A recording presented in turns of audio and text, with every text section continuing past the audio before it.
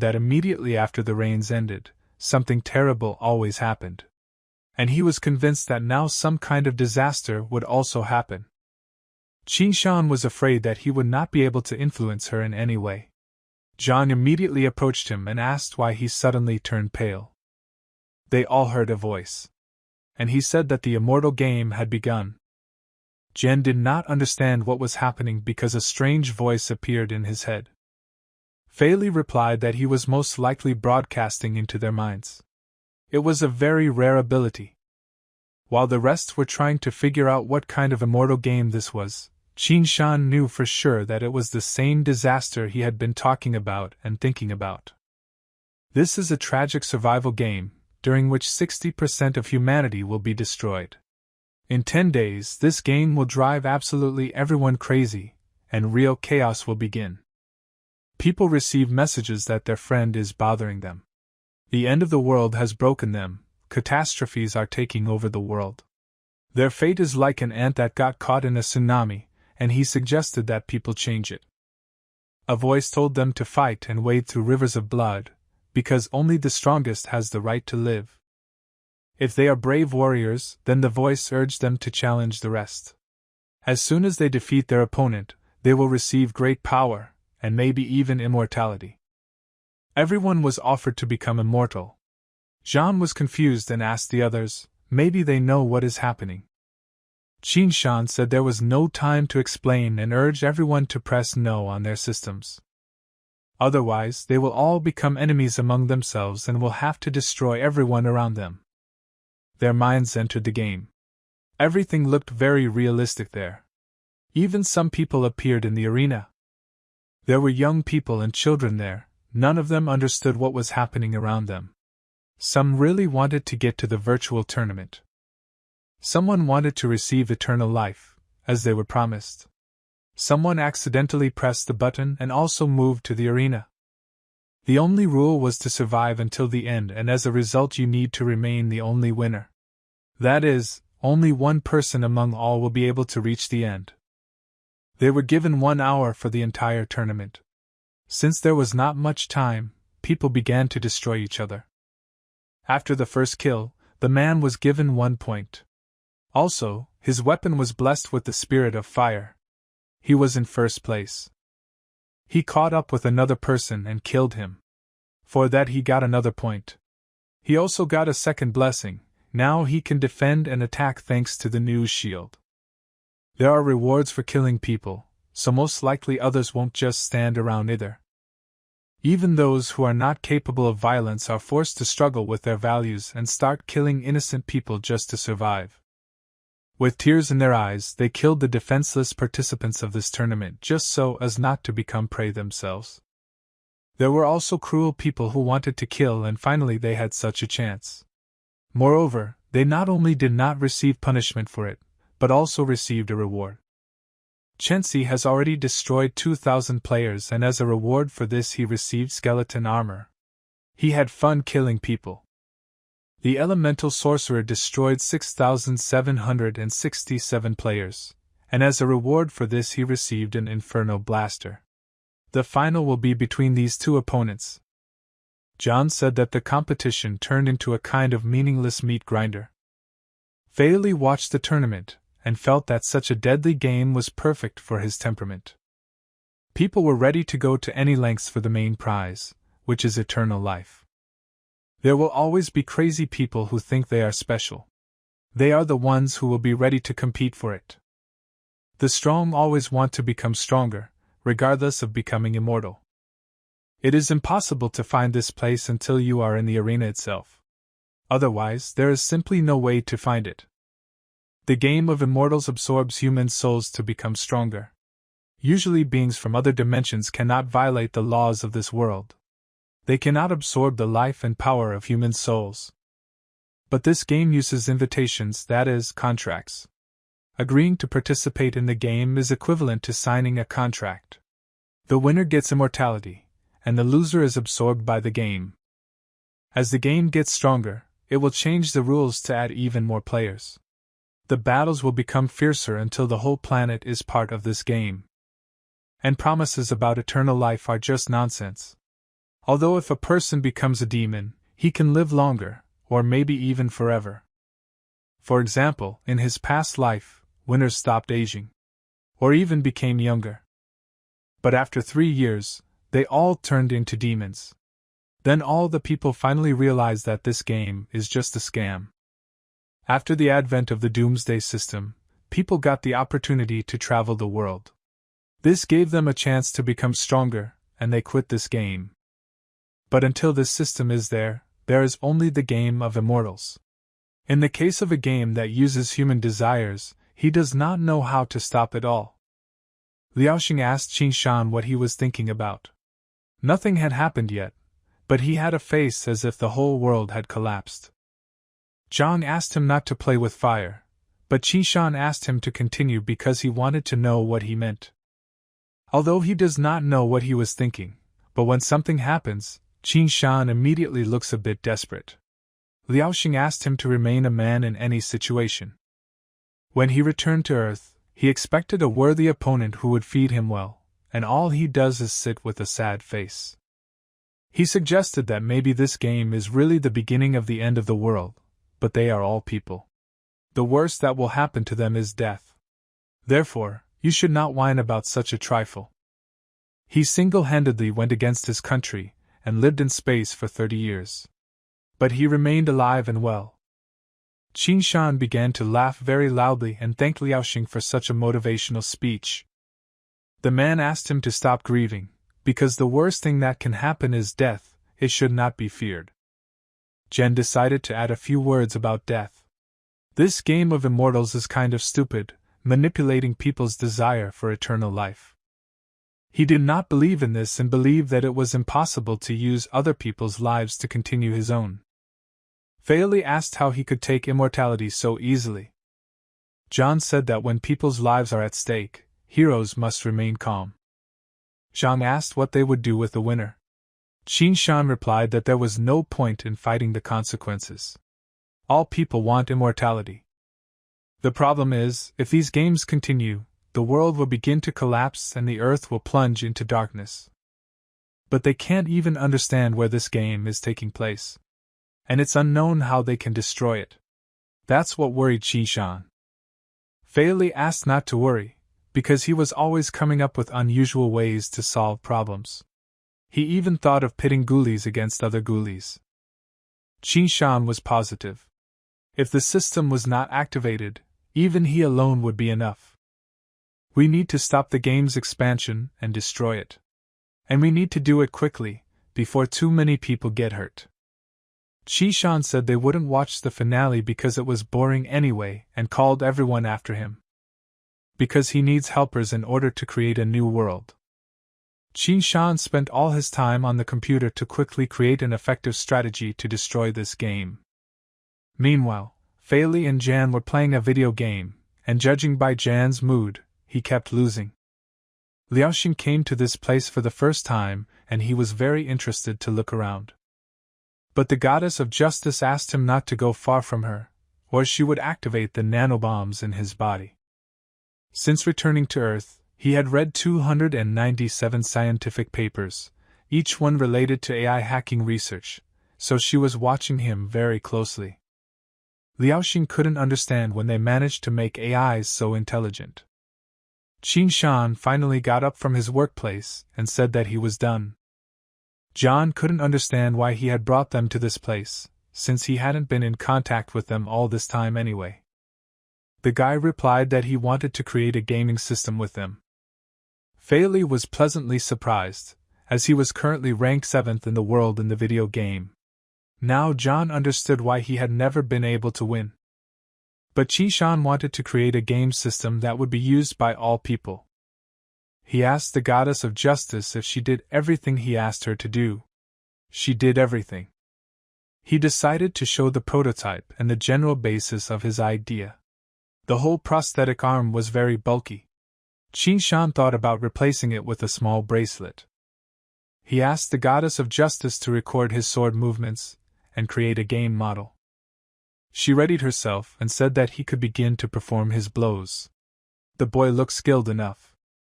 The goddess said that there was no mistake in his movements, and they were perfect. He asked the goddess if there were any systemic rewards upon completion of these movements. Since he successfully performed the following moves, his strength level reached the level of a 3-level martial artist. As a reward, he will receive the Federation's steel sword. Jean realized that it was very similar to the game of immortals. But even a goddess cannot list the rewards to all people at the same time. He replied that she could do it if Master Liaoxing would help them with it. He assumed that Qin Shan wanted him to create a mini version of the teleporter for his mechanical arm. Then the goddess of justice would be able to instantly move the rewards to any point in the world. If they can achieve instant transfer of rewards, the system will be much more user-friendly. It will be difficult, and he said he needs some time to do it. Qin Shan said that this is only the main function. When he is done with it, he will work on creating really powerful algorithms of the system. Jen asked what kind of algorithms these were. The guy answered that they were skills, weapons, equipment. Everything that an ordinary person would want.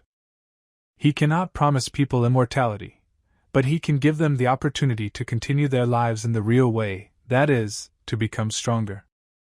Liaoxing believed that if people liked this game, then they could enter a completely new era. He was happy because then they could become the new rulers of the whole world. With this game, Qin Shan planned to break the immortal game. Fei Li was intrigued and liked the idea. John said that the problem is that immortality will be more attractive to people. Obtaining immortality this way was absolutely not worth it.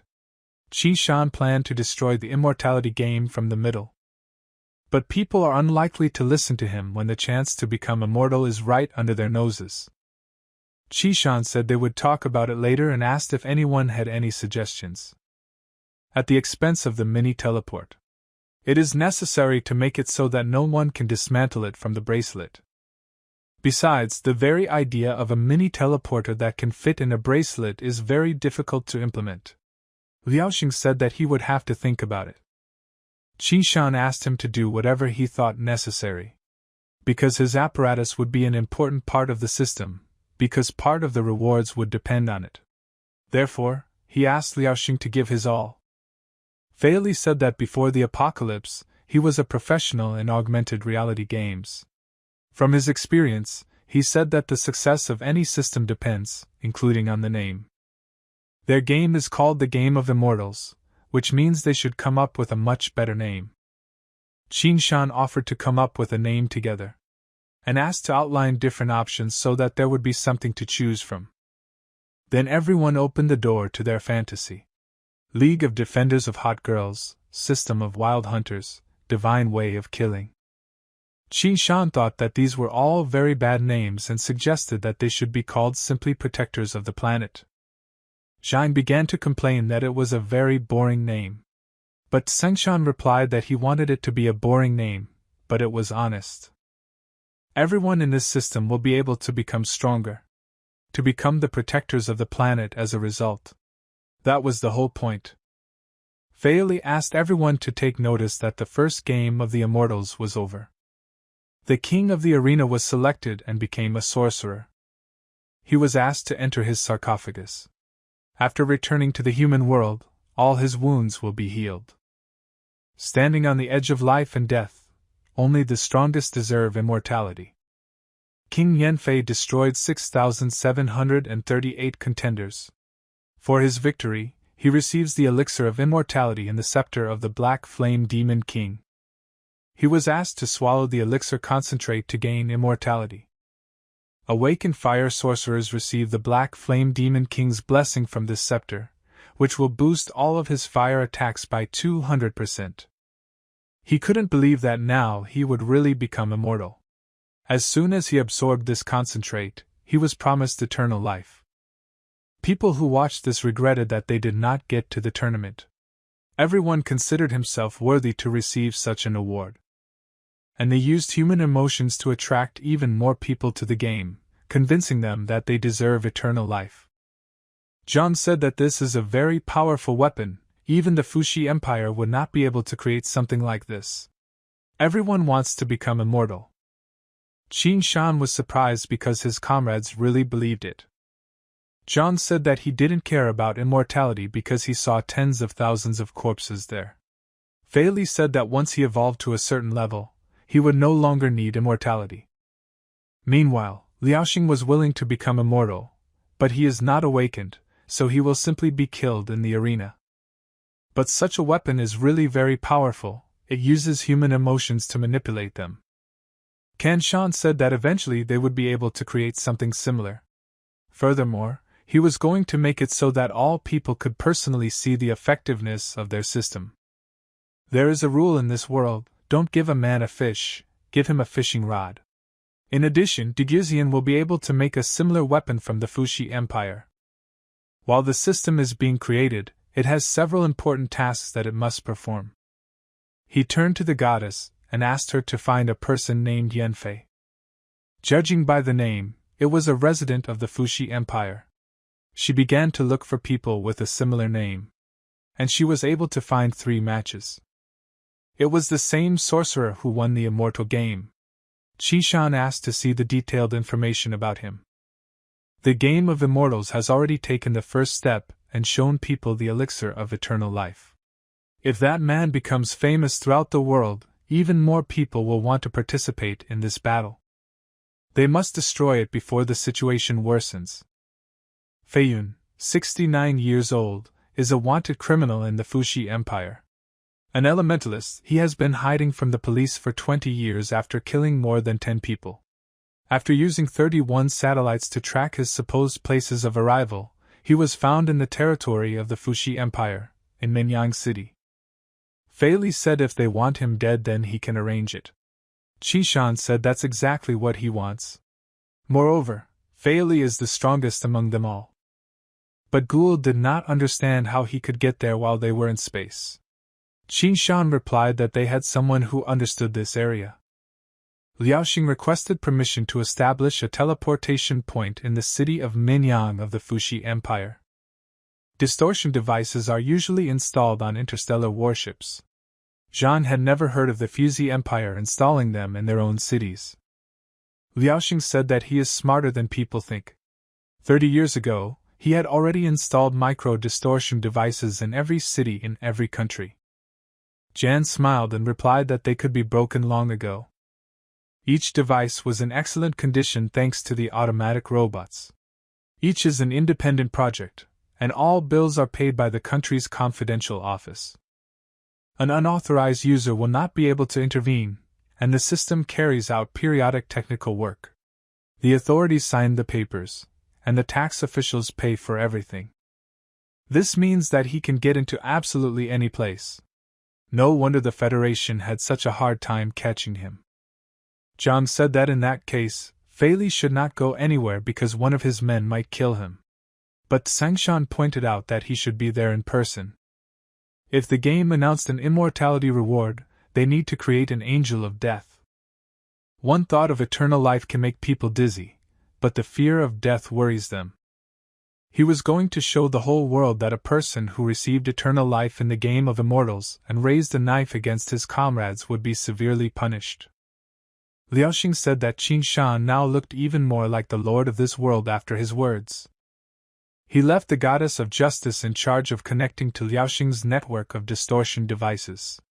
She would also need to do something else. He wanted to make a mobile mech specifically for Fei Li, to hide his identity and also to counterattack during defense. The goddess needed to model his body and asked him to reveal his osteophytic wings. Information on Fei Li has been collected. Development of the mobile mech project has begun. Research has now begun that will use the algorithms of life as a basis. Qishan asked to use Seraphim as a prototype. If the task of this mobile mech is destruction, then its code will be the word difference. The project has been created and it's time to move on to the next stage. Jen watched it all and said that he had a feeling that the 4 of them could change the world. Of course, Qin Shan didn't imagine the mobile mech like that, and it was different from the others. Fei Li couldn't understand why the image of the smiling clown. When he meets something that looks like a person, but is not a person, it terrifies people. They will give up under such pressure. And so at last Fairly put it on, and said he would name it the Clown of Death. This protective mechi suit will help him hide his identity so no one can find out who he is. Chi-shan promised him that one day he would be able to live like a normal person. The mech is equipped with a weapons system, including 2 interstellar fortresses and a fleet of battleships. He will be able to activate them using voice control. It turns out that he can start a war on his own. Chi-shan confirmed that he could start a war and even destroy half the world. Although the goddess can make her own decisions without following all his commands. John hoped that he wasn't going to destroy the world. Fairly replied that he could think about it in the future. Chi-shan believed that he would not do that.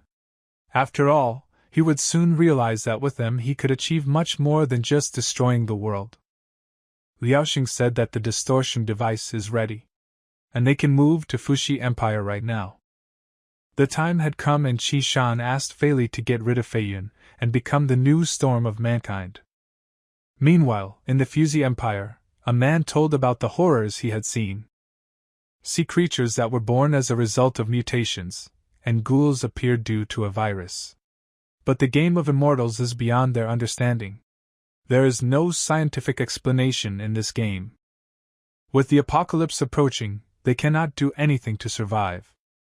Therefore, they believed that they had no choice but to fight for the chance to receive eternal life. Feiyun believed that only one could be the ruler. Once he promised himself to lead this world. Then Fairly appeared in front of him. He came to kill him and asked to be called the Clown of Death.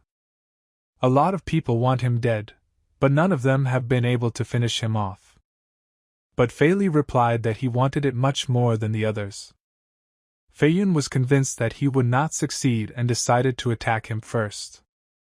But the attack didn't leave a single scratch on Fail, and he said that now he and every person in the world will witness how terrible he is. Chi-shan asked the goddess if she was ready to start the broadcast. Their battle appeared on the screens of all mankind. They immediately recognized the winner of the immortal games. Fairly said that now he decides his fate. He was the source of his fear. And now he announced his death sentence. Feiyun, whose killer is wanted, the one who took thousands of innocent lives in the game of immortals, he must be executed immediately. But he believed himself to be immortal and said that he could not be killed. If he is immortal, then Fairly was his angel of death. After several more attacks, there was still not even a single scratch left on Fairly. This had an emotional effect on Feiyun. Fairly got tired of playing, and he simply planted Feiyun's body on his arm. His body turned into a pile of bones in a few seconds. Not a single piece of skin remained from the immortal Feiyun. Fairly asked everyone to remember that everyone who joins this game will face the same fate. That is, death. Meanwhile, in the Empire of Orlanka, His Majesty reported that no traces of human presence were found. A similar situation was with the neurachips of other countries. The girl asked if he was sure that this could not be the work of human hands. No one has had such an opportunity to simultaneously control all the neurachips in the world. Moreover, neither the Fuxi Empire nor the Federation can find an organizer. There was also no trace of the immortal game account. The winner of the game was killed by the Death Clown in an unknown way. But no one could find him. She wondered if he had learned the formula for awakening the Chosen One's skills. He replied that only half had been investigated. They were doing their best to find the rest. She ordered them to continue their research and to hurry up with the results so that His Majesty would not be angry. The girl approached the king and said that soon even this planet will not be safe. Those who were going to go to the death game were shocked that the winner was killed. This meant that the information about immortality was a lie. Even if they win this game, they will still be killed after a while. Chi-shan said that this was exactly the reaction he wanted to see. The game of immortals makes people want to live forever, but the clown of death stands in their way. The goddess said that the material of the scepter was different from those already known. She needed to process information about it. In order to achieve the goal, the goddess had to break the 15 laws that were established by humans. But Qin Shan said that she was saving millions of lives and needed to be flexible. Of course, sometimes you have to negotiate with the rest, but when the world is desperate, they can only count on themselves. Liaoxing did not understand how the goddess of justice could think like a human. John asked Fela if he enjoyed his first combat experience in a battle mech. His flight speed has increased significantly, but he hasn't tested much yet. Jen asked what he did at the very end because he had never seen anything like this before. This skill can be used by all ghouls that have evolved to a certain level. At first, he wanted to just blow his head off, but when you think about it, this skill inspires much more fear. John said that it was a good choice. Although he was not that bloodthirsty, he definitely wanted to ask Qishan to make him the same battle mech. It's time to start the second game of Immortals. They use the same phrases to call people. Qin Shan asked the goddess of justice to show the death clown's words to all the people once more. Everyone who joins the game of Immortals will face the same fate. That is, death. These words sounded on every screen. Qin Shan was very interested in how the founders of this game would behave in response to such a powerful blow. They guessed that some wanted to weaken people's desire to receive eternal life. But for this game, they were going to choose a real elite. They called only those who consider themselves powerful to this tournament. Because a clown remains a clown in the face of a mighty immortal, he can only tremble in fear. Eternal life should belong to the strongest. They changed the rules of the game of Immortals. There was no such thing before. Now only the elite can join. With such recruitment filters, the selected participants will be the most bloodthirsty. This raising the bar on the strength of the contestants is necessary to stand up to them. The warriors who wanted to get eternal life made their choice. The number of participants is 7,634. All the rest can watch the game of the elite and close their eyes in fear. Everyone in this group was very strong. Especially the twins. Their techniques were so excellent that they had almost reached the level of a martial god. Right now, Feli is about equal to these twins in strength, but once they win, the game will make them much stronger. He asked Fail how long he had until his next evolution. He killed one ghoul in that Phaeon. For evolution, he needs to kill another ghoul of the same level as that ghoul. Qin Shan asked the goddess of justice to show them the strongest ghouls at the moment. Qin Shan was determined to kill one of them immediately. One of the ghouls ordered his warriors to grab prey because they might starve. Feli said that he would go alone and deal with him, but Qin Shan replied that he would go with him this time. Almost everyone who takes part in the Battle of the Immortals are real thugs. For them, killing ordinary people is nothing. The two of them will be faster. They have to win this time game. Qin Shan said that Feli takes the lead. At first he planned to destroy the low-ranking monsters, then he promised to help him. There were plenty of man-eating demons there. Feli told him not to let them bite him, or he would have to kill him. But Qin Shan asked him not to even think about such a thing. Feli assessed his suit. Feli said he would go first and flew to their leader. But it was not possible to destroy him with one blow. This ghoul was a strong enough nut.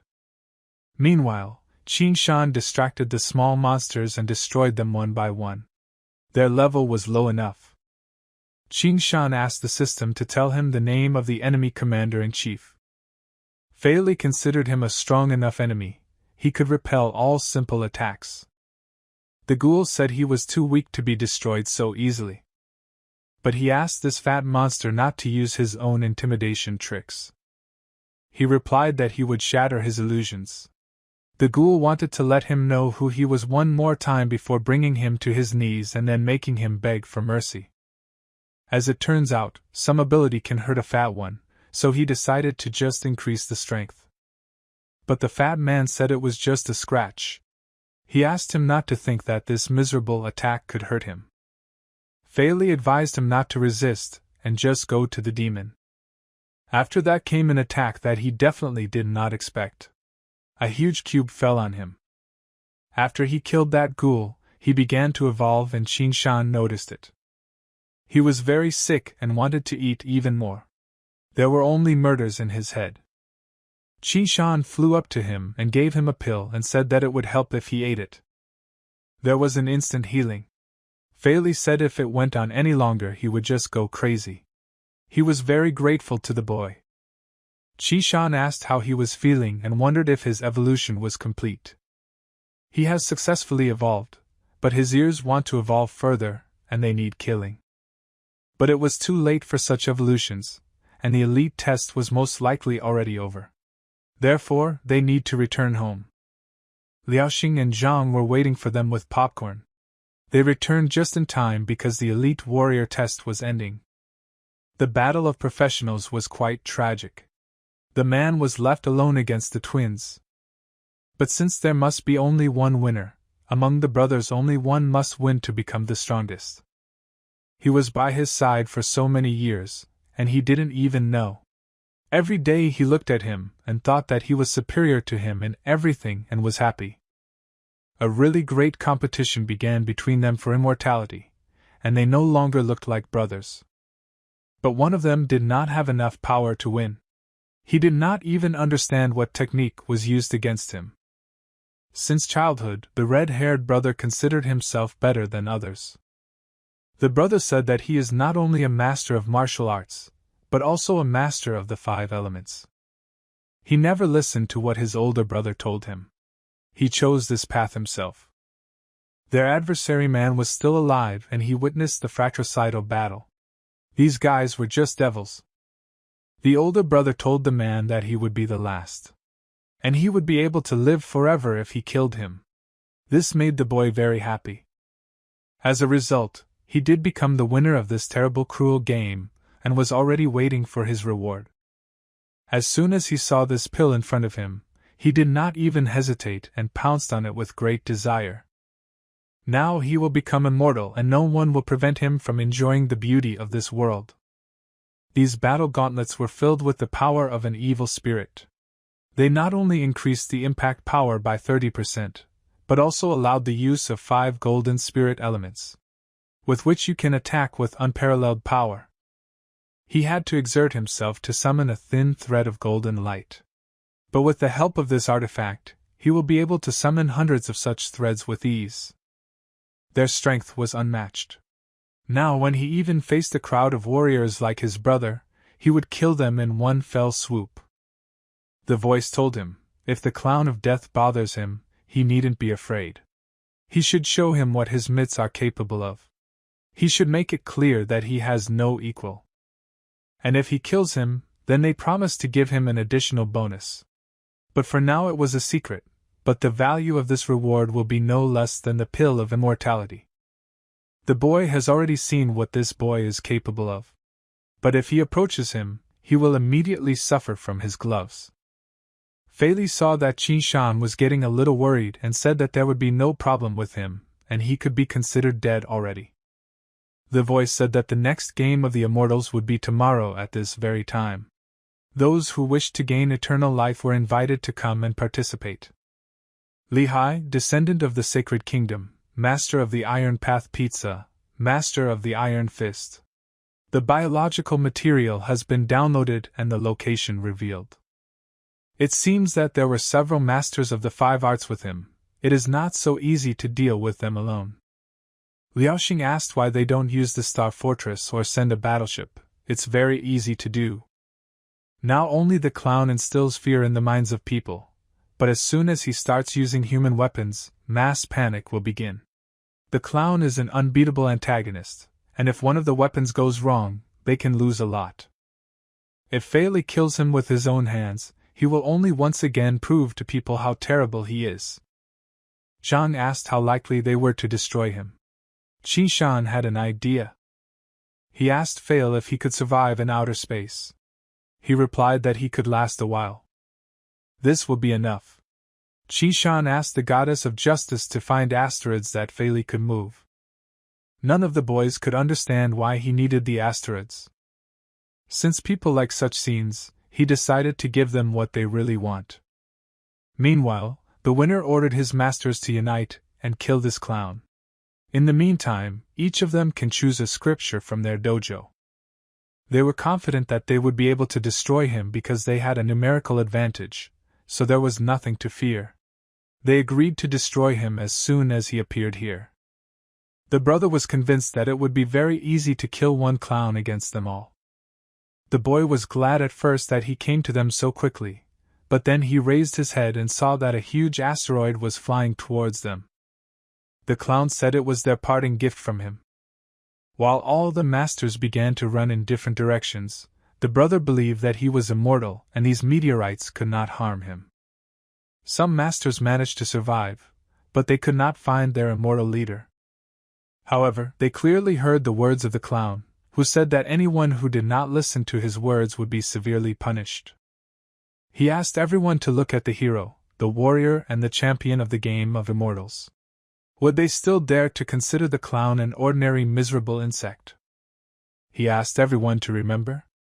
Anyone who participates in this game will get only one thing, and that will be death. Fei Li went back to the temple and told Qin Shan that he would have to restrain himself if he was going to work with him. No more killing and no more evolutions. But now he was living his life to the fullest and was happy about it. Jan thought that we might as well be thieves, if we were to compare them to the game of immortality.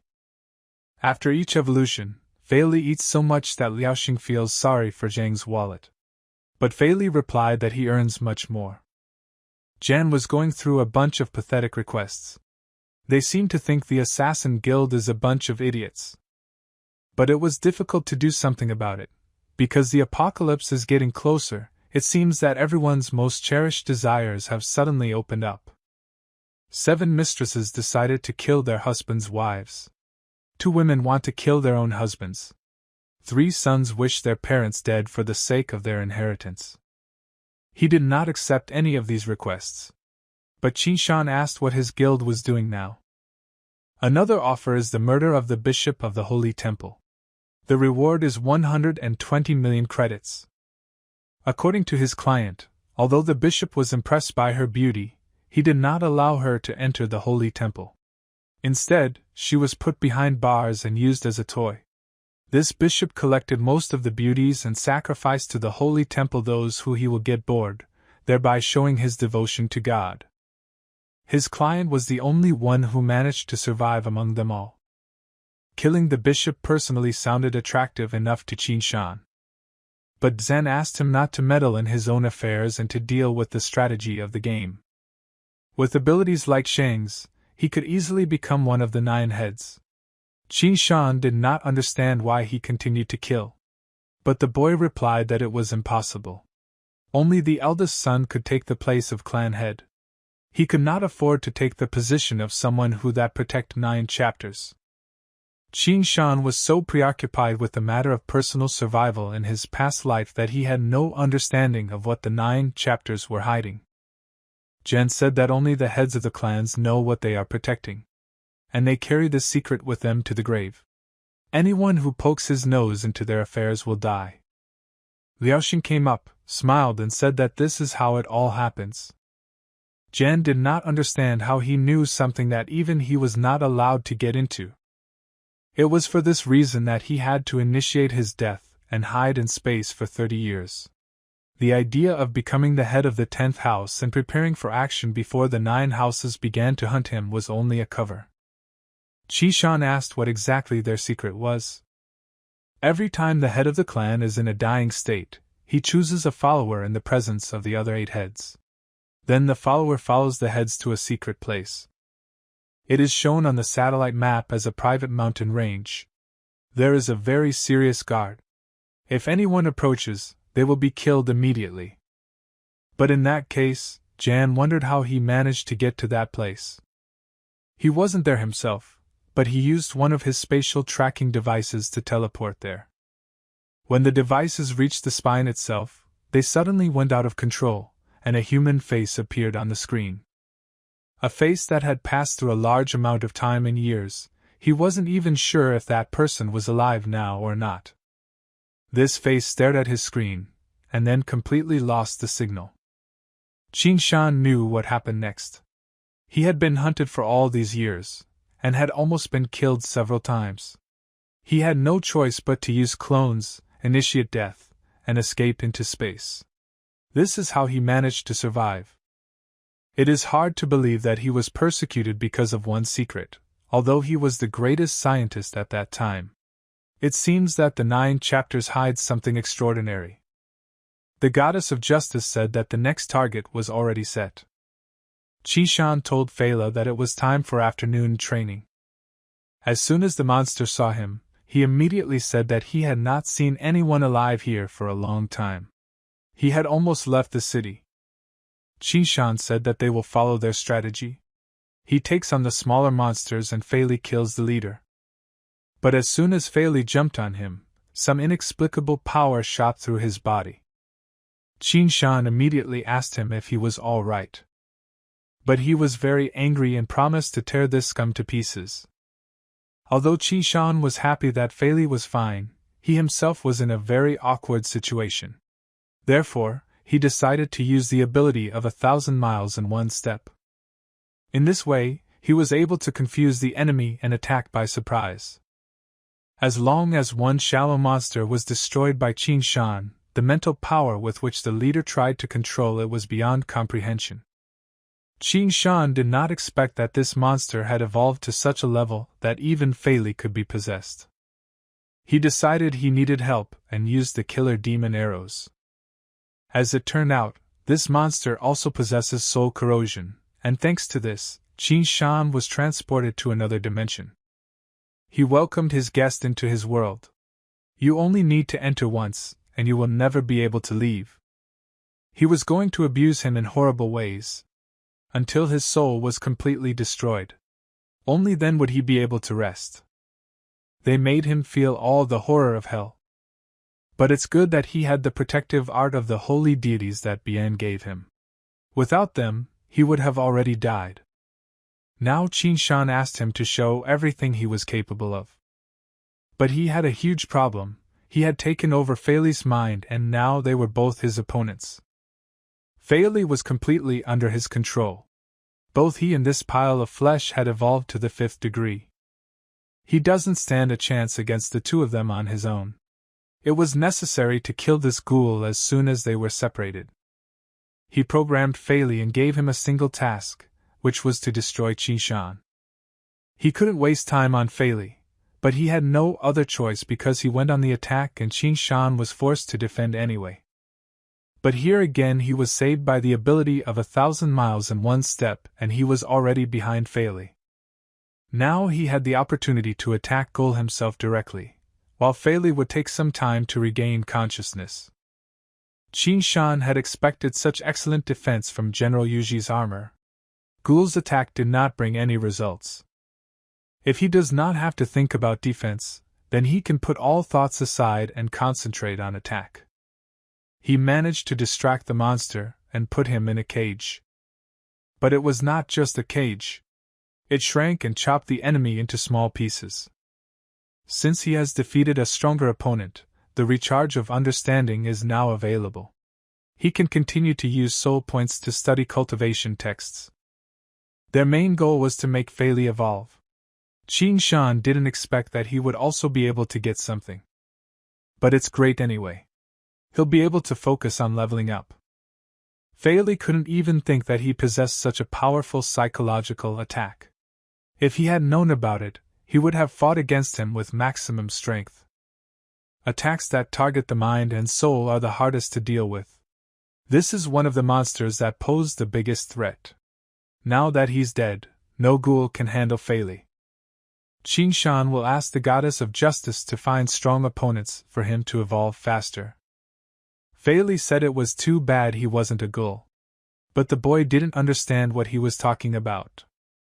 If he was a ghoul, then killing a strong monster like him would definitely allow him to evolve to a higher degree. He replied that Feli was right and added that he had to go to one more place, and asked Feli to return without him. With this formation of bells, no one will be able to stop him. And now he needs to reach a higher level of the basis of creation. He discovered a new technique. His current cultivation rank was high. He needed 50 points of soul power to learn the 100 Saint Tribute technique. He had such a sum of points and decided to learn this technique right now. He managed to do it, and he felt a very powerful influx of energy. Now he only had to test it. At the limit of his abilities, he can even fly for a short period of time. Even at this stage, the 100 Saints Tribute is strong enough. But if he wants to stay in the air longer, then he should reach the Golden Dan. 7-Star Dragon is the most difficult to learn and use the secret sword art. It consists of 7 strikes and an 8th dragon strike, which is more powerful than the previous attacks. It is a consecutive set of 8 sword thrusts, all of which must be executed, otherwise the technique simply cannot be used. The set of attacks is really complex, but very strong. He must master it.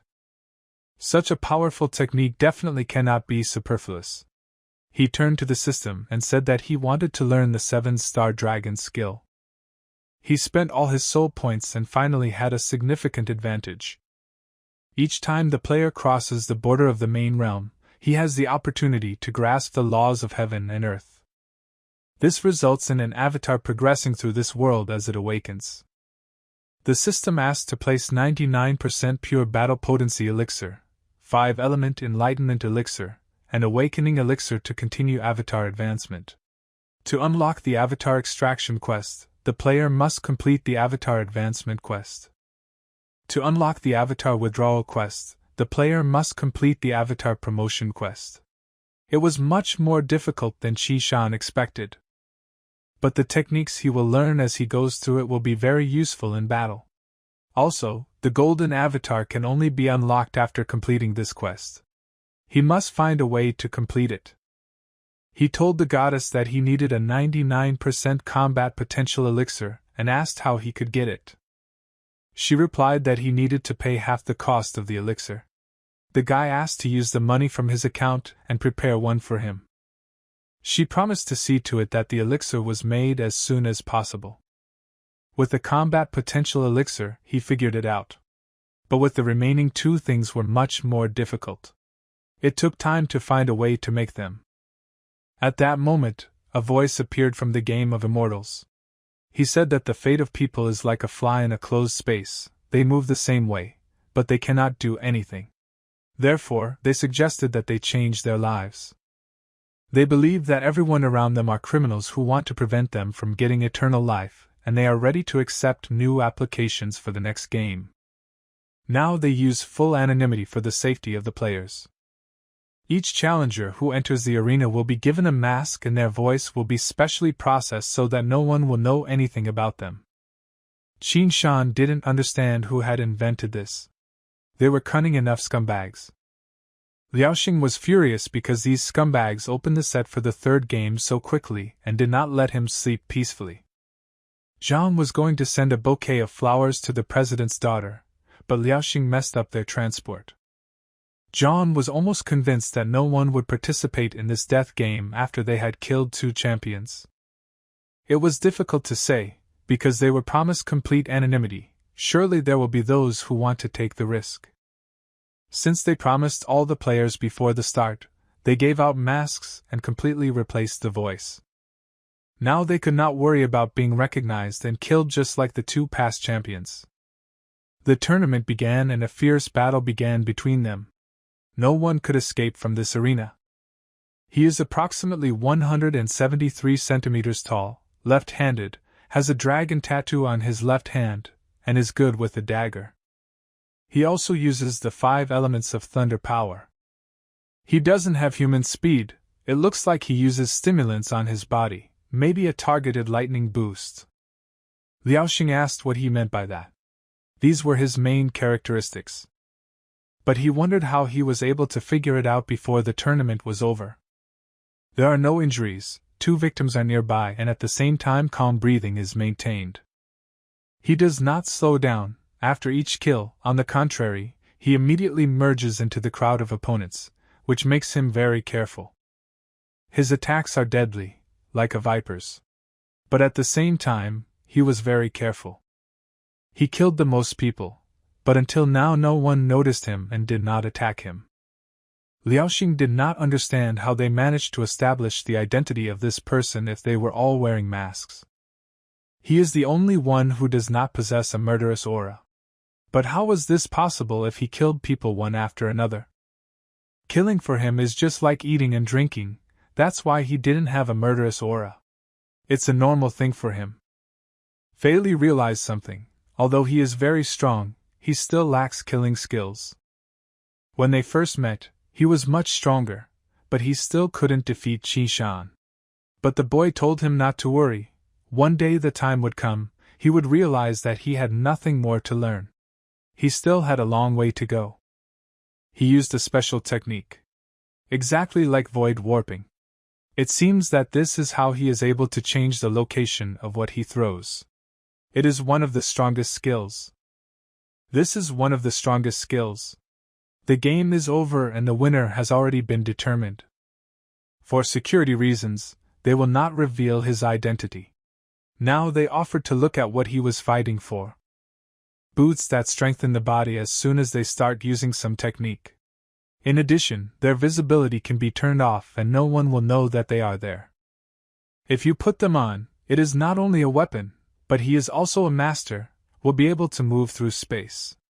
It does not matter what he will use them for, saving lives or killing.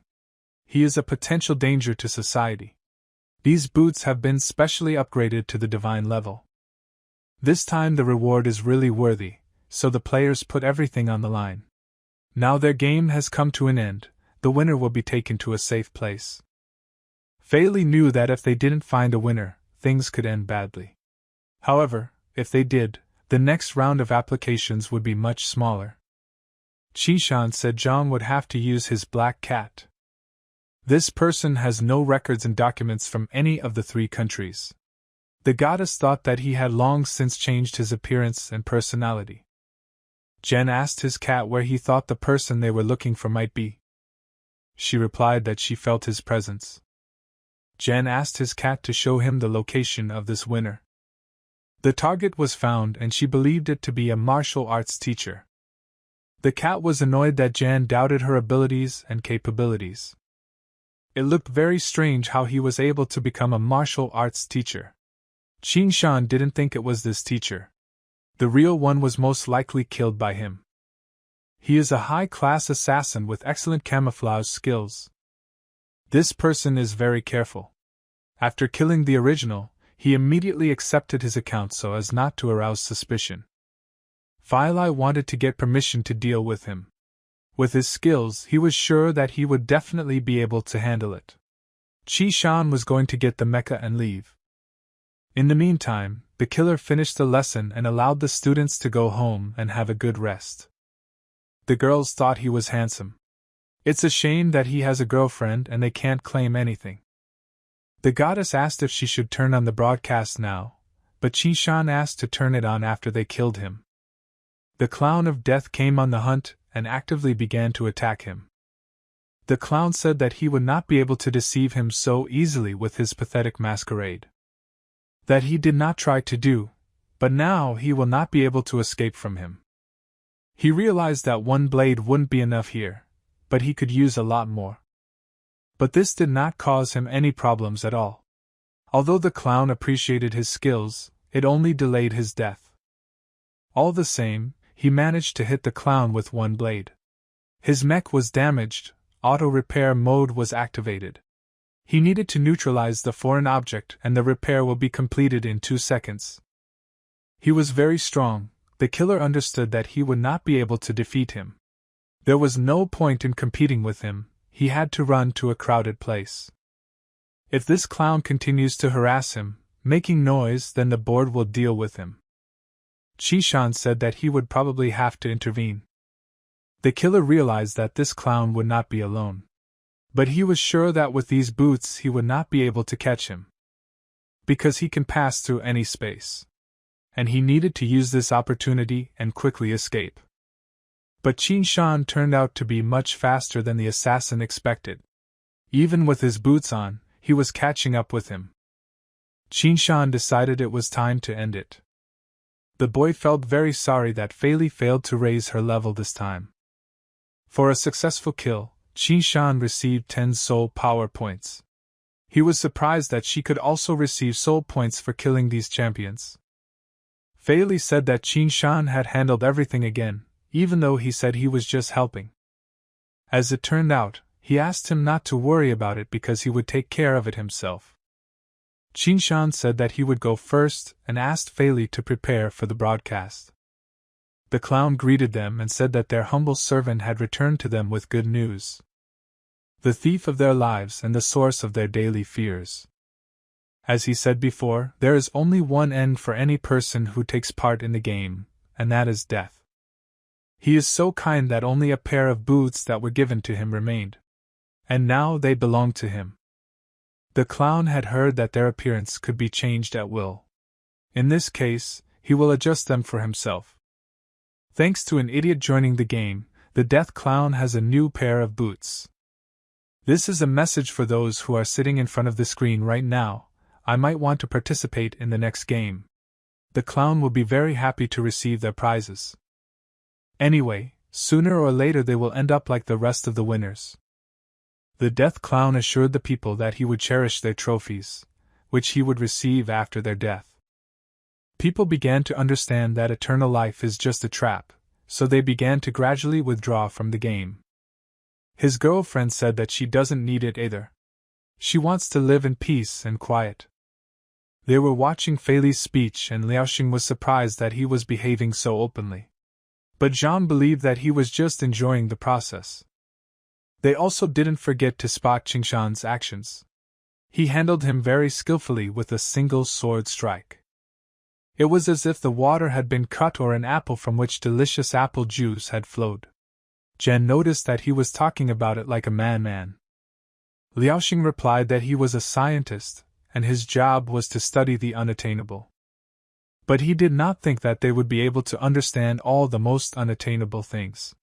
It even made him laugh. Now he was almost convinced that no one would want to play this game. But Qin Shan asked him not to be so cocky. Because most likely there are still some trump cards in this game. Liaoxing agreed with him, and noticed that boys of his age are rarely so careful and alert. Qin Shan asked where Fei Li was now. The goddess replied that he was working on her plan to destroy transparent assassins. He had killed that champion, and Zhang thought that Fei Li was now very sad because of that. The goddess of justice unexpectedly decided to borrow these boots from Qin Shan to investigate them. He allowed them to be taken, but only when Fei Li returned because they were in his possession. Qin Shan called Zhang with him because the conference was about to start. Liaoxing overheard their conversation and immediately asked what would be discussed at the conference. Qin Shan replied that about genetics. If they could convince countries to make genetic engineering universal, then the game system would allow them to choose a career. Liaoxing believed that it would become more convenient, and they would be able to choose a profession, placing it in their genotype. It is becoming more and more like a computer game. Although in fact the game is just a shell. The main goal is the development and strengthening of personal abilities. Qin Shan had a lot of ideas, but they can't implement them all together at the same time.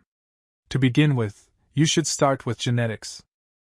Qin Shan came to meet the president, and he immediately asked who came with him.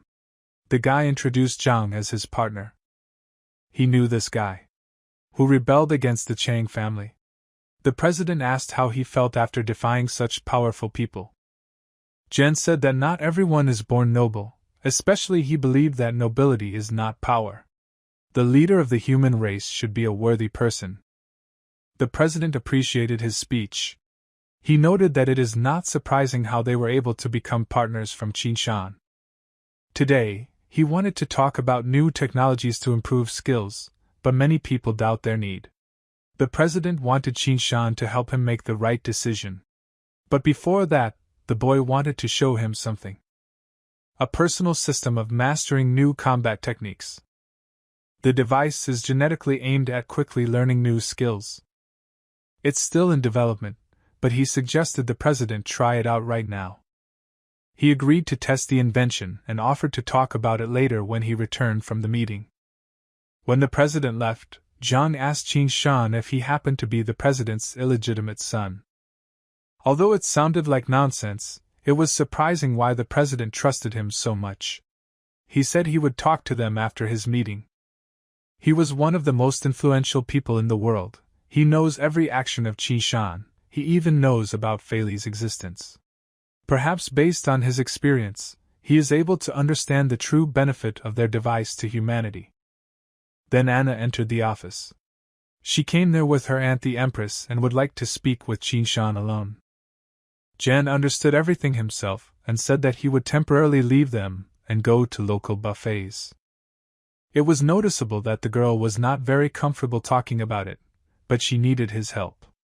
Anna immediately blushed. She knew that he was the founder and developer of the Angel of the Killer. In addition, he possessed a special power. The goddess of justice was especially fond of him. Anna wants to return her homeland because she is tired of being a simple pawn. Although Qin Shan knew that the empire was preparing for war with the Holy Land.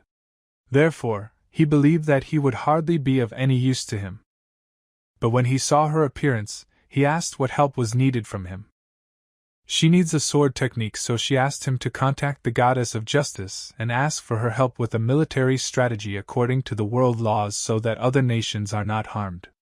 He has a good relationship with the president and war master of the Federation, so she asked to contact her with them. If she can get her country back, she will definitely give him everything he wants. She expressed herself a little frankly, and she was not very comfortable again.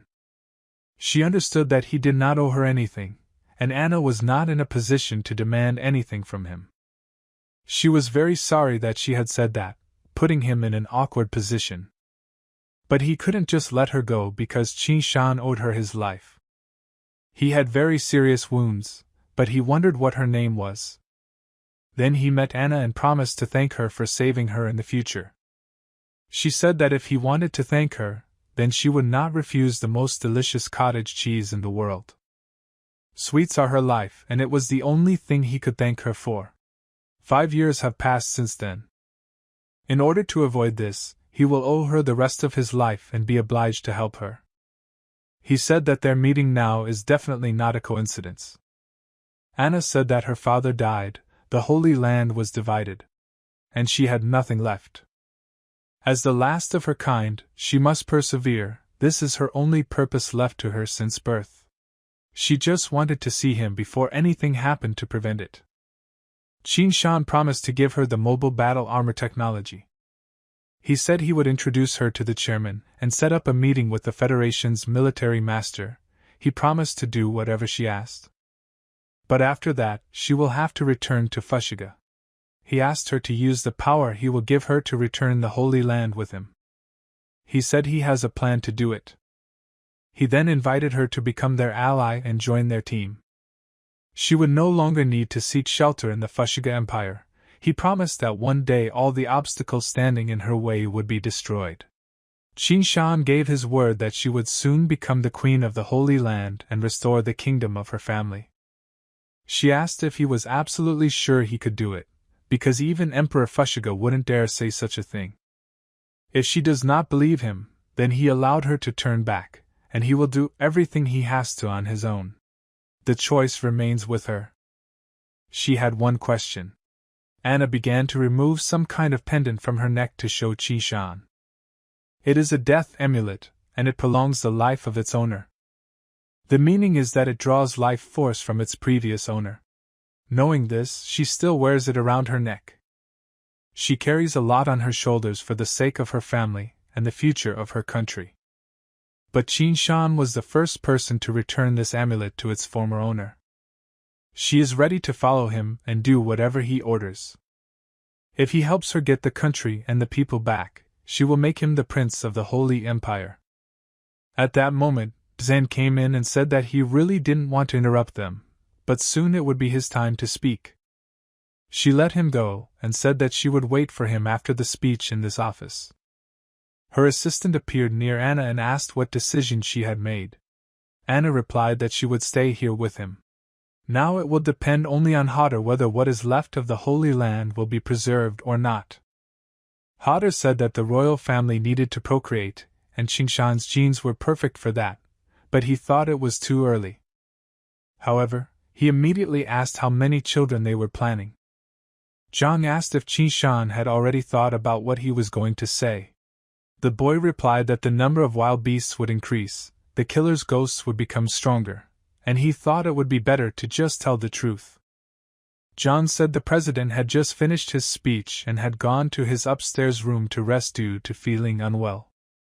At that moment, the goddess of justice suddenly appeared and said that an assassination attempt had been made on the president in the penthouse. Qingshan said that he needed to save him urgently. Zhang was shocked that Qingshan could fly and just jumped out the window. Meanwhile, an assassin was already standing at the president's door and was trying to get to him. But Qingshan turned out to be much smarter, and he jumped on this assassin to eliminate the danger around the president. The president came out of the door and asked Qingshan not to worry, because he was fine and had not been harmed. Then his bodyguards came running and said that they had dealt with all the killers and now they needed to check his office. But he refused and said that he had a lot of work to do right now. Therefore, he ordered everyone to return to their workplaces. After what had happened, the president assumed that the conference should end. He decided to arrange a private meeting between Qingshan, the president, the Fushiga emperor, and the representative of the Holy Land. The guy said he would leave it up to the president himself. Qingshan was in the conference center, and the goddess said that the president has been looking very strange lately. He has been forgetting a lot for a few days now, he only remembers well the last 3 years. This frightened Qingshan because these signs indicated dementia. He asked the goddess to invite a doctor to conduct a complete medical examination, and as soon as he was done, to let her know the results. Then Zhang and Anna came to Qingshan. He said that everything was fine with the president. He wanted to tell him something, so he decided to wait here. Anna asked if they could visit the emperor before they left.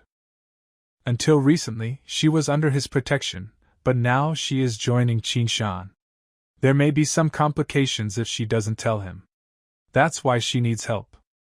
He agreed and said he would be happy to help. On the way, Qingshan asked Anna why the emperor did not stay in the room that the Federation had reserved for him, and why he decided to stay here.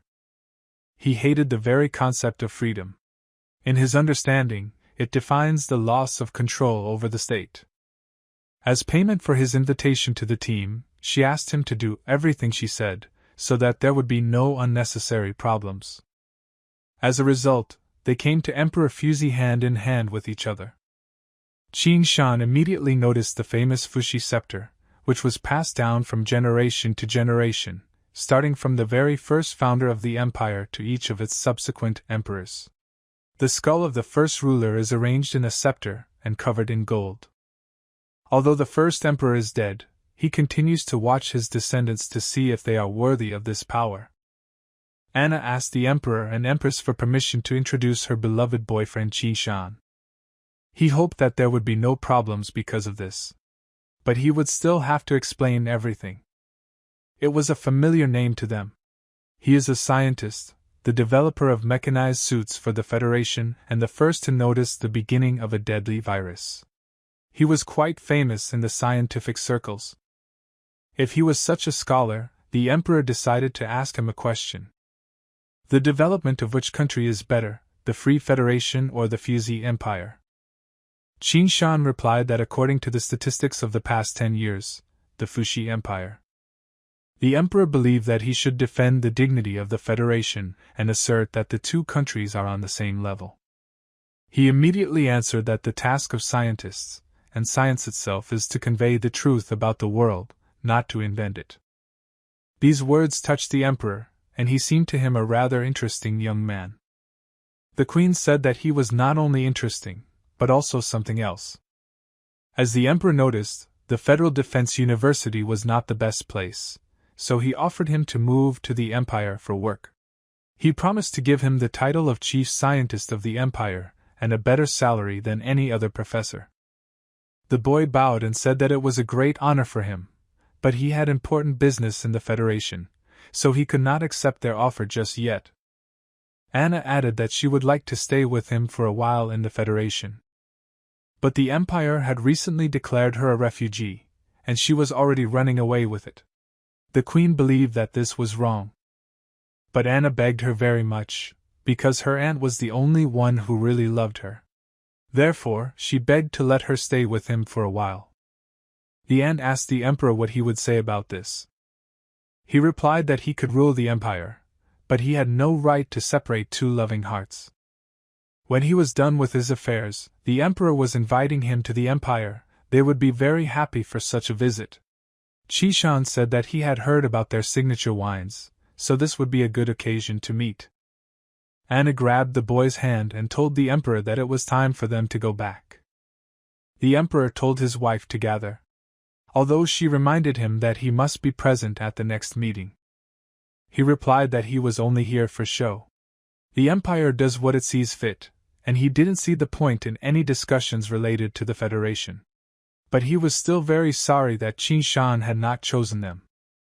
He believed that everyone who is at least somehow useful to society should serve the Fuxi Empire. That is their purpose. Qi Shan asked if Anna was afraid that her plan would fail. She replied that she was a little afraid. He apologized that he would not be able to dispel all her doubts, but he swore that he would definitely banish all the darkness from this world. And then a bright ray of hope shines in him again. Thanks to visual deception, he made the whole city shine. The goddess of justice asked if he was worried because it was the annual inspection of the firelights. Anna asked if the goddess of justice fulfills all his requests. He replied that of course it was, because she was part of their friendly team.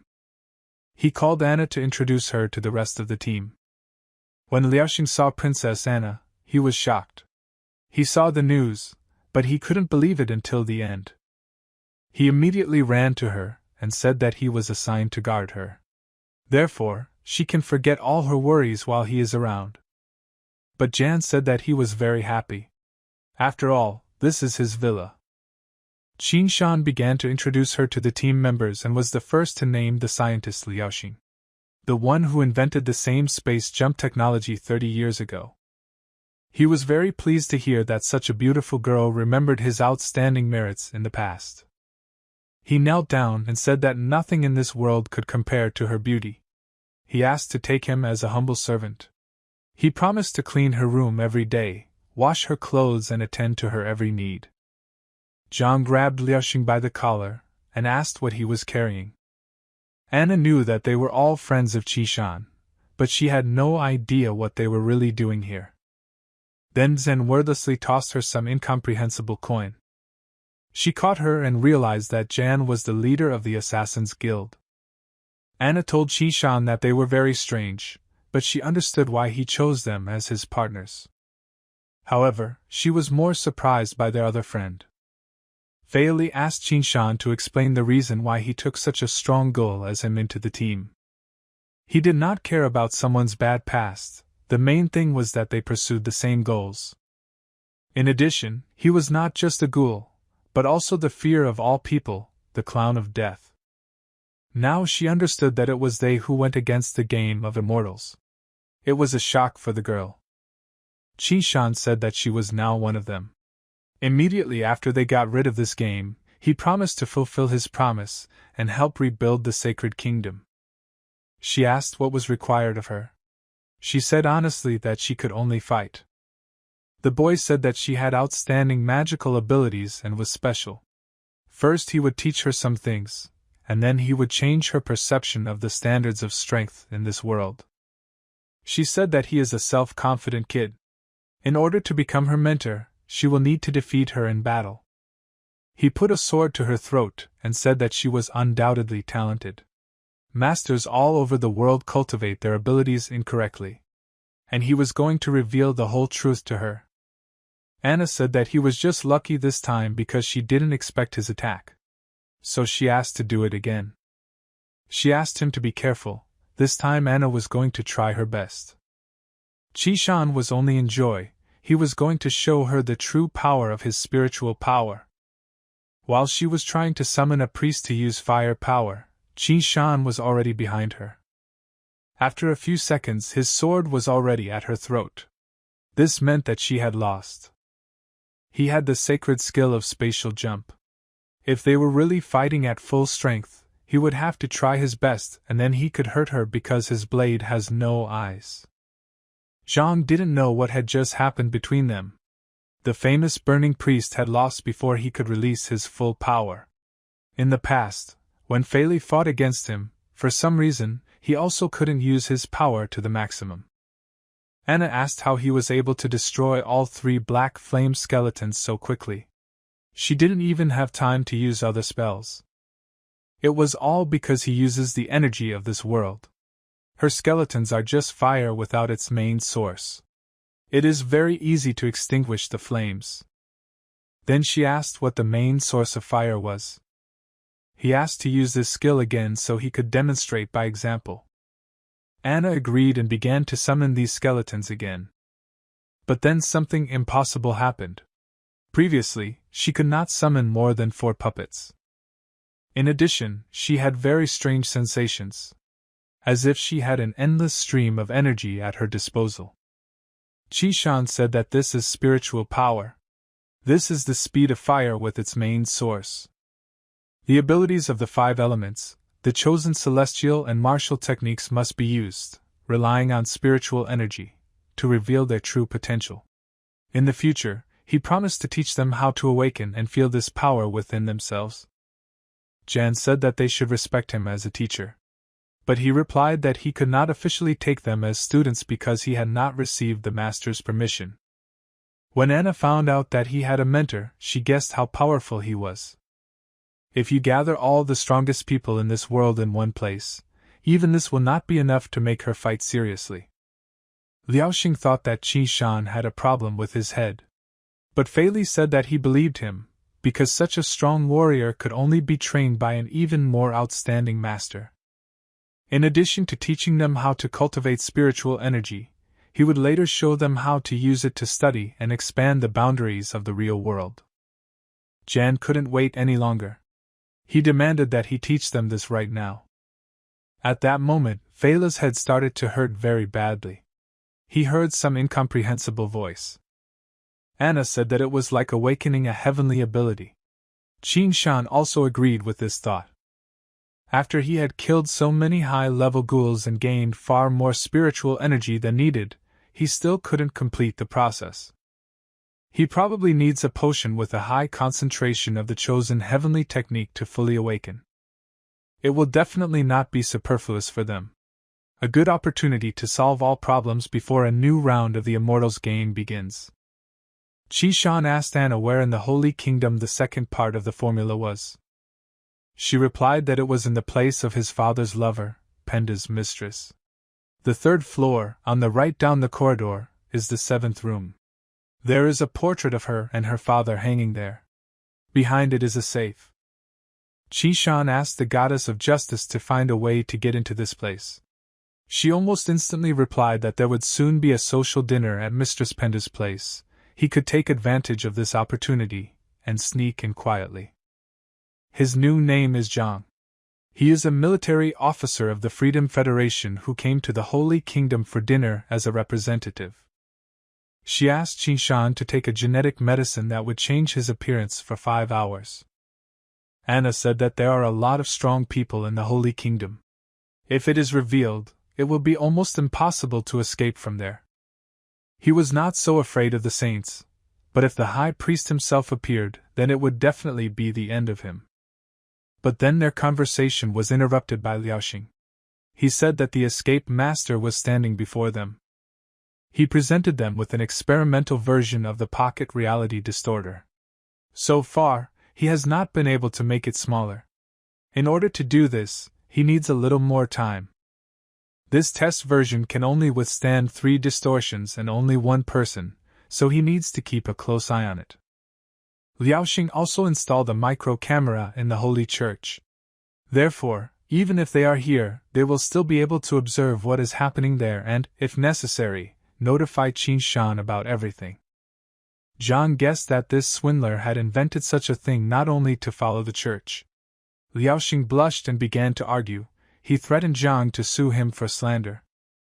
The flight route is already ready. They will take off as soon as Tsengshan gives the signal. Anna called the boy at the last moment and told him to come back alive. He promised to survive, because they still have to change the whole world. He assured the girl that everything would go well and they had nothing to worry about. And so they arrived at the house of Mistress Pendu. Qin Shan noticed that something was happening there near the gate.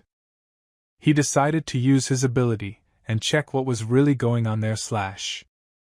As it turned out, the security of the estate tried to disperse the revolutionaries, who decided to appear at such an important meeting.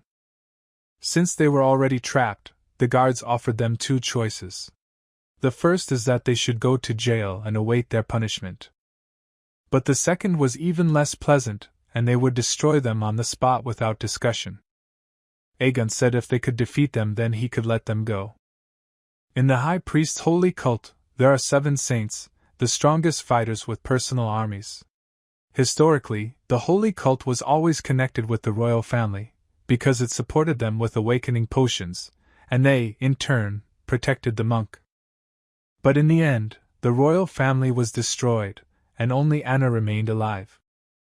Currently, there are 3 ruling elites in the Holy Kingdom: the Revolutionary Army, the Holy Church, and the Imperial family. Also, the Fuzi Empire, which works in secret, has some power. Their monsters continue to wreak havoc around the world. Now the Holy Kingdom is torn apart by both internal and external problems. They began to hope that they were indeed telling the truth and would let them go if they won the battle. Aegon said that everyone knew full well that saints could not lie. Then the revolutionaries began to attack 3 of them on one saint. He considered it an unfair battle. Aegon laughed at them because he was sure that even the 3 of them could not kill them. He did not even defend himself, but simply took the blows. However, there was not a single scratch on his body. They did not understand why he did not die. The saint without any movement attacked the revolutionaries. Aegon said that if they dared to attack him, then it means that they defied the god himself. And now they all faced the death penalty. He commanded sinners to accept their lawful death with honor. Qin Shan couldn't believe that he possessed a redemption technique. Anyone who attacks a saint will take all damage dealt to him as a result, doubled. As for anyone using this technique, he will not take any damage. But there was still one naive revolutionary who, even after all the attacks, still hoped to harm Aegon. However, his spear rested in his throat and stuck there as if in a stone. However, he did not receive any damage. The saint had already started mocking them and said that he didn't have a single scratch left on him again after their attacks. The last guy decided not to attack him anymore and said with a trembling body that he was giving up. If he decided to surrender, then only one end awaits him. It is a well-deserved death for trespassing on God. Saint Aegon, whose strength is equal to that of various cultivators, likes to compete for his own pleasure. If Qin Shan is going to enter the mansion, he needs to get past it first. To begin with, he needs to use genetic drugs to change his appearance. The saint urged his servants to remove these corpses as soon as possible, because the guests should arrive soon. Qin Shan had already applied his potion, and upon entering he was asked to show his ID to identify his identity.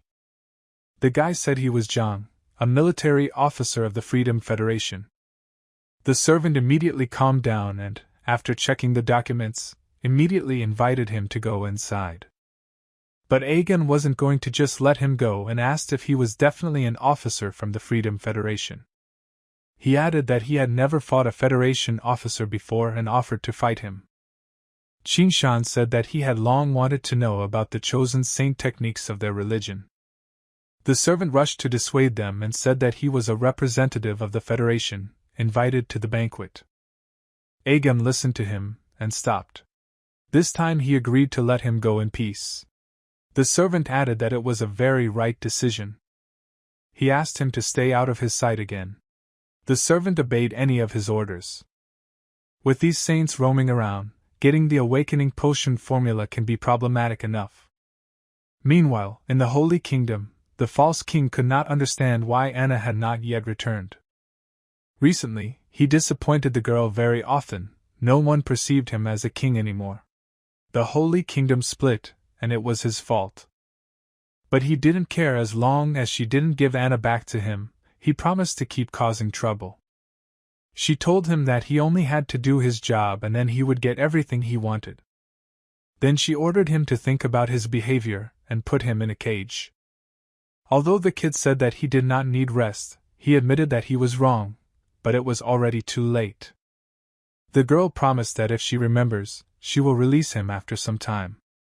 And she, on the contrary, wants to stay in this real world in order to solve the problems that have accumulated. Now she decided to use the new card to improve the method of ruling. It was a soul weaver spider. It can control a dead body by following its master's orders. It has a lifespan of 3 days. For the next 3 days, she expected him to play the role of king. It could be considered a trial period. The servants said that a banquet would soon begin at the house of the mistress of Pendu, and offered her to come as a guest. But she saw no point in being present at such a terrible gathering of idiots. In addition, she had some business. Recently, a strange feeling of anxiety did not leave her, and she decided to look into the future. And she received a treasure hunt, the arrival of death, and another unknown card. Foresight wants to tell her that a force has appeared that can change the current course of things. You need to be more careful. She ordered the servant to tell the saints to better patrol the capital. And if he notices something strange, to immediately inform her. Qin Shan was already at the banquet, and it was already late enough that he needed to go get the second part of the recipe. He determined the point of departure and the destination. Now all that remained was to perform the jump. The guy moved to the place Anna was talking about. She was very cute in the picture. He removed the picture and found the items there. The pharmaceutical configuration method and the manufacturing recipe. But then he noticed something else strange inside this safe. Some kind of ball from which came spiritual energy. Then the spirit of the king appeared before him, and he began to ask where his daughter Anna was and who he was. Qin Shan asked why he was hiding here and how Anna was supposed to find him in this place. Making scrolls to awaken heavenly techniques is a treasure for their kingdom. As long as Anna is alive, she would definitely come for such a valuable formula. Probably the king of the Holy Kingdom had long been ready for this day. In the past life of Qin Shan, Anna was held captive and used as fodder for dwarfs, and she never met her father. Liaoxing reported that the mission was accomplished and offered to turn back, but Qin Shan replied that the plans had changed and now it was necessary to teleport Anna here. Liaoxing repeated that this distorter has only 3 charges, and he has already used one. That is, if he teleports Anna now, then the 2 of them will not be able to return. But the boy said that it was very urgent, and asked to fulfill his request. He had no other choice and said it would take about 30 seconds. Qin Shan turned to the king and said that he was dead, but how could he still exist in this world? He violated the holy law of life and death, closed his soul in a crystal. Thanks to it, his soul is still alive. But no mortal was capable of this. The boy wanted to know how he managed it. He replied that he paid a very high price for it. After 10 minutes, his soul will disappear forever. Qin Shan was shocked that he would no longer exist in any world. He would not even be able to be resurrected. It was unclear why all this was needed. But in his plan there was only one goal, to see Anna. After he disappears, she will be left alone. And he believed that it was only his fault. Anna teleported and was infinitely happy to see him. She said that he was not guilty of anything at all. She had to go to another world so that he could leave it peacefully. He admitted that he was very strict with her. He wants her to live a calm and happy life. When his soul was completely gone, he wanted her to remember only his smile. Then the goddess of justice appeared and said that they have an emergency, and someone is approaching. This is one of the family of Saints Aegon. The king said that they would not be able to cope with him, and therefore urged them to flee quickly. and Qin Shan wondered what they should do with the king next. He replied that he had met Anna and he didn't need anything else. Very soon his soul would disappear. He asked them to hurry and run, because he would not forgive himself if they died because of him. The goddess said that Aegon is already on the 3rd floor, and she will activate the space warper. Qin Shan wanted Anna to spend the last moments of her life with her father. If they left right now, the feeling of regret would always haunt her. You should not wait for time to separate them forever, otherwise you will regret it until your death. Anna did not understand what he was thinking. Qin Shan replied that no one has the right to interrupt the last meeting of a father with his daughter. Then the king realized that this was Anna's prince she was talking about. He was glad that if such a person was near her, then he did not need to worry. Before he disappears, there is something he wants to say. A secret their family has kept for 700 years. It was passed down from generation to generation. Anna was the most talented than anyone he knew. He asked her not to doubt herself, he was sure that she was worthy to inherit this secret. The gods themselves will be witnesses. Today he handed over the inheritance to his daughter Anna. From this moment on, Anna is the full-fledged head of the house of their family. And so the saints still went up to their floor and told Qin Shan that it was forbidden for guests to enter here.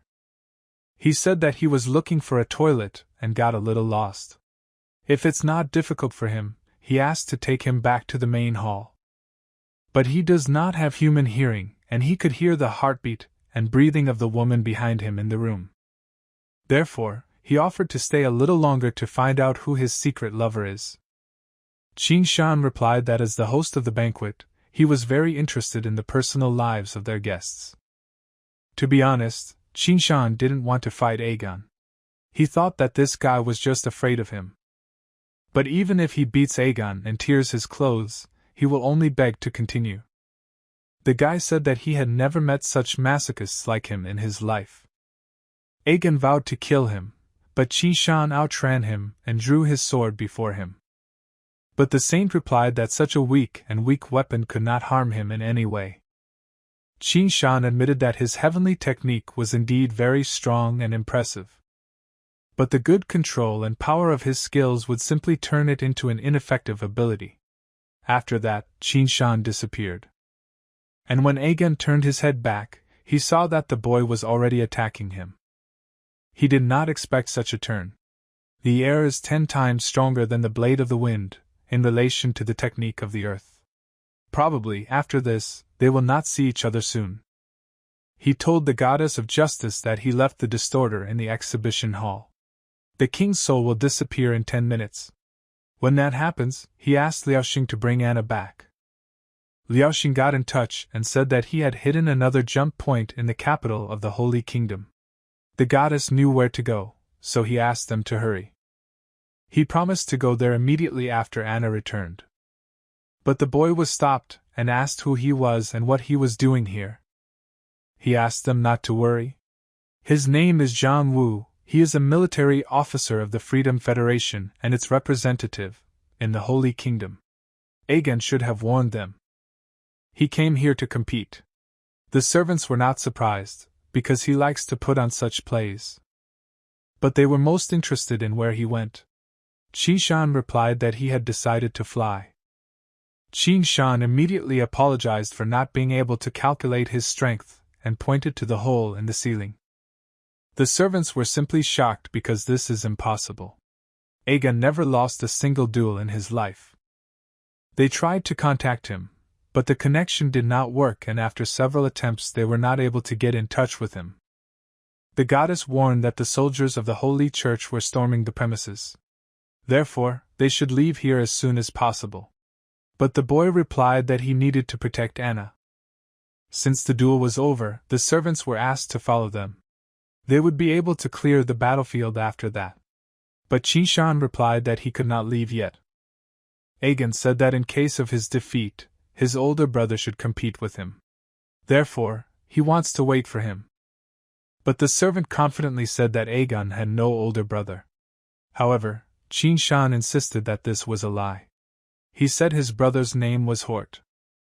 The servants were even more surprised. Hort is the head of all the saints. He was indeed the brother of Master Aegon. But no one except the two of them has the right to speak about it aloud. The last person who dared to mention their brotherly ties was personally burned alive. If Master Aegon himself told him so, then they agreed not to disturb him again. The goddess reminded that there were 7 minutes left. Time seemed to pass for so long. Another man heard a very loud noise there and decided to personally check the premises. The servants could not explain to him what was happening there. It was the Master Kid, and he was already entering the building. There were 4 minutes left before the distortion was activated. The news about the victory over Aegon gradually began to spread. His chances of survival had dropped to a critical minimum. But Qishan said that this was not a problem. Kid had finally found this place where that fool Aegon had been defeated. He was glad that someone had finally put his face in his own shit. Kid owed Qishan a thank you because he had never liked Aegon. He introduced himself, and said that his name was Kid and he wanted to make friends with Qishan. The boy was pleased to hear this and to meet him. But despite all that he said above, he beat him, and this is a big blow to their reputation. Therefore, he was simply forced to restore their honor, so that everyone would know which of the saints was most loyal to the church. Since Qishan had lifted his spirits, Kid was determined to take pity on him and cut off only his legs. The goddess added that there was 1 minute and 10 seconds left before the distortion of space. The boy was sure that he would manage. Kid used the Holy Spirit heavenly technique. The Holy Spirit transforms the owner's body and weapons into a phantom, making them completely invulnerable to physical attacks.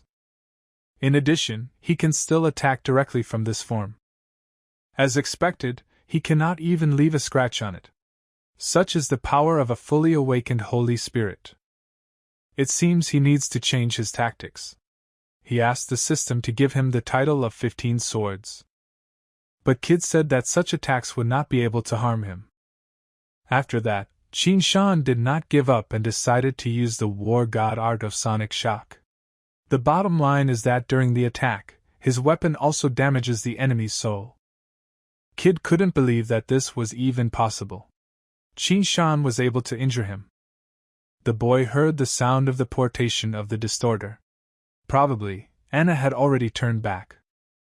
Therefore, he was not going to stay in this place, and it was time for him to leave. Kid regained consciousness and said that he did not look like an ordinary Freedom Federation officer.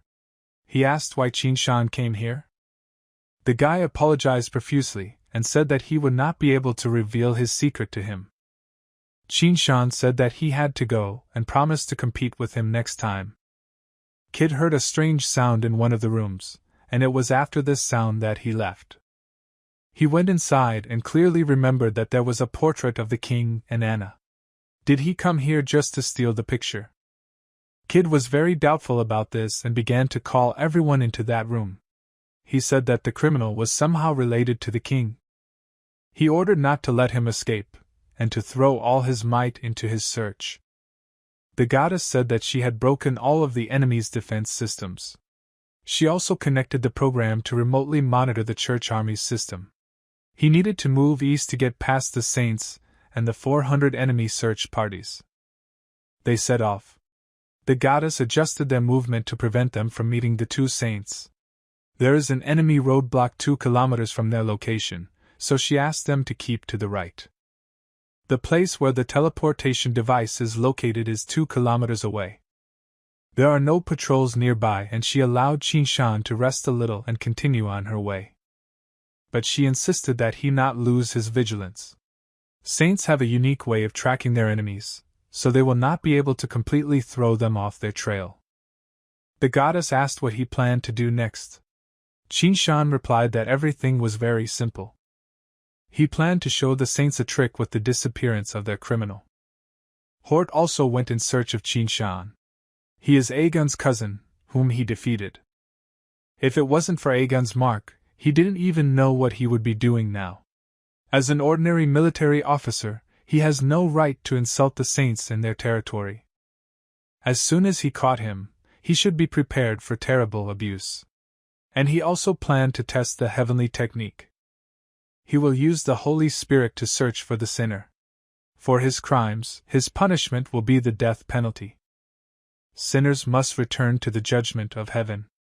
So he ordered him to get him out of the cave. Hort did not understand why he did not resist.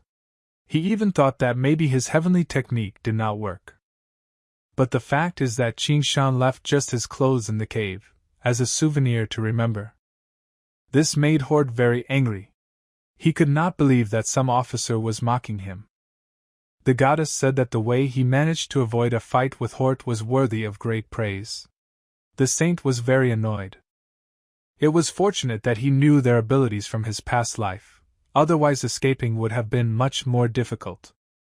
Master Liaoxing had used a distorter at this location to perform the vanishing trick.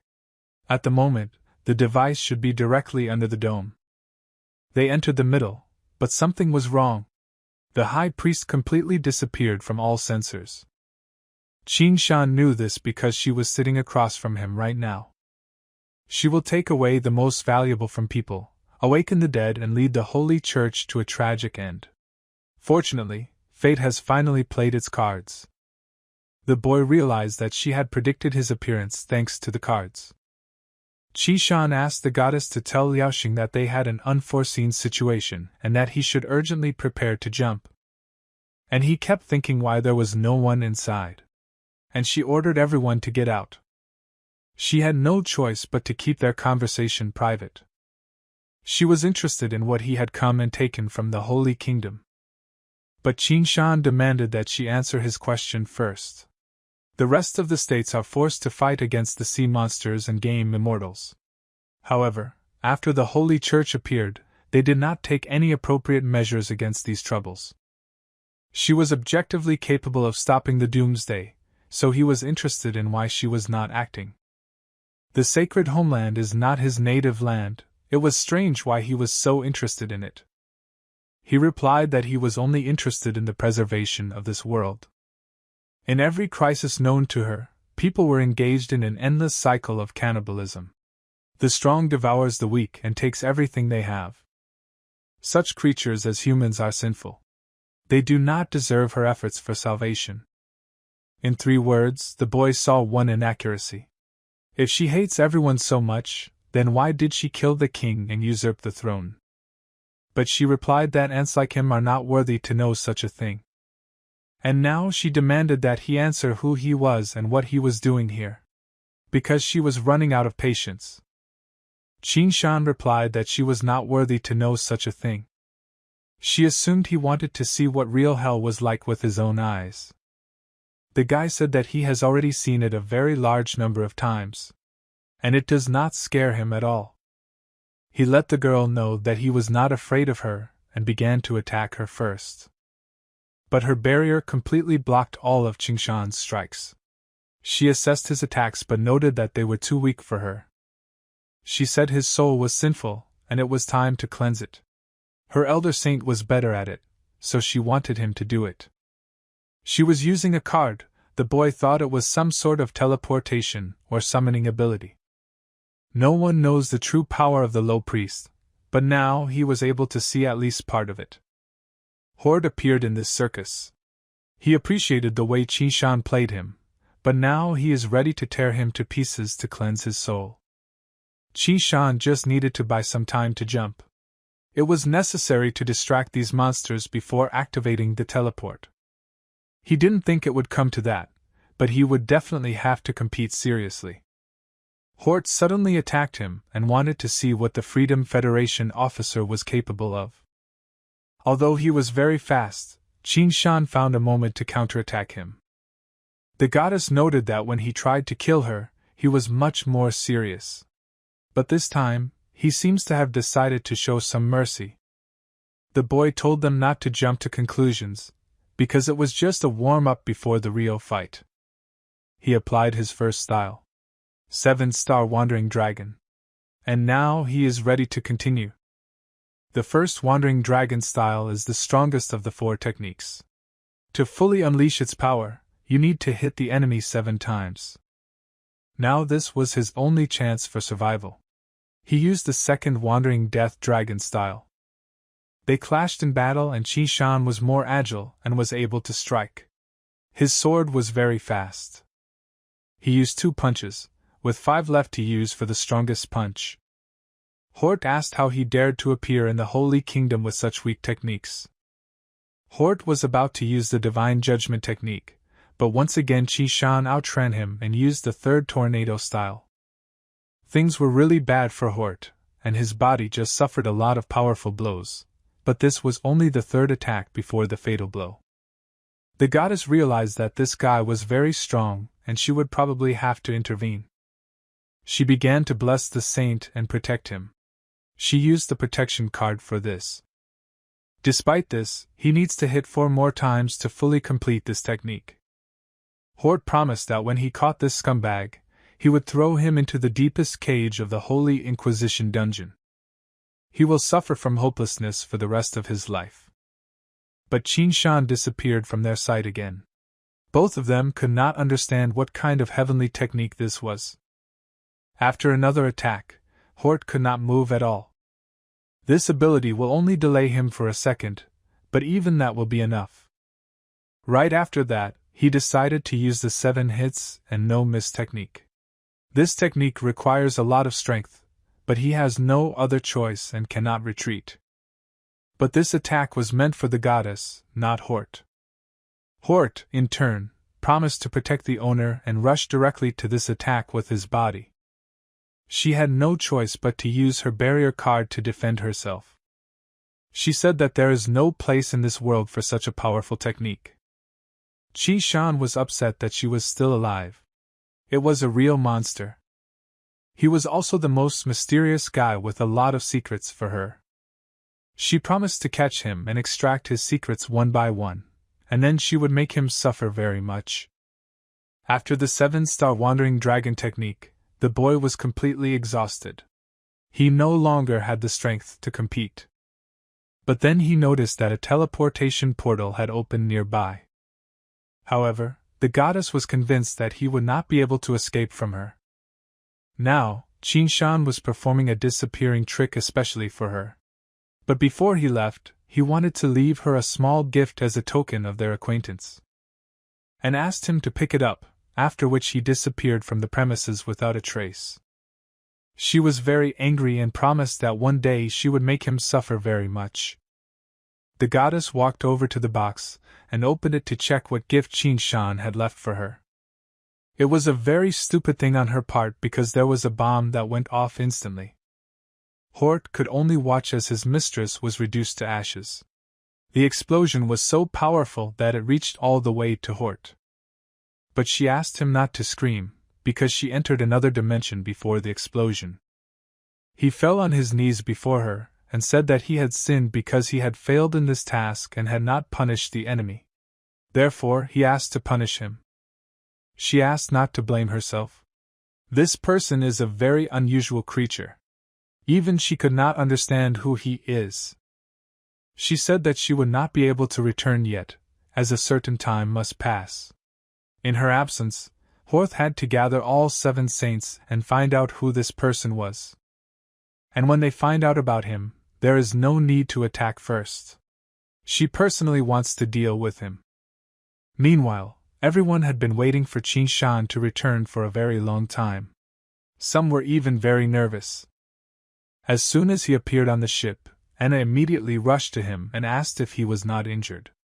The boy replied that he was lucky that he remained alive at all. Then the goddess of justice appeared and said that she had already prepared a medical capsule for him, and insisted that he go to her immediately.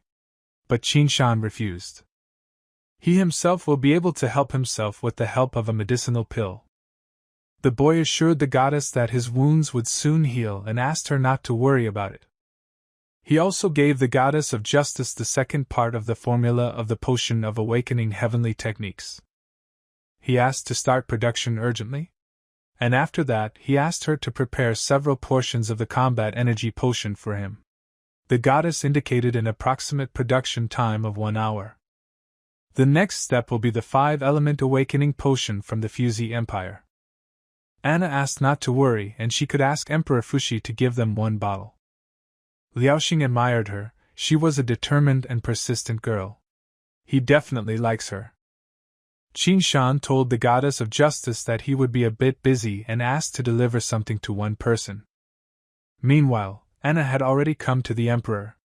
He didn't understand why she needed the 5-element awakening potion of the highest concentration. He knew that her fire spirit had already reached the 4th level, so it was unclear to him.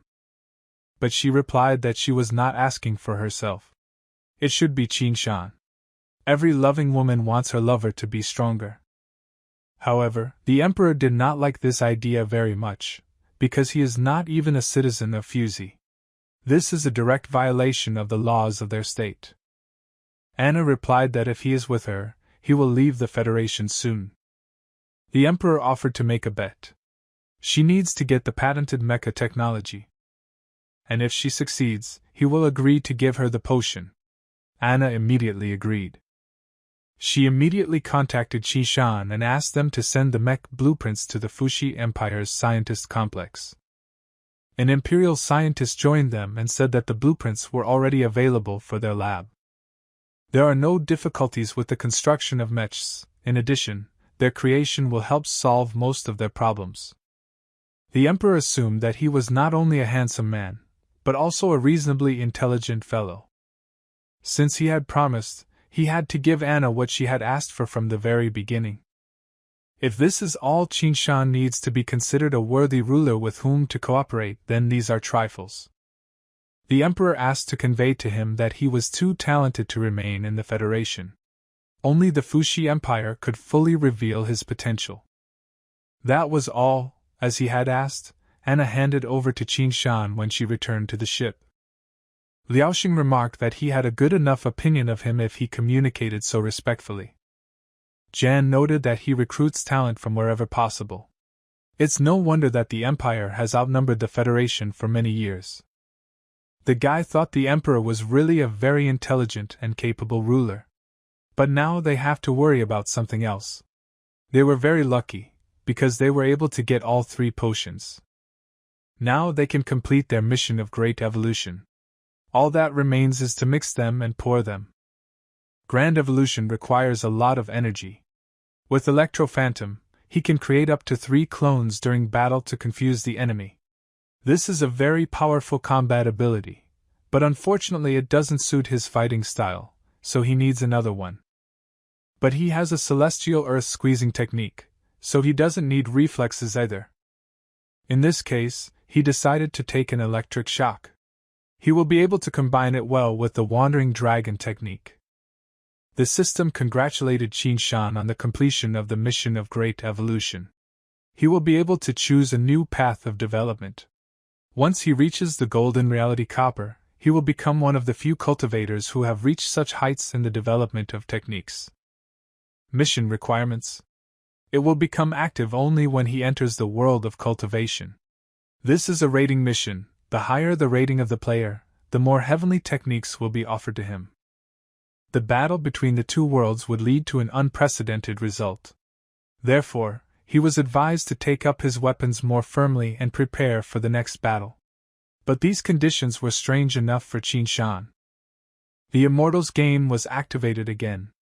In addition to immortality, participants began to be promised 2 other rewards. An advanced evolution potion that will instantly level them up to pro when used. Teleportation ring. When they are in danger, they can activate it and teleport to the arena to rest. After that, they will appear at a random point on the planet. Liaoxing said that this game needs to change the marketer. Even he would have done a much better job with this task. There are so many rewards. Qin Shan seems to have no choice. He asked the goddess of justice where Fei Li is now. She replied that he was currently competing with a high-level assassin. It was bad because his emotional state is very unstable. There is a big risk that his body will fail again, but Qin Shan is not around to help. Anna noted that if this happens he may die. Qin Shan called Anna and said that they needed to find him and help. Meanwhile, everything was not going perfectly with Fei Li, and he was increasingly missing the target with his attacks. Because he was wasting energy. The opponent also put emotional pressure on him, and repeated that his skills were not impressive. This opponent was just a stick in the ass, and Fei Li decided to start fighting him with full force. Initially, Fei Li attacked the enemy and wanted to cut off his hand, but it turned out that he also lost his own. He told him not to think he was special because everyone he had fought before was just trash. Fei Li was amused that this man's regeneration was no worse than his own. But he wondered if he would be able to regenerate if he split him in half. The monster was already panicking because Fei Li was very agile and much faster than him. But right before the attack, his head started to hurt again, and the same voices appeared. The monster considered it a gift of fate, and went after Fei Li to finish him off. But he was suddenly attacked. He could not understand who it was. After all, Fei Li was lying down and suffering from pain in his ears. Then a real monster appeared in front of him. He didn't even understand where it came from. But he was sure that such a weak fire could not destroy him. The girl said that it regenerates quickly enough, so she decided to add a little fire. It was Anna and Qishan. He asked her to take her time and offered to talk to him. This is an awakening potion of heavenly techniques of higher concentration. He held it up to Fei Li and asked him to drink it. Although he was almost unconscious, Qishan tried to make him drink somehow. After that, he ascended to heaven and heard the whole world groan in agony. Apparently, his abilities are awakening. Qishan wondered what kind of power he would get. He was the strongest ghoul to receive such an honor. He could sense the truth. Qishan asked what he was hearing. Fei Li replied that he could feel his heartbeat, and almost immediately rushed to the enemy. It was no wonder that he was unable to kill this monster, because his heart was hidden. Qishan asked what ability he managed to awaken this time. Fei Li replied that it was in human hearing. Now he can hear voices even outside their world. He asked to use it again to see how it worked. He heard people complaining about the small number of immortals in the game. They were going to pay a big price for accelerating the destruction of the world. But then he realized that they were not complaining, but arguing. They discussed releasing the Queen of Bones so that she could merge with the elixir of immortality in its prime form and attack this world. But the price for releasing her was very high. They can only do it once. Anna asked him to continue, but he apologized and said that he did not hear anything else. The connection was cut off. Qishan began to tremble because he knew who the Queen of Bloody Bones was. The Demon Queen is the most evil and ferocious creature that creates demons from the enemies she kills. She is incredibly powerful, but the worst thing is that she has the ability to parasitize and reproduce. If you do not determine its location at the very beginning, then it will be almost impossible to find it later. It seems that those behind the game of immortals have a trump card hidden in their pocket in the form of this monster. So far, they knew absolutely nothing about these people. However, there are pluses. The Demon Queen is not in her body. This means that her powers are limited and it will be much easier to deal with her. They probably don't know what to do if they let such a monster into action.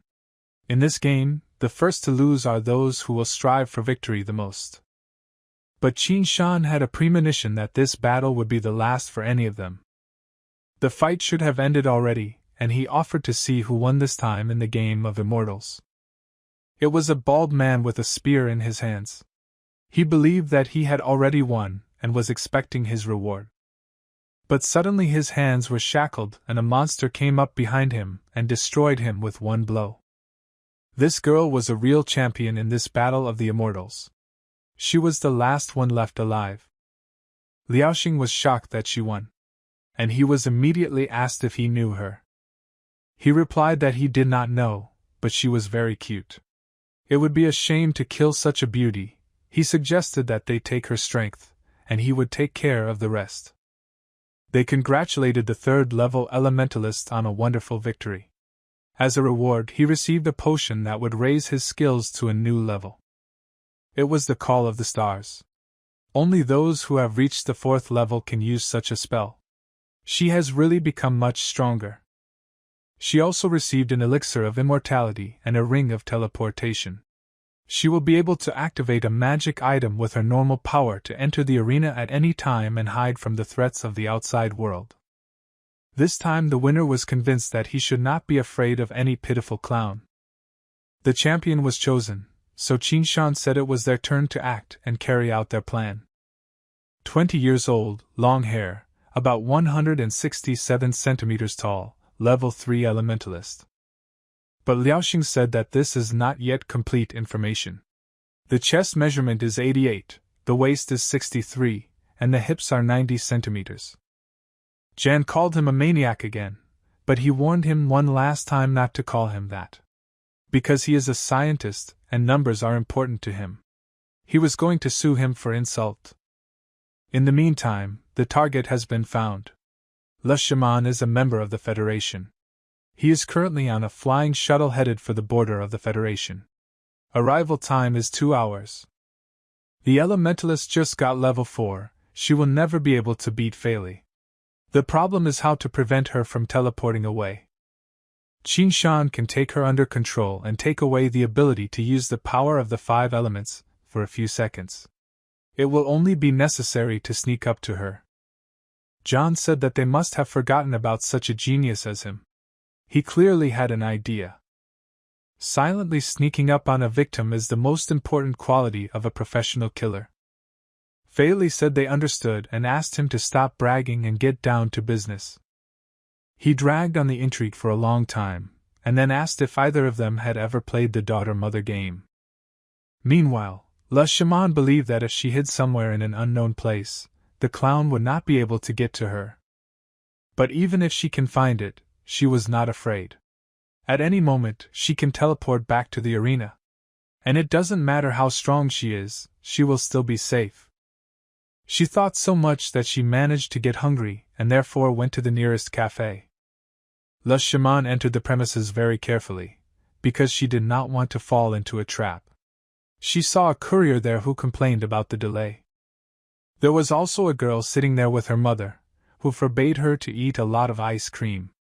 Everything seemed very civil. Then the girl turned her attention to Le Shaman, and said that she had seen this girl somewhere. She couldn't believe that this little animal recognized her. The girl immediately ran up to their table with a dagger, and asked where this girl had seen her before. The father also approached the girl and lightly hit her on the head. He said that he did it because you can't cling to strangers. He apologized to Le Shaman and said that his daughter is simply very communicative, and asked not to scold her. She asked them to keep an eye on their child next time. She ordered 1 double burger, a small Coke and fries. She needed to go to the bathroom, so she promised to be back before they prepared the order. Liaoxing went to the toilet, and immediately went to the mirror. She believed that only a beauty like her deserved to receive eternal life. A girl ran into the toilet with her, and said that she remembered where she saw her. She is the winner of the Immortals game. She came to wash her hands and asked her to teach her to fight just like her. She also wants to be strong and tough. Le Shaman thought that she needed to kill this girl, and then decided that she needed to kill everyone in this cafe just to be sure. The girl assumed that she wanted to kill her, and everyone in this hall. She was very surprised that she guessed about her plans. She turned to Le Shaman and replied that she could read minds. As soon as she wanted to attack this girl with a dagger, someone entered the toilet and repelled her attack at the last moment. It was her parents, and they asked what she was just going to do with their daughter. Liaoxing got scared and realized that they were all unusual people, so she thought it was time for her to run away from here. But the guy managed to unexpectedly attack her from behind. As a result, her body did not obey and she could not use her ring. The mother could not understand how she dared to harm her child. So she asked her to get ready to see what her angry mother was up to. The guy used the moment to turn off her consciousness with the help of an ordinary police baton. It was the entire company of Qinshan. Zhang came to them and saw that they had already dealt with Le Shaman. Qin Shan told his imaginary daughter that now no one could harm her anymore. The girl happily thanked her mother and father. John noticed that they both really poured themselves into their roles for this task. Anna apologized and said that they all really liked this idea with the daughter-mother game. Jan went back into the hall and said that they were done here and now everyone could be free. All of these people were from Jan's assassin guild. He thanked them for their work and promised to raise their wages as soon as they returned. Anna did not know that they were all his people. Zen answered with a proud smile that everyone who was here was his subordinates. But she was even more interested in how he found out that she would go to this particular cafe. He replied that nothing would have changed if she went to another cafe. The whole city is full of his people, even homeless people who are professional killers. It is difficult to catch someone who can teleport at any moment. But they need her alive, so it was necessary to act carefully so that she does not suspect anything. As expected from the assassin syndicate, Qin Shan thanked Zhang for his cooperation. He offered to return to the temple. It was time for Fei Li to show herself in action. People have been actively discussing the winner of the next Immortal tournament. She is the 4th level champion, and she even has a teleportation ring. Everyone wondered if the killer clown would be able to find her this time. But everyone doubted it because she had a ring just in case. Just at that moment, the clown of death appeared on the screens all over the world. He was upset and said that he could not find La Shaman. He said that he could not find her in any way, and accordingly destroy her. He held his head and said that now he really looks like a dumb clown who can't do his job. But then he laughed loudly and said that it was a joke, because she was behind his back. All the players were shocked because they thought she had a teleportation ring. No one could believe that this had happened. La Shaman killed 17 innocent people to participate in the game of immortals. And he, as the chief judge, gives her a death sentence. People began to tremble in the streets from fear of this real monster. As a result, the winner was still killed by the clown. It is simply impossible to escape from him. The clown wanted to explain to them that in front of them was the Queen of Demons, a monster capable of devouring other living beings. He asked how they thought it came from in the champion's body. She looked very angry and tried to find out how he found out about her. And she promised to kill him. While she was trying to attack him, the boy said that all players of the immortal game will share one fate, and that is death. As soon as she touched it, the clown immediately threw her to the floor and told her that not even monsters can use this game to enter their world. The winner drank a potion of immortality, and it is not known where the monster appeared in her body. Probably, a parasite comes along with immortality from the game as a gift. Then the clown had a question, whether any of the audience wanted a monster to inhabit his body. Then a voice from the Immortals game appeared and said that the clown is pathetic. Instead of taking away immortality from people, he not only kills their champions, but also instills demons in their bodies. Qin Shan thought that these were pitiful excuses, and it only meant that they were desperate. Next time, the game leaders promised to give the participants an even stronger protective device. This is the amulet of teleportation. It will automatically repel the enemy's attack to give enough time for teleportation. Liaoxing noted that the rewards will get better and better. It was interesting to see if this would encourage people to join this ridiculous game.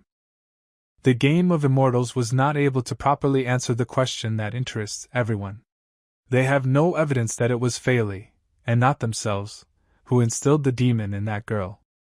Until they give a clear answer, people are unlikely to risk their lives for a dubious prize. Anna added that there was one more important thing. Despite all the rewards and advantages the game offered, the clown still killed all the winners.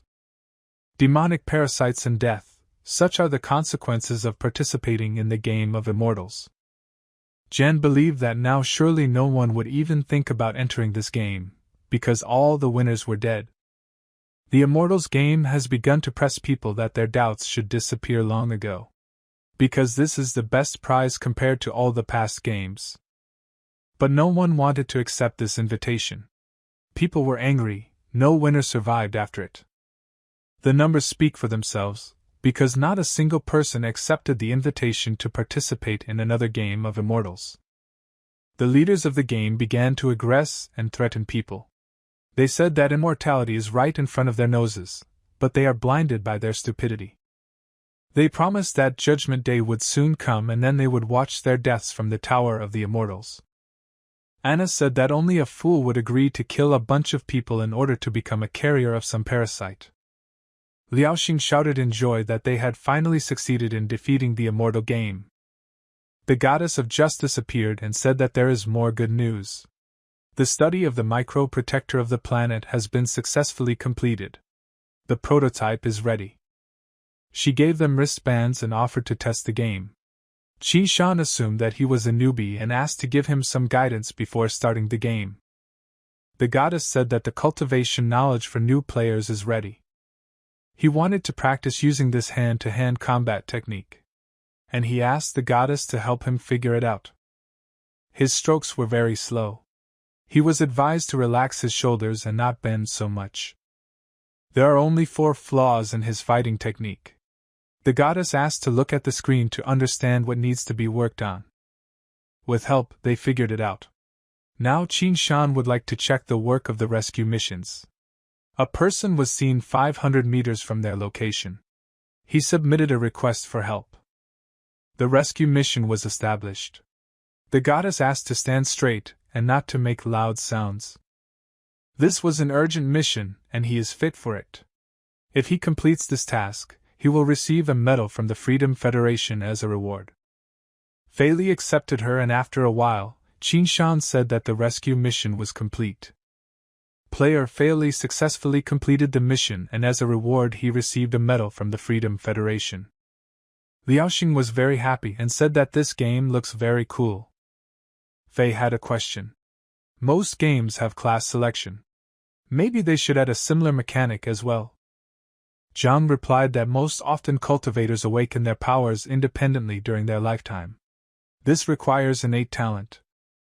As long as they have enough awakening potions, ordinary people will also be able to become cultivators. They will be able to make heavenly technique potions thanks to the recipe they recently received. The Federation can make similar ones, but for the cultivator warriors. All that is left is the 5-element awakening potion from the Fuzi Empire. He was going to go there with Anna. If they get this recipe, then everyone can choose your own path of development. Fei Li noted that there is another problem with the reward system.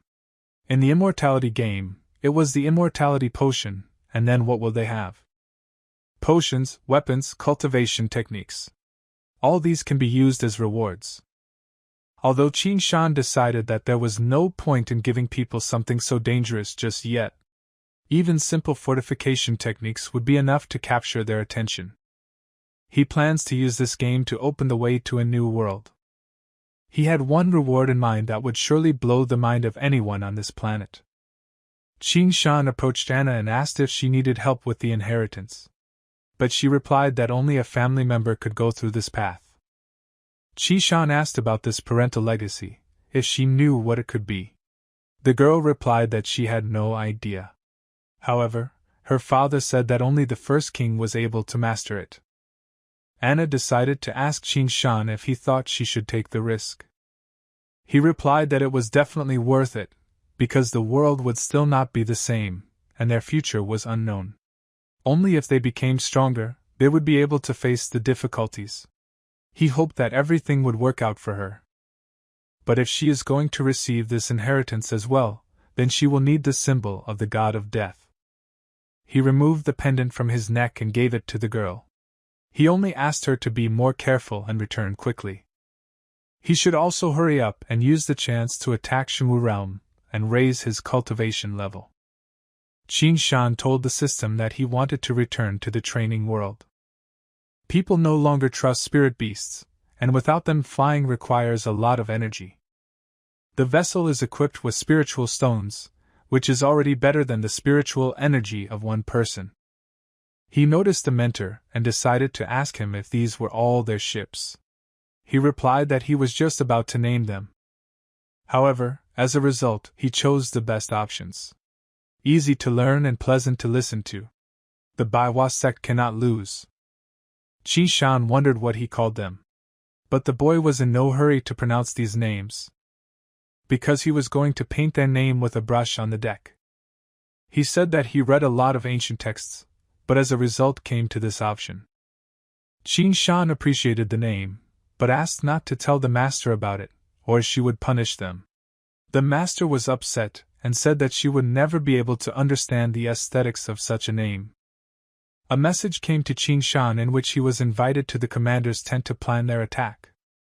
As soon as Qin Shan entered the tent, the goddess asked if he knew what was in front of him. He replied that this is the treasure of the Holy King. With its help, you can summon heavenly demons. But she replied that this was the wrong answer. This artifact creates a connection between two dimensions. Qin Shan assumed that this meant that demons could start a war anywhere in the world because of him. The power of this artifact is actually limited. It can only create a one-way passage, so this thing is ineffective for them. Very soon they will attack the kingdom of Shanwu, so she wanted to tell him what his mission is. He must patrol the territories and at the same time learn information from the front.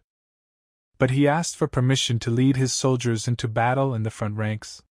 Despite his achievements as a strategist, he was not even 20 years old. Therefore, she did not think that the soldiers would want to follow such a young leader. In this case, he asked for permission to lead at least a small detachment. Qin Shan asked to give him this chance. She thought about making him a warlord, but decided to leave the idea behind. The Shinwu realm is a very strange place. It will be safer for him to move on his own. Once he knows the situation, she can give him a whole squad to command.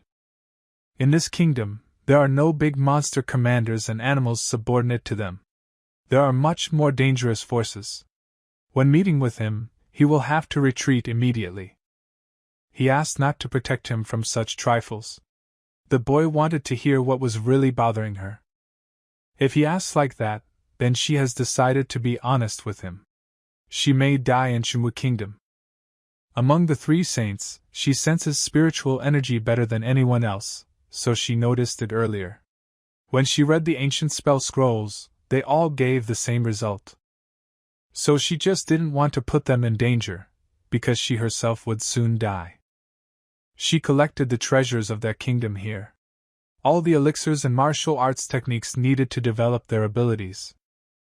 His mentor, Xiaolu, has yet to be promoted, and Xixue is still very young. And if she does die, Qin Shan will be the only hope of the Flower clan. Therefore, he will have to pave the way for everyone to a bright future. He asked Baiwa to think about himself as well and leave this kingdom to Wishu. Despite her habit of avoiding work, sometimes she is obliged to go forward to meet fate. If she escapes, everyone will die. She asked not to worry about her. Fate always gives a chance for survival, these are the rules of this game. Her life is precious to her, so she is not ready to give up without a fight. Even such a powerful girl is in mortal danger. He wondered what was going on in this Shanwu world. She asked him to promise that if her clan's followers were in danger, they would immediately flee the battlefield. But he insisted that she return alive. She was convinced that it would not be possible to kill her so easily. The player activated a special event.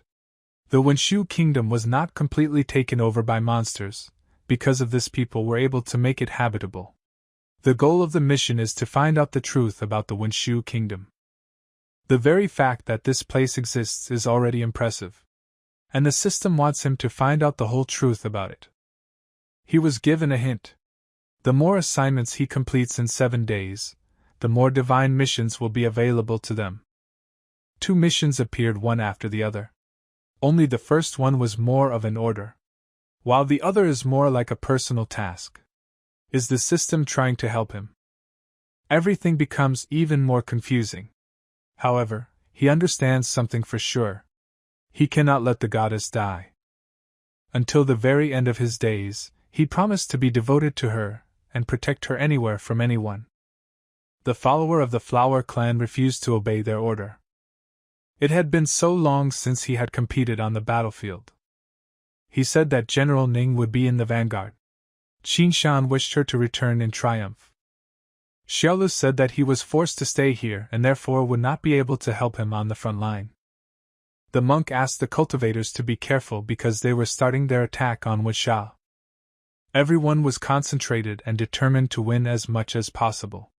No one considered another option after the victory over the demons. Several fronts of attack immediately unfolded on the battlefield. All cultivators and saints were involved. Qin Shan had not fought in such a meat grinder since the battle with the demon lord. He would have liked to fight him again, but now there was another task. He no longer has time for such thoughts. If the mentor is really in danger of death, then he must change fate itself to save her. The fighters called for help, but they never received an answer. At this rate, they assumed that everyone would die. But a flying ship appeared nearby. They could not believe that reinforcements had arrived. Qin Shan introduced himself as the general of the spy squad. He came to check if they were all right. They replied that 80% of their soldiers had died, including the commander. They called for reinforcements, but no one came. Now a real meat grinder is going on in Shenva. Reinforcements are unlikely to appear here soon. Qi Shan said that there were not many monsters here, so they could easily repel their attack. Destroying monsters to gain spiritual power to strengthen cultivation is his main goal. Qi Shan ordered everyone to retreat and prepare for a counterattack.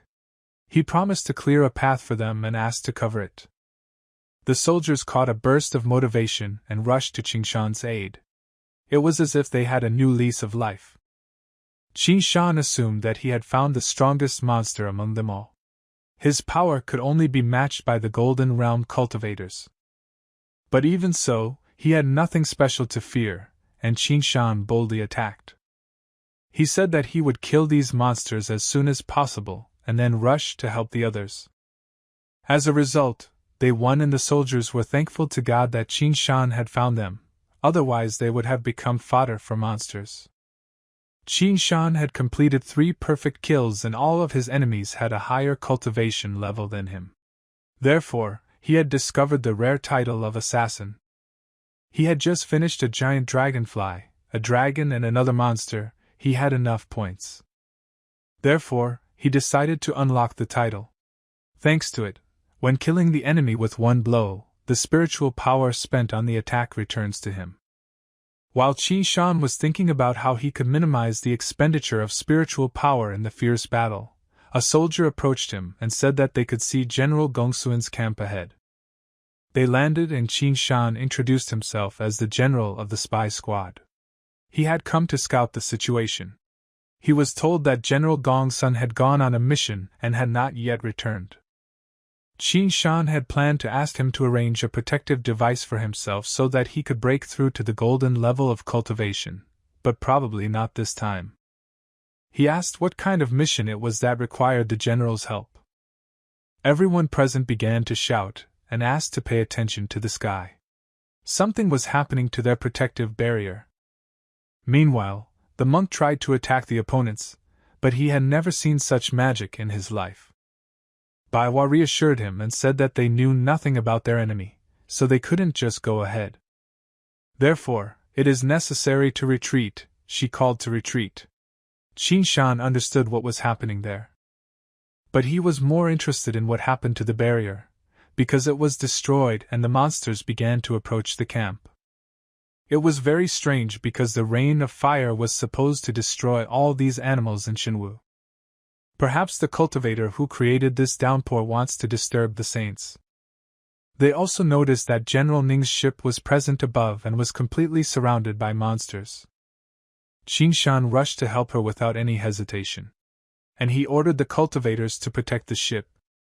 General Gongsun was wounded, so they quickly called the doctors and ordered to give him first aid. It was interesting that he was not injured by a monster, but by a sword attack. The 3 saints ordered them to search the ruins, and Gongsun was able to find the disc. Due to his curiosity, he decided to try to improve the formation, but instead received a severe soul curse. Ning said that they had brought back many things from those ruins and suggested that they take a look at Qi Shan. But what he saw there was not like an ordinary sword. As soon as he took it in his hands, a notification immediately came that the mission was accomplished. But Qi Shan could not understand how a divine mission could be so easy. The system noticed the spy. After he entered Wishu, he would follow Qi Shan's every step. He had to show his power in the other world before taking up arms. Qi Shan introduced himself and asked what he could do for him. The guy couldn't believe it. He really wasn't wrong, and it turned out that this sword has a soul. Due to the peculiarity of the materials in the world of cultivation, there are few weapons that can contain a soul. However, those who possess it are worthy of being called legendary. Spiritual weapons are not only stronger and more powerful, but also strengthen their owner. But despite the fact that he has a soul, Qi Shan will unfortunately not be able to interact with him. The boy assumed that he was calling him to follow him, but Qi Shan didn't even know where. The system gave him a task to treat weapons well. You need to help a broken sword and earn his trust. Nin approached the boy and asked what had happened to him and what he was doing. She still did not know about the sword with the soul. He warned her that he would soon return and asked her to protect their fleet until then. None of the soldiers also understood why the general flew for the sword. They assumed that it was one of the strange magical techniques.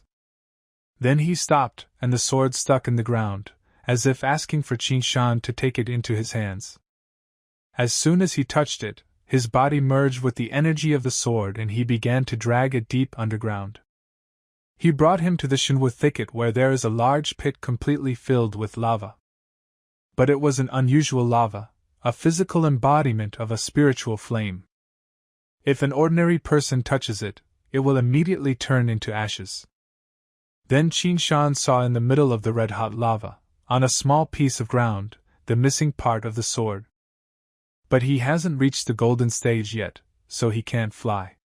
He can only hover, and then only for a few seconds. The part of the blade was very far away, and he was convinced that he wouldn't be able to get it. The boy asked him not to worry because he has enough strength to move to a new level. And if he succeeds, he will definitely help to get the lost part of the blade. Since he was the only one there, he would have to defend himself at the same time. He notified the system that he wanted to raise his cultivation level. He needed to spend 70 spiritual power points to obtain the gold level. One demon found a boy while he was leveling up. She noticed that this boy smelled different from the others. And if she kills him, she will become much stronger. She planned to do it while he was busy. But the sword did not allow her to get close to Qi Shan. He used exorcism and put up a barrier. The boy just came to his senses and saw that the sword itself destroyed the evil spirit. Did it have the power to protect its owner? So the sword of the earth also has a soul. He asked Qi Shan to focus on leveling up, and he promised to take care of his safety. He had a lot of questions, but this was definitely not the most suitable time for it.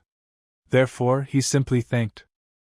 He decided to ask him all the questions after he had completed his task.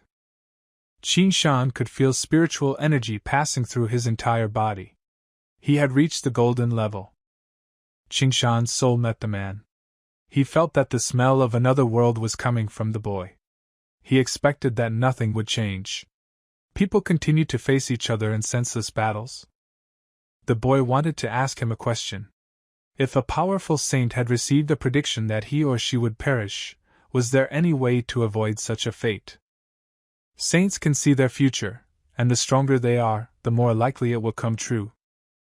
As for him, he is 1,000 times stronger than these saints put together, and he also foresaw his fate.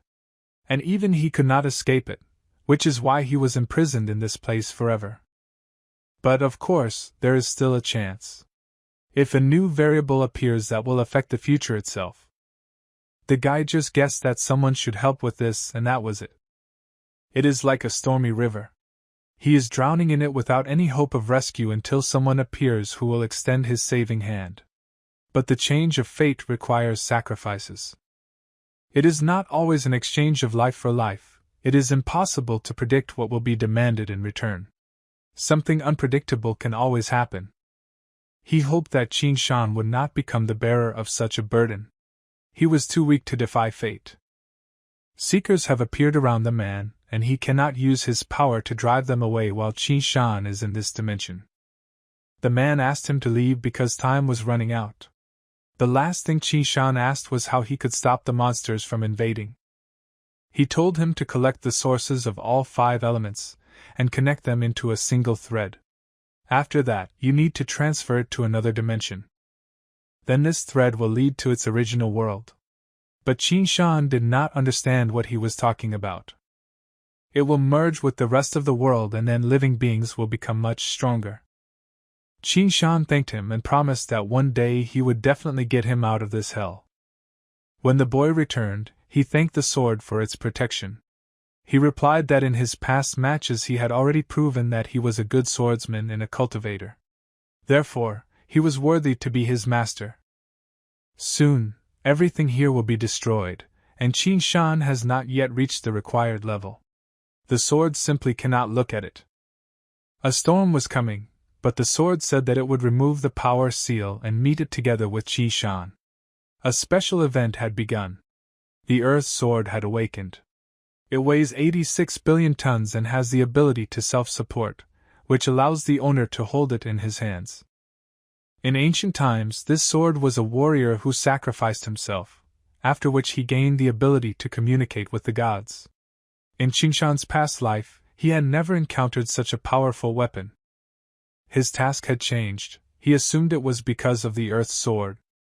His goal in the coming days is to protect Shenhua. The reward for the mission will be a sealed sphere. It contains the fencing technique's Soul Eater Sword of Karma.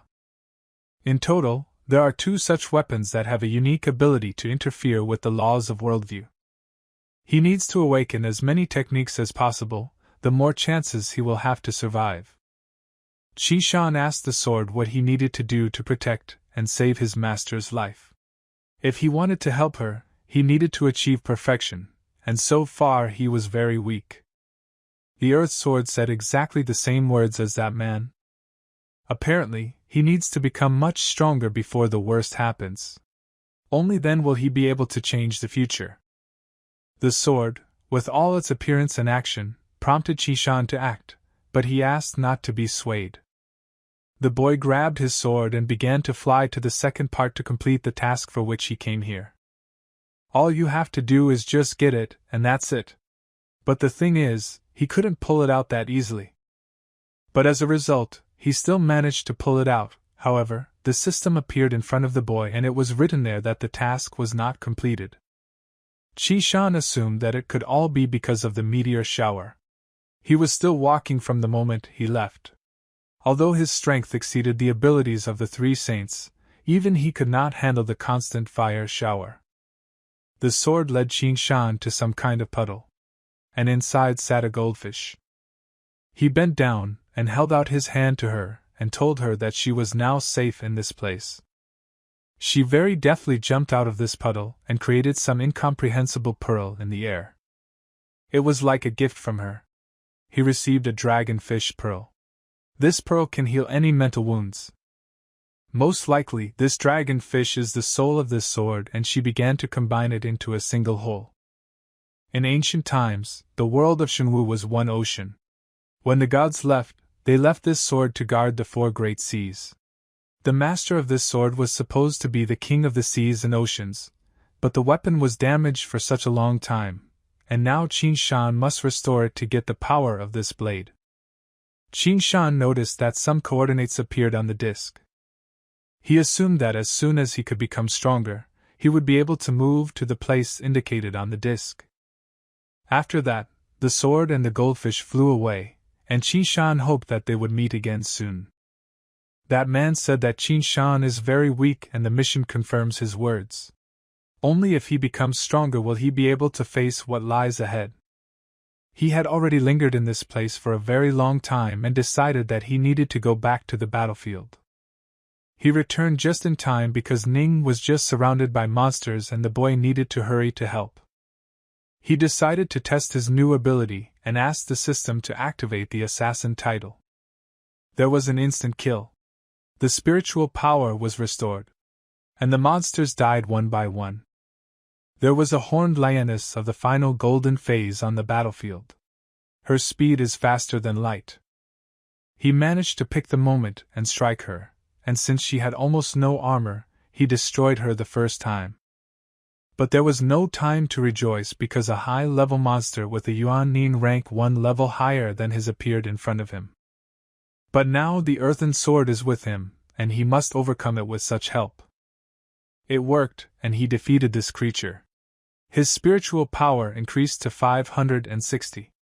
200 points of spiritual power were spent. He had already increased his level by half. But this was not enough, he must become even stronger. He must further raise his level. Due to his persistence, he had expended 300 points of spirit power and reached the final stage of gold level development. The system sent him a notification that he was trying to level up too fast, and this was having a negative effect on his soul stabilization. But he didn't care because he only had one goal: to become strong enough to protect the goddess from death. In the past life, he reached a level that was almost like that of a saint. He already passed the golden level. This will not affect his condition and his abilities in any way. The number of monsters is only growing. If he surrenders now, then they will all come to an end. He had a plan to turn the tide of the confrontation. Mech immediately asked him what he was up to. He was going to reach Yuanning's level right here and now. According to the laws of heaven and earth, cultivators who go through multiple awakenings in a row and wish to become stronger are destroyed by a deadly thunderstorm. And no human is able to withstand its power. But the boy replied that the storm was not a problem for him at all. The sword then asked what he would do if he survived the lightning strike. A mere mortal of Yuanin's level would not be able to interrupt the course of this battle. He was going to use the power of the thunderstorm to wipe out the monsters from this land. Ning and Xiaolu were fighting back to back. There were a lot of monsters, and Ning asked how many more of their soldiers were left here. Cultivators of the 3rd and 4th levels have fallen. There are only 4 squads left in Naciu. Ning ordered to keep sending support requests, or they would just all die. Xiaolu felt a thunderstorm in the sky. He believed that it was some abnormal person who decided to raise his level right on the battlefield. But then they looked closer and saw that this abnormal person was Qi Shan. In all the tens of thousands of years of his existence, he had never met such a crazy cultivator. Qi Shan replied that I would not be able to reveal my full potential without losing my sanity. He no longer had time for conversations and moved on to more important matters. To the protection of this world. Nin ordered everyone to immediately retreat and run away from the affected area. He went through several awakenings and even withstood the blows of the heavenly thunderstorm. His soul was badly damaged. If he continued like this, his body would not be able to withstand it. The Dragonfish Spirit Gem was activated, and his soul was completely restored in a matter of seconds. He was shocked by how quickly she healed all the wounds. He even wondered what kind of fish it was. The sword repeated that in all the time of his existence he had never seen someone so irrational. Therefore, he asked him to survive in this situation. He asked him not to worry. A weak electric shock and a bunch of monsters wouldn't be able to kill him. Then a faceless giant appeared in front of him. He used to meet him, but then he was very weak and could only run away from the battlefield. But now everything has changed. Without hesitation, he rushed to attack him and used the blow of 7 swords to do so. He was considered a madman. He is probably the first person in history to turn the tide of a confrontation with the help of a divine storm. The player has successfully reached Yuanin level. The current spiritual power limit has been increased to 200. The number of spiritual power points is 7,200. He got a new ability, Return of the Swallow, which is an improved cultivator assassin skill. To unlock, you need 200 spiritual power points. He immediately unlocked this skill. His leveling speed is amazing. He gets a corresponding reward from the system. He also has the ability to choose abilities of 2 different degrees. Gold level Heavenly Selection and Yuan's will be merged together. The dual Heavenly Selection task consists of 7 parts. He has completed 2 of them. He will be able to get the heavenly ability. With it, he will have a much better chance of surviving the apocalypse. Ning said that even though he had saved them, it was as irrational as possible, because he could have died. He was a gold-level cultivator before that morning, and now he is yuaning. Shinwu's world is very dangerous, so the mentor shared her strength with him and helped him. Qin Shan asked Ning if the disc that injured Gong Sun was still in her possession. He needed him in order to be convinced of something on his own. Qin Shan knew that he also had a soul. Qin Shan asked the discus what he did with that cultivator. He didn't know who he was, but he seemed dangerous. So he got what he deserved. General Gong Sun lost consciousness because he tried to forcefully obtain the disc and use it without asking permission from his soul. He angered the spirit and was therefore punished. But Ning said that Gong Sun wasn't the only one hurt. Several other scouts also lost consciousness while trying to use the disc. Every weapon in this world has a soul. Xiaolu didn't think that Shinwu had developed so much in the creation of weapons. This disc is a portal to the ancient ruins. Qin Shan had to inspect them. Without hesitation, Ning said that she would go with him. Xiaolu also agreed and said that she would go. The guy agreed and offered to figure it out together. They moved to a Buddhist temple, but Ning did not understand what they should do next. Qin Shan felt that the disc began to bow and he assumed that they should repeat after him. But then they unexpectedly got into the space of knowledge. The power of the artifact was enough to bring them here. Ghosts from the past appeared before them. The weapons and armor of these cultivators. They were all once alive. Their overwhelming aura could only be matched by meeting the 3 saints. Ning couldn't believe that 6 warrior saints existed in this world. They faced such incredible power. These 4 were not just saints. They were a level above them. But if they were so powerful, then the question arises, how could they all lose? Couldn't their strength and spiritual weapons stop the Shinwu world from collapsing? One of the saints said that with their joint efforts they planned to invoke Liaison today. Qin Shan guessed that they were definitely going to use a secret technique to create a hole in space for Liu Xiang to summon. As a result, they managed to do it. And Liu Xiang turned out to be very similar to Qin Shan from afar. But still, if you look closely, they are very different. 2 sisters also came with him. They saw another world that was not polluted by anyone. It's completely new and free. It's just a pity that its local residents are so weak. One of the saints spoke to the boy and asked if he was Lucian himself, or perhaps his companion. He replied that his father once killed a man and gave him his belongings. One of them proved to be very useful because she was able to open the barrier and let him in here. One of the girls suggested that the owner simply take away the sources of the 5 elements. But if they do that, it will be known in their world and they will have to share it with everyone. He was personally going to raise this world to a new level, then their clan would get absolutely everything for themselves. He believed that it would be more profitable that way. This world is not that bad, but he noted that there is a lot out there. Now Qin Shan understood why that rain of fire started. They destroyed all the inhabitants of this world. He single-handedly wiped everyone from the earth. Their visions began to fade, and they returned back to their dimension. But here they were also in for a surprise. In front of them stood incomprehensible fighters, and they were definitely not happy to see them. They did not even try to find a common language and immediately began to attack Qin Shan and his comrades. Nin said she would deal with their leader and asked the boys to deal with the rest.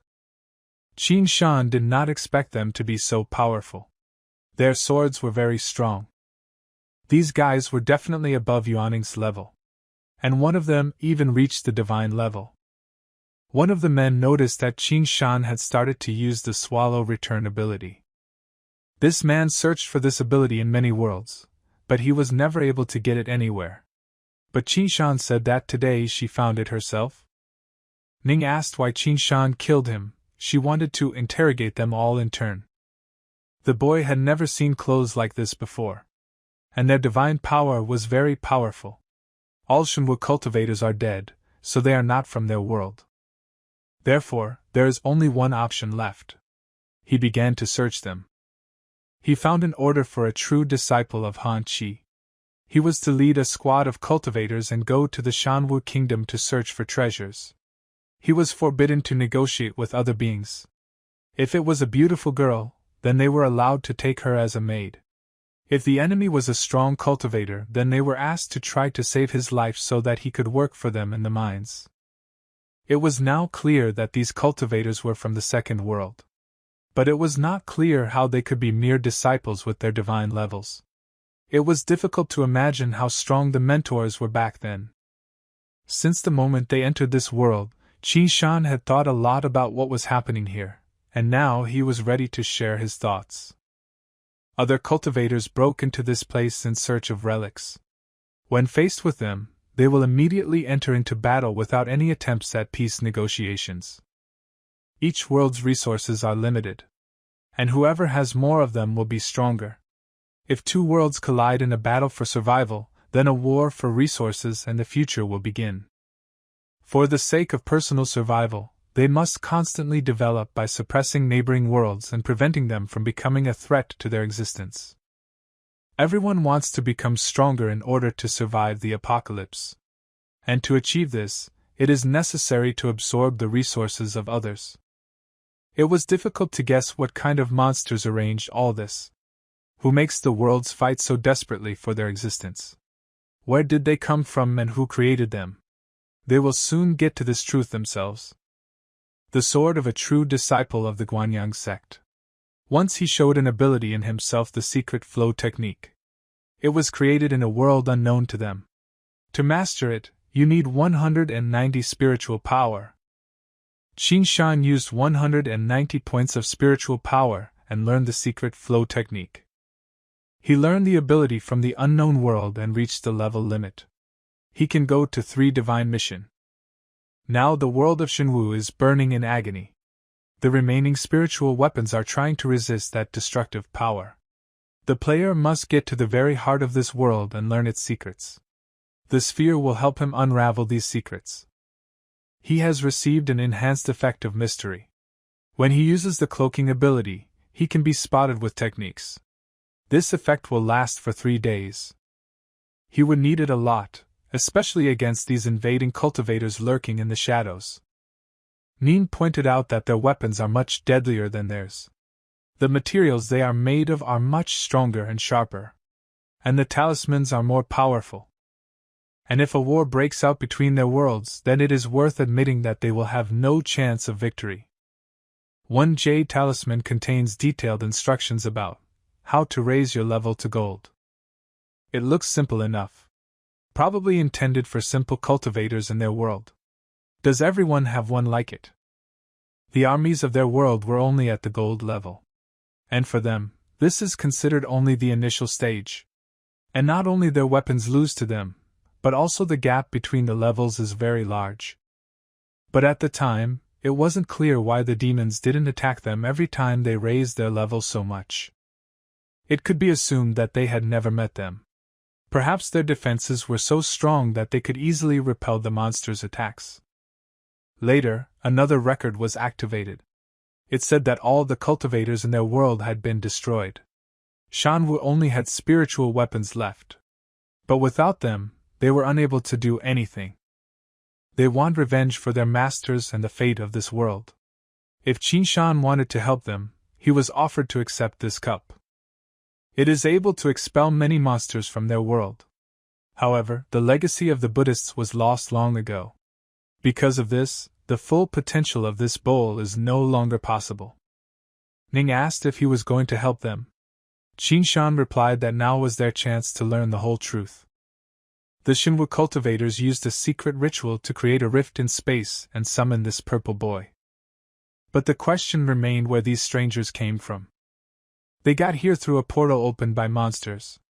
If they had won, they would have captured Shenhua a long time ago. If they encountered them again, they would have to leave one alive and interrogate him. The purple-robed man used the meteor shower to reshape the world. With such power, he must have known about their appearance. Therefore, they need to contact the saints urgently. Qin Shan said he would inform them with the talisman. He conveyed that cultivators from the unknown world, Shenhua's past, the man in purple clothes, and the giant's secret. He wants to inform the saints about all of this. In addition, there were cultivators in this world who surpassed the divine level. Here, the master can try to break through even higher. While they were meditating, they received an answer from the master.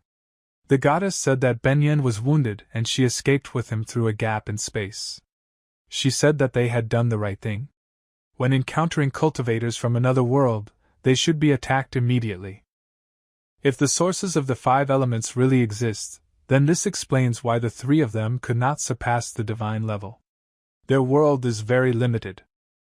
There are very powerful monsters roaming in Shenhua's world. If he tries to level up, they will immediately attack her.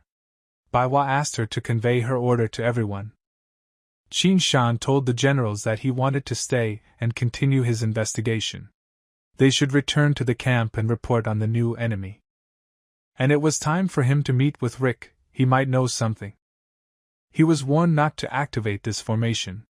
There are several spirit swords guarding this place, but all of them are not compatible with him. But in this case, the boy asked what he should do next. He was promised to be taken to the former residence of Lizian. It is isolated from this world and no one else can penetrate there. In his residence, he will be able to join forces with the rest of the spiritual weapons to help Qin Shan inherit Liaxin's knowledge. In just 1 year, he will be able to reach his level. He calculated everything. It would take more than a year for the purple-robed man to reshape the entire world. But by that time, Qin Shan would already be strong enough to challenge him and save everyone. But the boy replied that a year is a long time and he will not be able to go there. But this surprised Cha Sha, because he wanted to save this world. He replied that the world must wait until he saved his teacher. It was strange because Qin Shan couldn't even feel this abyss nearby. A second later, Rick's sword appeared from the darkness. That's when they met again. He didn't really expect Qin Shan to come, although the boy remarked that he should have come. Sword asked to follow him? Because their leader is very interested in him. Qin Shan was not against meeting him and asked to take him to the meeting. If not for Rick, the energy of the swords would have torn him apart. But a surprise awaited him on the way. It was the same men in hats that they were fighting with. Qin Shan decided not to risk it and used disguise. His mystery is heightened. He cannot be seen or sensed by any abilities other than direct eye contact. Meanwhile, they were discussing that their young master had spent a lot of money to obtain this ability. It was created specifically to destroy spiritual weapons. He forced the sword to obey and promised to leave him alive. But if he continued to resist, he immediately promised to destroy his soul. Now that the passage was open, they planned to check what was there. From there followed a great stream of swords from which they could not evade and simply flew to the side.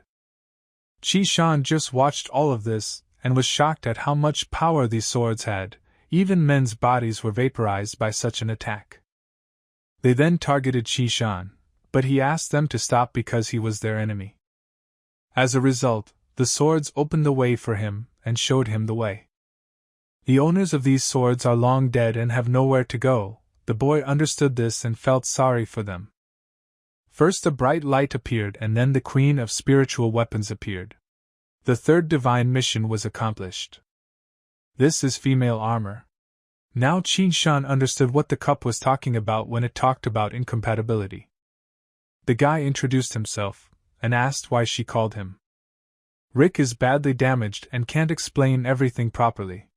She is the last divine armor in this world. Therefore, she can communicate with Qin Shan calmly.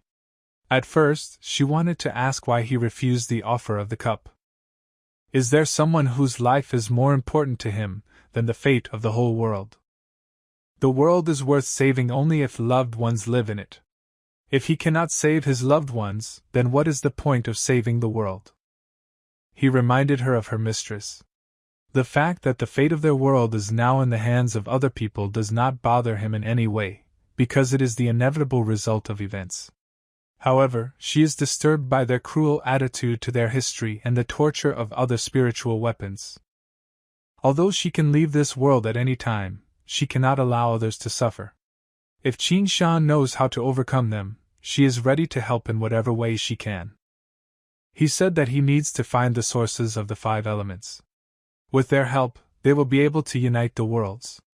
In this case, they will become much stronger and repel the enemies. She knows about this secret technique. However, merging the worlds takes a long time, and they don't have it. In just 1 year, the Purple Man will completely cleanse the world. Qin Shan wondered what level the world's greatest cultivator was able to reach. The highest level for humans is divine. However, there are 3 more after it: enlightenment, disaster, and great void. Lucian, the greatest cultivator in their world, was able to reach the level of the great void, after which he went to other worlds. The cultivators tried to contact him to help fight off the monsters, but ended up calling the Purple Man. Qin Shan had an idea, but he needed Rick to bring his mentor here. The queen understood what he was talking about by Hua and asked why it was necessary to do this. The world was full of dangerous monsters. Here she will be able to rest and raise her level. He dared to ask the queen if she would help protect his mentor until she attained enlightenment. His master is a girl from the 3 saints. She is the most gifted cultivator he has ever met.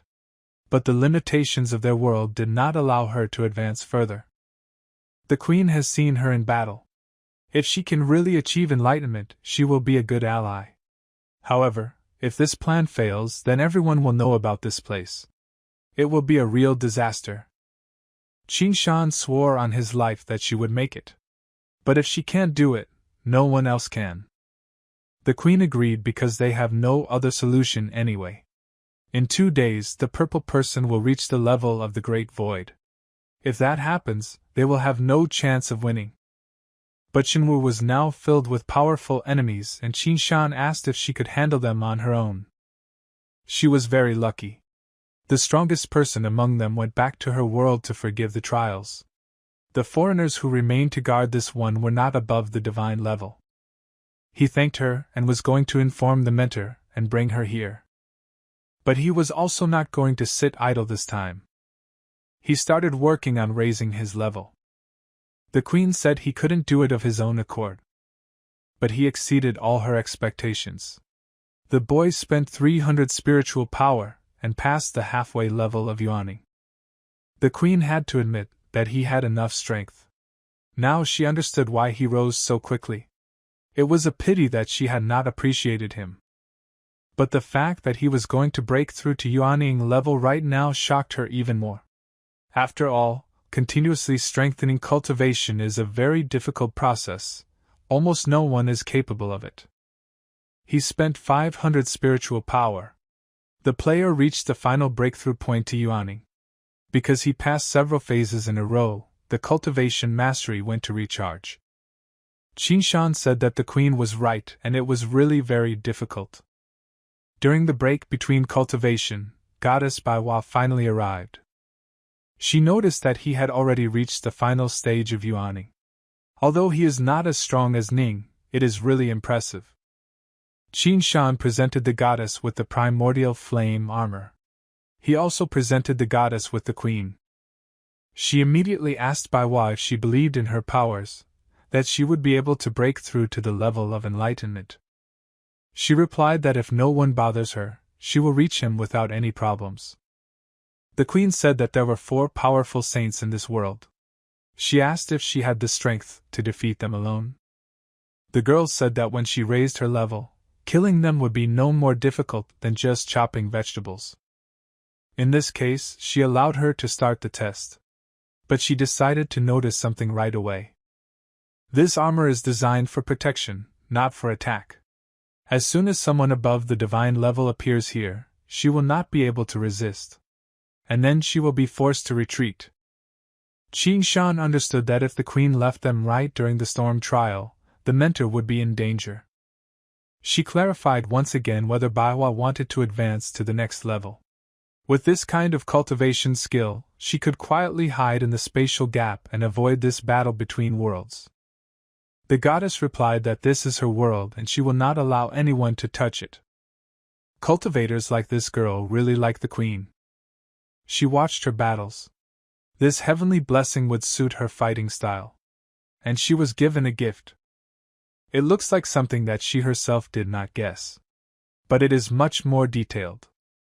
The test of the storm was beginning, and they should have left. Qin Shan was sure that with his mentor's power, she would pass this test with ease. It was difficult for the queen to say yet, because it had just begun. When the thunderstorm mixed with the windstorm, she would have problems. Qin Shan believed that the queen had not yet fully grasped Manhwa's skill. And he was not only talking about her cultivation. Meanwhile, cultivators from another world noticed the storm test. Judging by the power, someone was trying to break through to the enlightened level. She ran away under cover to raise her level. It didn't matter to them, the main thing was that this fish pecked at their bait. They were going to report this to the masters. Their leader ordered them to go to the test site and attack it. If they could destroy it, they would get a promotion. They thought they shouldn't even bother their mentor about it. Meanwhile, the most dangerous stage of the test began lightning. If it hits a living being, it will destroy its body and soul, leaving no chance for revival. Manhwa assumed that she would probably have to try her best. She had never seen a thunderstorm before to be able to change her form. The storm began to take its physical toll. Everything became more interesting. The Queen of Burning Armor sensed the strangers approaching. They were going to attack while this trial was going on. This was the perfect chance to destroy her. It was bad because their power is at the level of saints. The queen asked not to panic because it was just divine level. She ordered a sea of swords to destroy these trespassers. And thousands of soul swords were immediately directed at them. They just had time to notice how something was approaching, and after that their bodies turned into air. Qin Shan said that her strength was really impressive. She got rid of them in an instant. There was nothing special about it for her. However, his master would now face a more dangerous opponent. Manhwa felt that it was getting windy enough. She assumed that it was the turn of a wind hurricane. The wind formed into a physical body and tried to convince the goddess to go with her to the world of demons. She promised to envelop her with a true blessing. But she clearly replied that she was not interested in their demonic power. And as a result, thanks to her persistent character, she managed to repel the attack. The queen was also impressed by such willpower. She assumed that the goddess would pass the test of the storm without any problems. The queen felt a very powerful aura. It was two purple-robed human servants. The level of divine blessing. They are already nearby. They outwitted the queen. They ordered the rest of the cultivators to retreat, and they penetrated through the protection of the spirit weapon themselves. His mentor still needs 15 minutes. But this will be enough for them to destroy her. Although the queen can command a sea of swords, she is still only skilled in defense. She will not be able to destroy the blessed cultivators. Qin Shan did not understand why it all happened at such a crucial moment. He didn't stand a chance even against two blessed enemies. But even if he dies, he must protect his mentor at all costs. He chose the second option for completing the mission. It was to find a way to win or survive. Qin Shan asked the queen if there was any way to transfer control of the Sea of Swords to him. He wields such a weapon quite well. But it is a woman's armor and unfortunately he cannot wear it like a man. He said he didn't need to dress her up. He wanted her to just release the full power of the swords. She can do this, but if she awakens all the spirit swords, she will completely use up her power reserve. And without her master's sword, she will not be able to attack these cultivators. The boy asked her not to worry because he had a plan. The soul summoning technique was not very strong, but they were dealing with a sea of swords. If the souls of cultivators who died agree to return and help them, this technique can defeat even blessed cultivators. He asked their sword and Aryke to give him their power. He was the same cultivator as their past masters. The enemies of this world that had killed them had returned again. Qin Shan promised that he would fight with them until his last breath, and asked the swords if they agreed to help him in this. Meanwhile, two subordinates of the Purple Man were already preparing for their attack and analyzing the situation. First, they were going to destroy Qin Shan and went to meet him. When they approached him, they immediately asked how he saw his death. And after he was done with him, he promised to deal with that girl in the middle of the storm. Qin Shan signaled that they could begin. The queen pointed out that he would only have one chance, so he should try his best.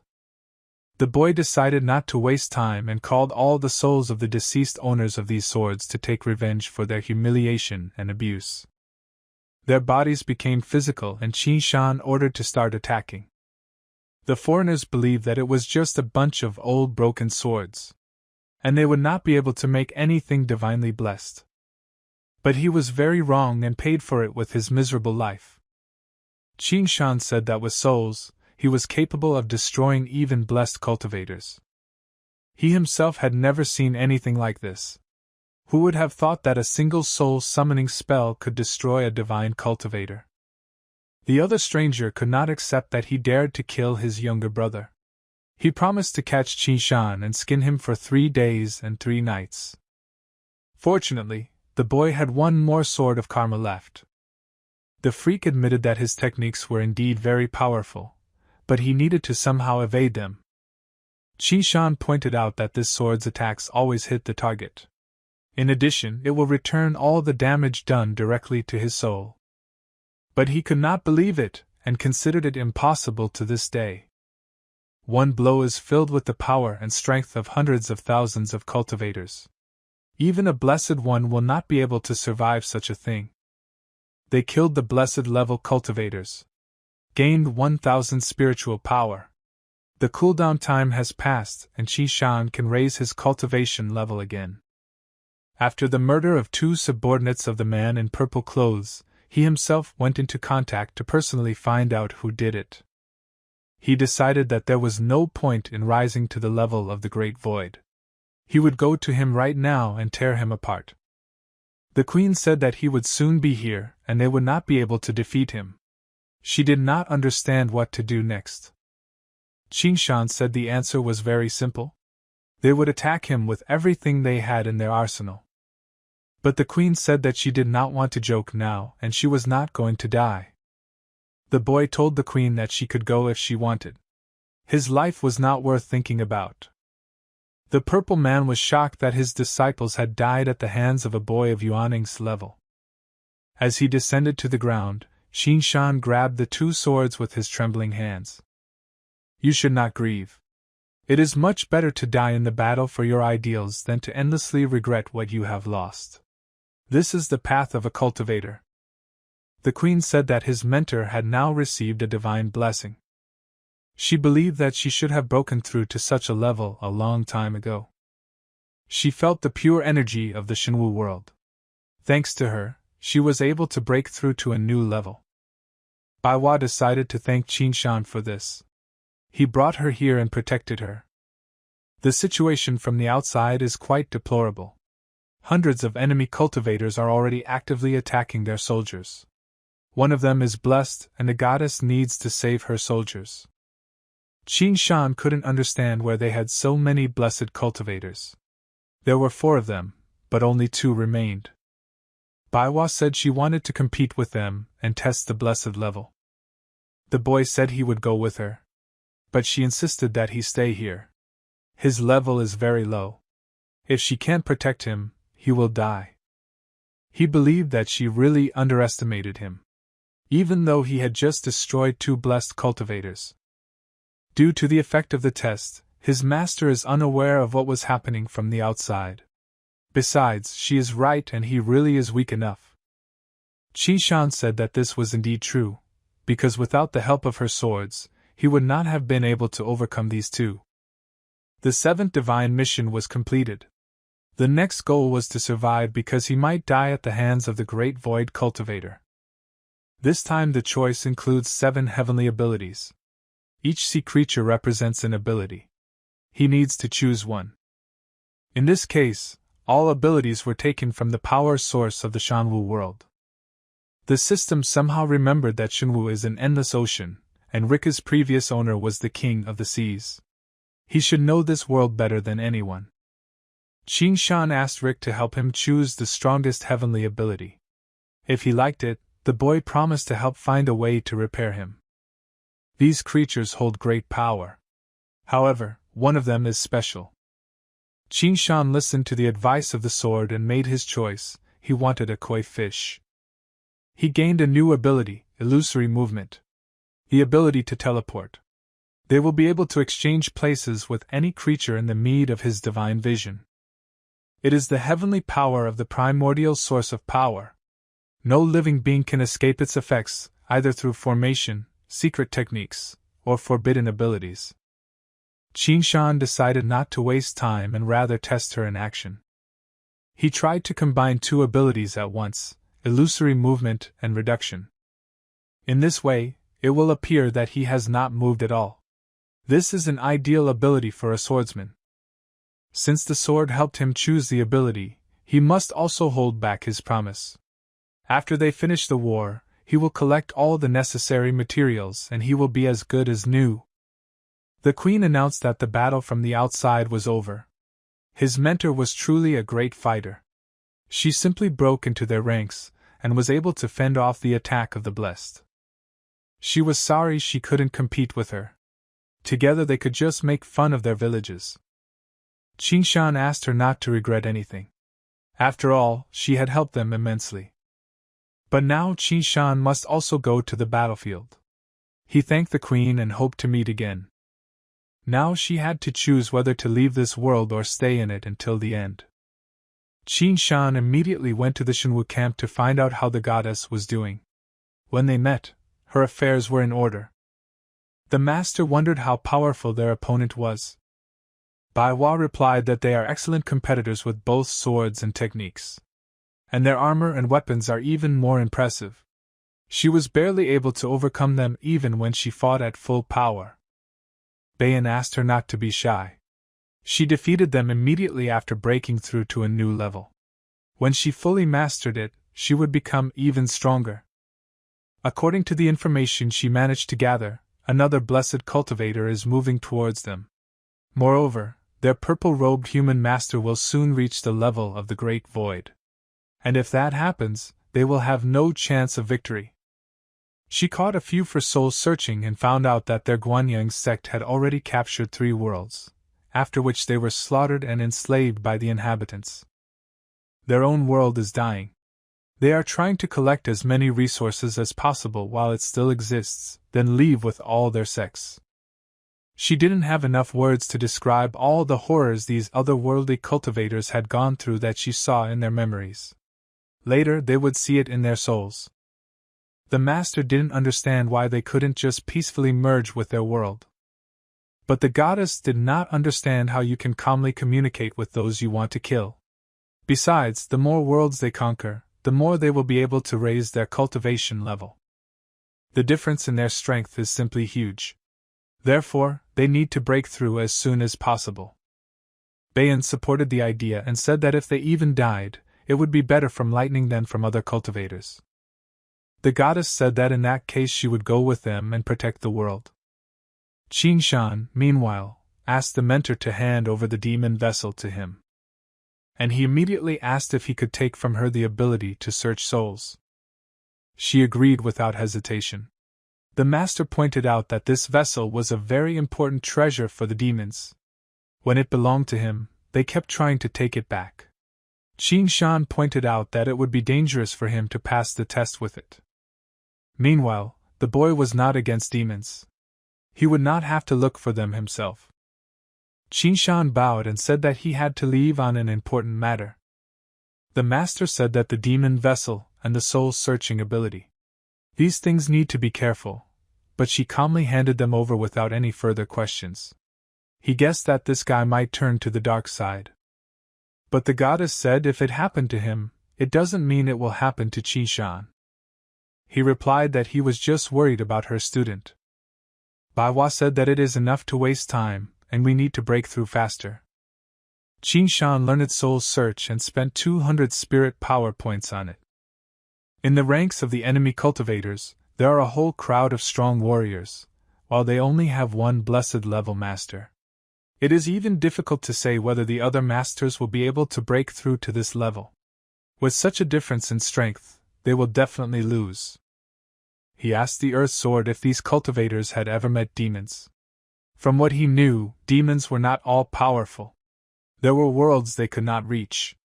In addition, some worlds had strong defenders that prevented demons from even get closer.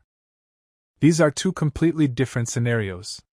And he needs to know which one he belongs to. They don't have much time. They need to find out quickly before the purple Labdina comes to them. After thinking for a while, Qin Shan decided to take a chance. He used the stealth skill to infiltrate the alien camp. Its enhanced version is really impressive. They don't even suspect his presence. They discussed that the blessed girl had fought well enough. One of them said that he has lived for 600 years and he has never seen such a beautiful lady before. Besides, she is also very strong. Their blessed ones even had to retreat. In any case, there was no sense in this. When the young master comes, they will all die. Qin Shan couldn't stand it, and used illusory movement to appear unexpectedly in front of the strangers. He introduced himself as a disciple of the master whom they had just insulted with their mouths. Qin Shan didn't even wait for an answer from the man, but simply blew his head off. His friend saw that they were attacked and was going to inform the local guard as soon as possible. But Qin Shan used a shrinking technique and grabbed him by the throat so that he couldn't say a word. This man's hat even flew off. Then Qin Shan began to demand from him to tell everything he knew about the situation and their plans. It was clear that he himself would not want to say anything, and for this Qin Shan used the soul-searching technique. The purple-robed man was now in a world where the blessed and catastrophic cultivation level were slightly above average, and only the great void level meant true strength. In their world, the strongest cultivators have reached the level of Jibril. He is above the great void. There were only 5-6 people who possessed such strength. Such a powerful world was swallowed up by an unknown demonic god. These great cultivators were insignificant ants compared to him, which he trampled in an instant. When Lu Xiang, Shenwu's strongest cultivator, was able to punch a hole in space, he attracted the attention of this god. Lu Shen was very wounded and barely managed to escape from there by using a secret technique. But he did not notice that the father of the man in purple clothes was nearby. This person attacked Lu Shen from behind and finished off the great cultivator. After that, the magic items passed into the purple person's hands. The Shenwu cultivators mistakenly believed that the purple man was the same Lu Xiang and summoned him to this world. This is how it all began. The Guanyang sect is divided into 2 parts. One is supporting a great elder who was badly injured during the battle with the Demon King, and the other is the father of the purple-robed man. As the end of the world approached, the conflict only increased. The eternal disputes of the 2 clans added fuel to the fire. The purple man's father is preparing to pass the test and reach the level of Jibril. When he succeeds, no one will be able to oppose him in any way. At this time, the purple man began to prepare to break through to the level of the Great Void. And at the same time, he sent people to capture their world in Shenhua, so that there would be somewhere to run when the end came. He created a special formation to allow him to move between the 2 worlds calmly. And it will stop working after the destruction of all living things in one of them. But right now, he only has one part of the formation, while the other is with the Shenwu formation masters. That is why the enemy cultivators had problems with moving between worlds. Qin Shan finally learned the truth. In addition, he received a lot of useful information. And he can be sure that they did not meet with demons. And this means that they do not know how to fight with them in a real battle. Now he needed to get to the teleportation formation in the Guanyang sect. Thanks to the illusory movement, he managed to get into the middle of the camp of formation masters. He said that he was sent by the command and asked where the formation was. The man began to get nervous and did not understand how he managed to get inside and pass through all the security. This time, too, there was no need to waste time and Qin Shan used soul searching again. As a result, he found a hiding place and found a formation there that allows him to move between worlds. Once activated, it will help Shenwu cultivators return to their world. Now everything was ready and it was time to act. Qin Shan began to ask the sword to protect him, because he wanted to start a trial. But the Earth Sword said that this test would take 1 day and 1 night. It was the most time-consuming test of all. Moreover, they were right next to the enemy camp. Qin Shan said that he was not going to go through it completely. He just needed to meet one special friend. Qin Shan's spiritual energy was sensed by the demon who was about to feast on it. But the earthen sword was on guard and immediately rushed to the defense.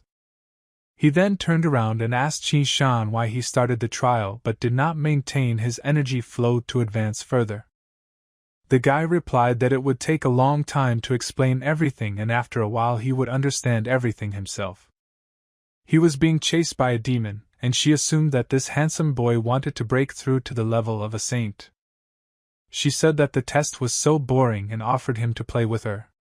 She promised to show him a whole bunch of different tricks. She assured him that it would not hurt, and he would like it very much. The sword was already ready to destroy this demon, but Qin Shan asked not to kill her yet. He turned to her and asked her not to be afraid, because he just wanted to make friends with her and talk a little. She was very embarrassed and asked what he wanted from her. He knows that their ruler is like their saint, and he has requested a meeting with her. The demon thought that he had gone mad. Why would he meet with the ruler of demons? He said that he sincerely wanted to meet her master with no ill intentions. She asked him what this meeting was for. Because she needed a good reason to persuade her to come here. Otherwise, she would think she was just being bullied and then tear her soul apart like a piece of paper. Qin Shan took out the demon vessel and said that this should convince her. The demon said that she would go to the landlady right now and tell about his message. Earth Sword guessed that he wanted to team up with the demons to destroy the enemy cultivators. But the boy replied that he only needed one of them. These demons were far from their world and it was not known whether they should be trusted. He said that it does not matter. After all, whoever dares to take over their worlds will die by his hand. 2 demons have already arrived and most importantly, they were interested in where the vessel of demons is. Qin Shan asked why the hostess herself did not come. She replied that due to the laws of emptiness, the world would not be able to withstand the divine power of the hostess. She came as her representative. The guy needed to know if she could make important decisions. She replied that she couldn't, but she would definitely convey all his words to Mistress. It was very rare for human cultivators to call upon them, and they usually did so for the sake of strength. But Qin Shan was obviously different. And she asked why he wanted to meet the hostess. He replied that he wanted to sign an agreement about killing a great void-level cultivator and the subsequent destruction of his soul. That is, they understood that he wanted their queen to destroy the enemies of Qin Shan. But even their mistress would have to sacrifice a lot to kill such a creature. The boy said that the risk would be minimal if he appeared in the demon world. They assumed that he wanted to send him to their world with the help of a vessel. This is possible. After all, their world is cut off from another galaxy. No one except demons is capable of leaving it. However, the cultivator of the Great Void is incredibly powerful. Without a decent payment, the hostess will not take such a risk. The boy repeated to them that it was a deal. That cultivator was in a world where demons had never existed. Cultivators there don't know what they are, and therefore don't know how to fight demons. The whole world will be given to them as food. To confirm his words, he said that their military camp is very close and they can see for themselves. If everything he says is true, then they will be able to get one step closer to cooperation. In that camp are the blessed cultivators. Qi-shan was satisfied. Now they would see if their enemies could stand up to the demons or not. As the demons approached their camp, they heard the foreigners discussing the cultivators who had managed to injure them. They were talking about Manhwa. This girl's aura was very unstable. It was obvious that she had only recently attained this level. But even so, she was able to injure him. One of the best blessed. The demons realized that this guy was the strongest blessed level cultivator in this camp. He was in a bad mood and asked who they were and why they came to him. The girls said they had come to serve him. They started caressing him and hoped that he would like it. He hugged them and started laughing. He also added that he hadn't had so much fun with girls in a long time. The girls couldn't believe that the blessed ones were actually so stupid. They probably really didn't know anything about demons. They made him drink their special substances and prepared to feast on his body parts. They were convinced that the soul of the blessed one really has a very good taste. Qi-shan followed their actions. They cleared their way to the very entrance of the camp. Only 2 demons were able to deal with the entire enemy camp. They probably really don't know how to fight them. The girl said that she understood what the deal was about. He wants to use her, but she will allow it. The taste of the divine soul is simply wonderful. Too bad they couldn't find a formation that connects their world to this one to find out where they live. Qi-shan replied that this information was part of the deal. And he will add to this a vessel of demons. After that he asked if they would help him. They were really very curious and asked what he wanted in return. He replied that he wanted them to kill that void cultivator. Even their master would have to use a large amount of resources to battle such a strong enemy in their world. Hundreds of demons would die. Qi-shan said that some casualties cannot be avoided. After all, this is a very serious opponent. But for such a favor, in the future, his whole world will belong to them. Since ancient times, demons have always tempted the human race. But today man is really trying to tempt the demon. The girl said that she understood all the conditions and now she needs to go back and discuss everything with the hostess. Qi-shan was expecting good news. At the end of the conversation, she asked if he did not want to be reborn as a demon after his death. It would be a shame to use him as fodder. If he is reborn, he will be able to receive a generous reward from the mistress. Qi-shan thought that after death, people fall into the 6 paths of rebirth. Why should he become fodder? The demon said that he really doesn't know anything and gave him the demon bells. She felt that this world will change soon. If something happens, she needs to ring these bells. Then she can find him anywhere. He said he would definitely use them if needed. She said that this vessel was so sacred that it possessed its own soul and asked if he knew what he was singing about.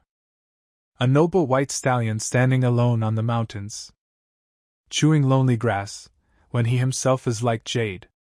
The guy began to think that she was trying to seduce him. Qi-shan was convinced that they really did not miss any opportunity. He decided that it was time to find out what was in this vessel. The sacred object of the 6 worlds of desire. It spawns the demons of sin, soul, death, anger, and destruction. This item once discovered the ability to teleport to the demon world and Qi-shan has it available, so he decided to learn this skill. He did everything he could. All that remained was to wait for the decision of the ruler of the demons. The boy returned to his camp and noticed something strange, and immediately approached Manhwa to inquire what had happened. She replied that Bian managed to raise his level, but Xian unfortunately did not. Of course, Qi-shan knew how dangerous it was to be promoted to the blessed level, but he didn't even think that Xian could die so easily. Cultivation is a very difficult art. But if you don't practice it, others will also die. The man in purple is being tested, but it was not clear who controls the rain of fire. 2 girls. Although they cannot use techniques and magic, they are certainly able to use a special artifact. Qi-shan thought that the purple person might have destroyed their world and appropriated it as a servant. He wanted to meet these girls and talk to them personally. Manhwa said that it doesn't make sense. These girls are under the influence of a strong banned spell, which has completely subjected them to the will of the Purple Man. There is nothing they can do about it. Their emotions and words, he saw in them a sympathy for this world. Qin Shan assumed that they simply do not know something. The Great Void is an incredible power. They need any power they can get. The goddess was pleased that he was thinking about it in the field of swearing. She personally agreed to take him to them. He also told the mentor that he had something else for her. He asked the master for permission to help support their sex prestige. Cha-Cha asked if there were worthy monks among them. The boy answered that there were. Then she asked him to call her to see. Qin Shan told the mentor that it was time to invite Master Benyang. The monk was shocked when he saw this majestic treasure of his sect in front of him. But the bull said that he was a little old. Being a descendant of the Buddha, he will have to go on a journey with the cup. She asked if he was ready for this. In a world full of suffering, he must protect all living beings along with the cup. He replied that he was ready for this. The world is on the verge of destruction, he will have to destroy the monsters along with her. Beiyang said it was unsurpassed, and thanked Qin Shan profusely. If it helps him become stronger, then it is only better for everyone. Qin Shan only wanted to ask to protect the mentor on the battlefield. But she insisted that she should not worry. Manhwa called the boy. It was time to meet those girls. As soon as they saw Qin Shan on the horizon approaching them, it seemed very similar to the master in his youth. The boy asked if they were really the handmaidens of the man in purple clothes. They answered that they were his servants. And they asked the guests if they had come to betray their native world and bow before their master. The young master was merciful to those who surrendered as prisoners. They could become his slaves. Qin Shan said that they don't want to join them, instead he plans to destroy him with his own hands. They began to laugh and were amused that the guests had mystical goals. But her sister asked her to calm down, and told Qin Shan that their master would return soon, and with their strength they would not be able to win. But the guy showed that he is serious, and has several trump cards in his hand. She replied that no matter what they planned, they had no chance against his power. There are many outstanding fighters in the Guanyang sect. The Supreme Elder is at Gabriel's level, and the young master's father will also reach him soon. They destroyed her world in an instant. Even the strongest cultivators of the catastrophic level like her were captured. Therefore, they had no chance of success, she was sure of that. Qin Shan understood that the fact was that they did not even want to resist them. It was just that the enemy was so strong that it drove them to despair. They planned to destroy not only the Purple Man. Their target was the entire Guanyang sect. The boy had a plan to destroy him and break the connection between their world and this one. It didn't matter how strong their sect was. There was nothing they could do. He would not have risked his life like that.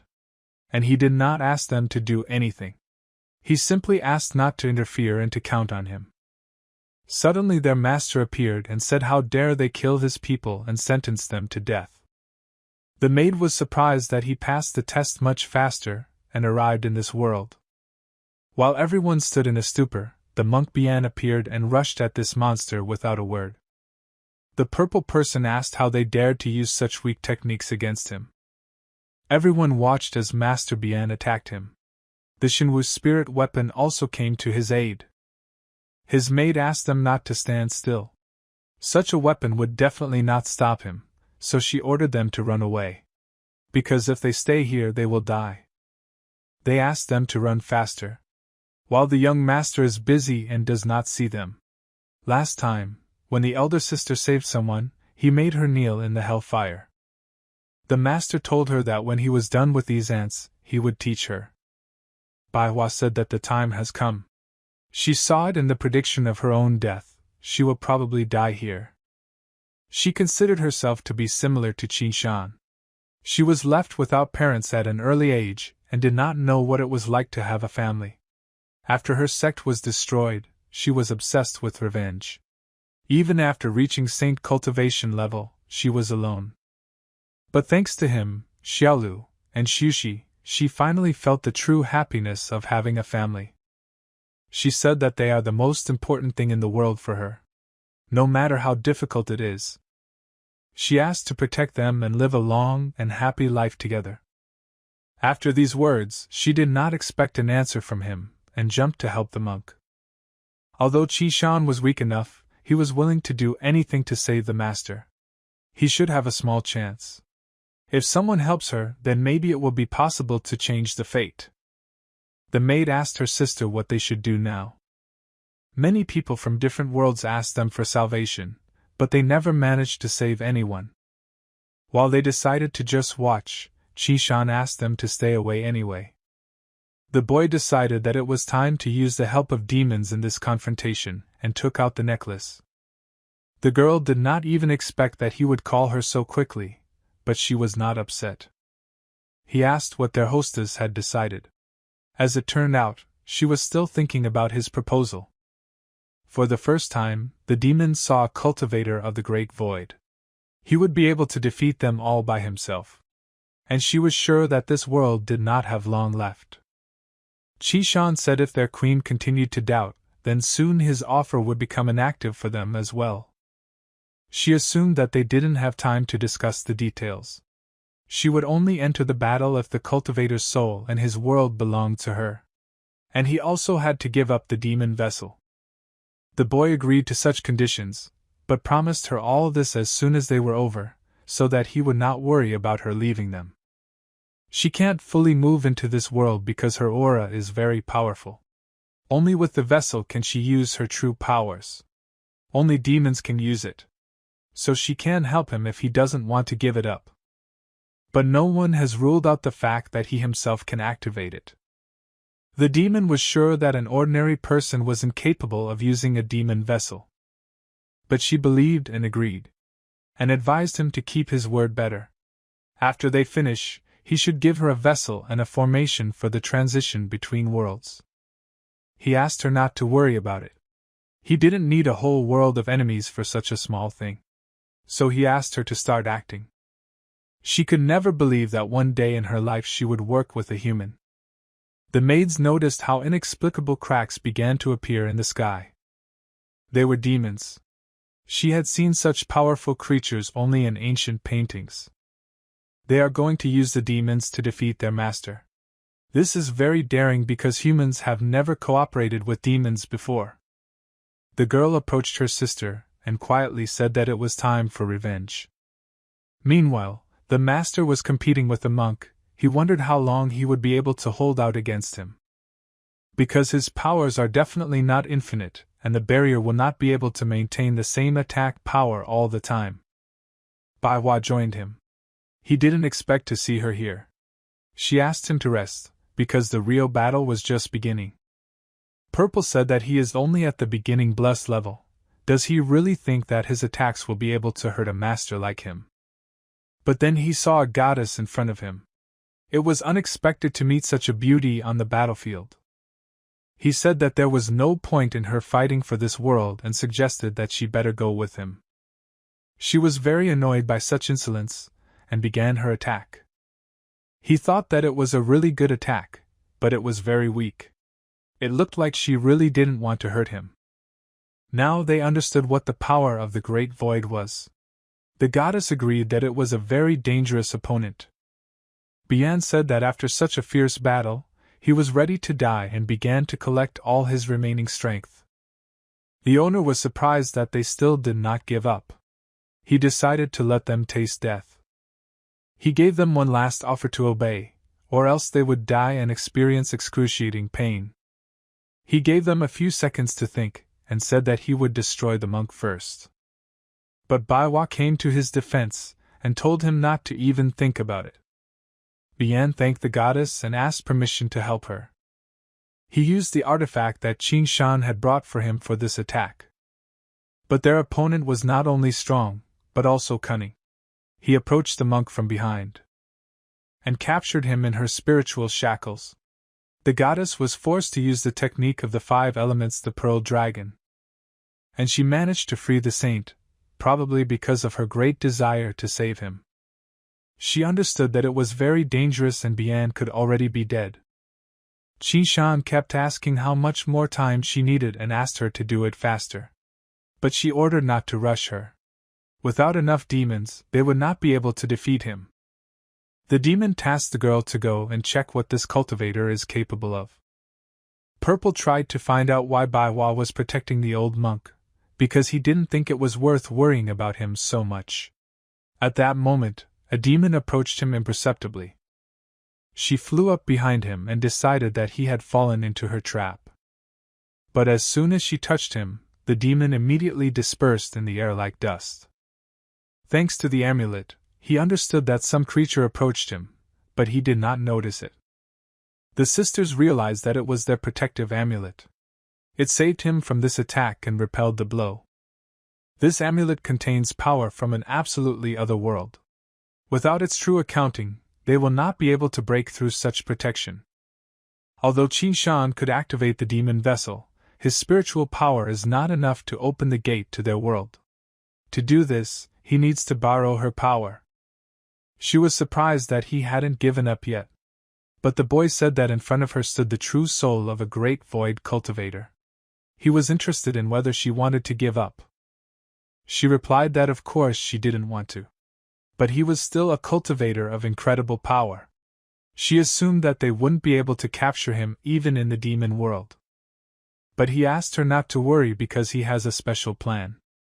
Purple wasn't going to pity them anymore and launched a powerful attack at the monk. Then he told the goddess that he was giving her one last chance to become his servant. If she refused, she would face a fate thousands of times worse than death. He felt the aura of the Six Paths' heavenly ability. He needed to prevent himself from using it. He wanted to make her his. But he will probably still be forced not to leave her alive. He got tired of talking and activated the five-element heavenly ability. Baiwa watched all this very carefully, and could not believe that her death was in front of her. Purple said if she didn't have a skill capable of harming him, then there would be no need to kill her. But at that moment, his aura dissipated around the girl and divine armor appeared on her. The goddess thanked her for coming to help and asked what she was doing here. Bronya replied that she would compete with her, because this is her task. Baiwa asked her if she can hold on, because she believes that only her new ability can kill him. He told her not to count on this armor, and that she would be able to fend off his attacks with it. He started to do that attack again, but the armor said it would take that part on itself. Meanwhile, the maid sisters were discussing how this girl was able to learn such a powerful heavenly technique. The other girl replied that it was nothing, because they also had similar skills. But the young master still overcame her. However, things were different now. If she could use the Six Ways ability, it would definitely kill him. And it doesn't matter how strong the young master is. He still has to be careful. He is opposed by demons, divine armor, and the ability of the Six Paths. This is their only chance to save themselves. Chuchin said she would help them, and Vanner asked her to stay here. If she didn't succeed, she would still be alive. But Vanner replied that it was better to let her body be torn into thousands of pieces than to live in eternal despair. Then Chuchin offered her to fight for her freedom together, as sisters. They were tired of their shackles and began to break free from them. Sungshan said that they were lucky that the divine armor protected the goddess, otherwise she would have died. The two sisters also came to help them. The chances of victory increased. All that remained was for them to enter the battle, and the boy asked how much longer they could expect help. The demon said that she is not in her world, and there are no other living beings nearby. In addition, she does not have any source of divine power. Divine power is the primordial energy that exists in every living being. The power that comes from the soul itself. Singshan couldn't believe that divine power and spiritual power were the same. The source of any power must represent a certain kind of essence, and absolute power must possess its own unique characteristics. The demon replied that the gods used to call her spiritual power, but now everyone calls her divine. The boy said that he had divine power, and asked how much more she needed. She needed at least another 500 units to speed up the process. However, a Yuaning level cultivator could only offer 200 at best, and if Qin Shan gave it all, he would die. He asked her not to worry because he was a special cultivator. He had 7,900 units available, and asked the system to give him 600 spirit units. She was shocked where he got so much divine energy from. After all, it is the power of saints. After a few minutes, the equipment was ready. This was a miracle of divine power, which is able to rewrite laws and replace them with its own. This is what demons are looking for all their lives. Qin Shan said that it was their time to enter the battlefield. Purple decided to give the goddess one last chance to change her mind. He promised to treat her well. She will be the only survivor from her world. She asked him not to think badly of her because of her refusal. Just his appearance constantly makes her sick.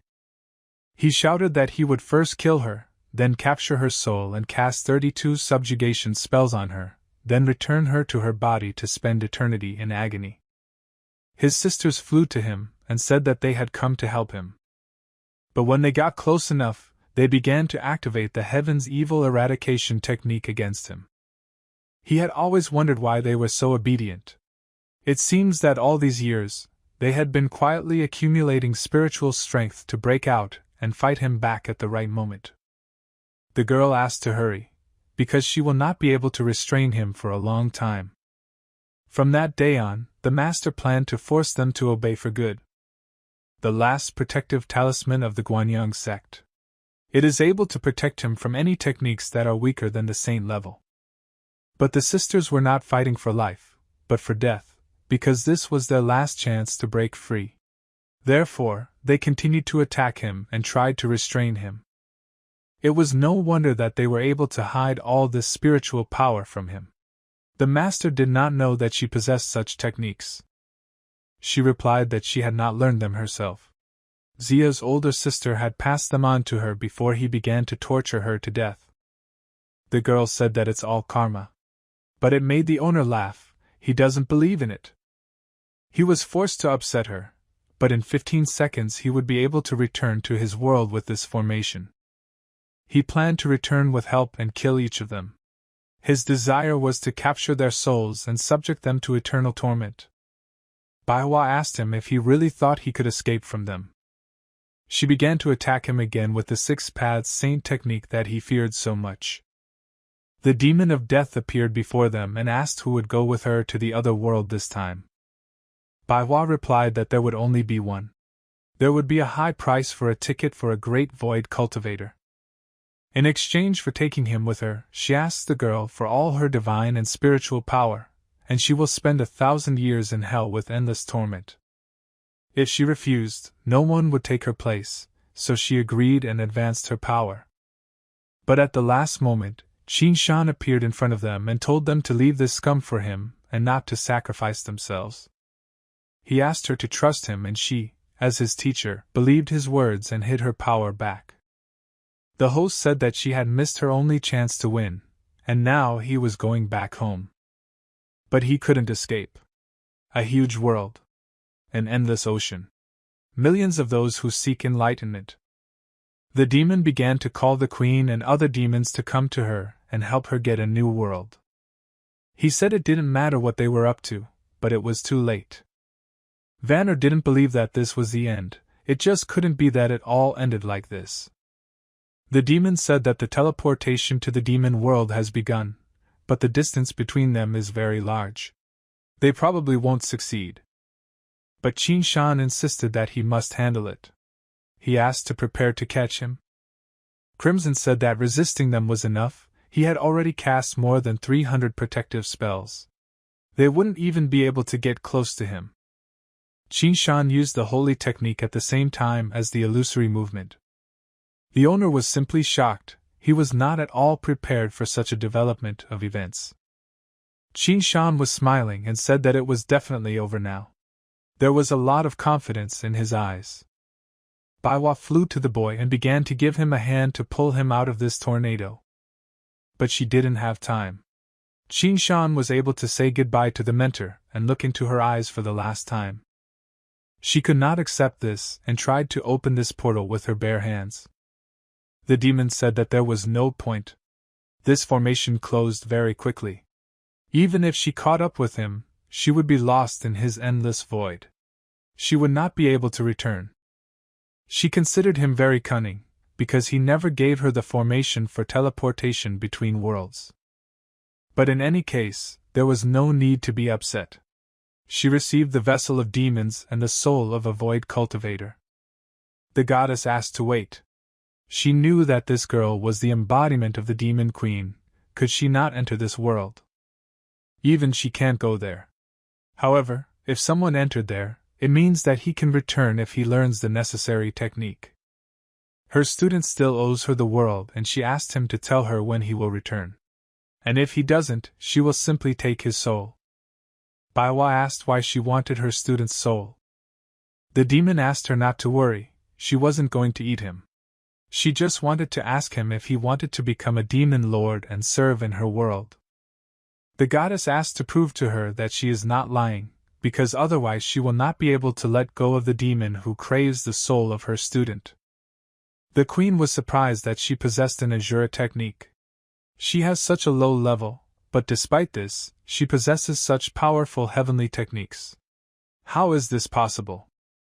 She asked to stop and said that she would prove. This girl was very persistent.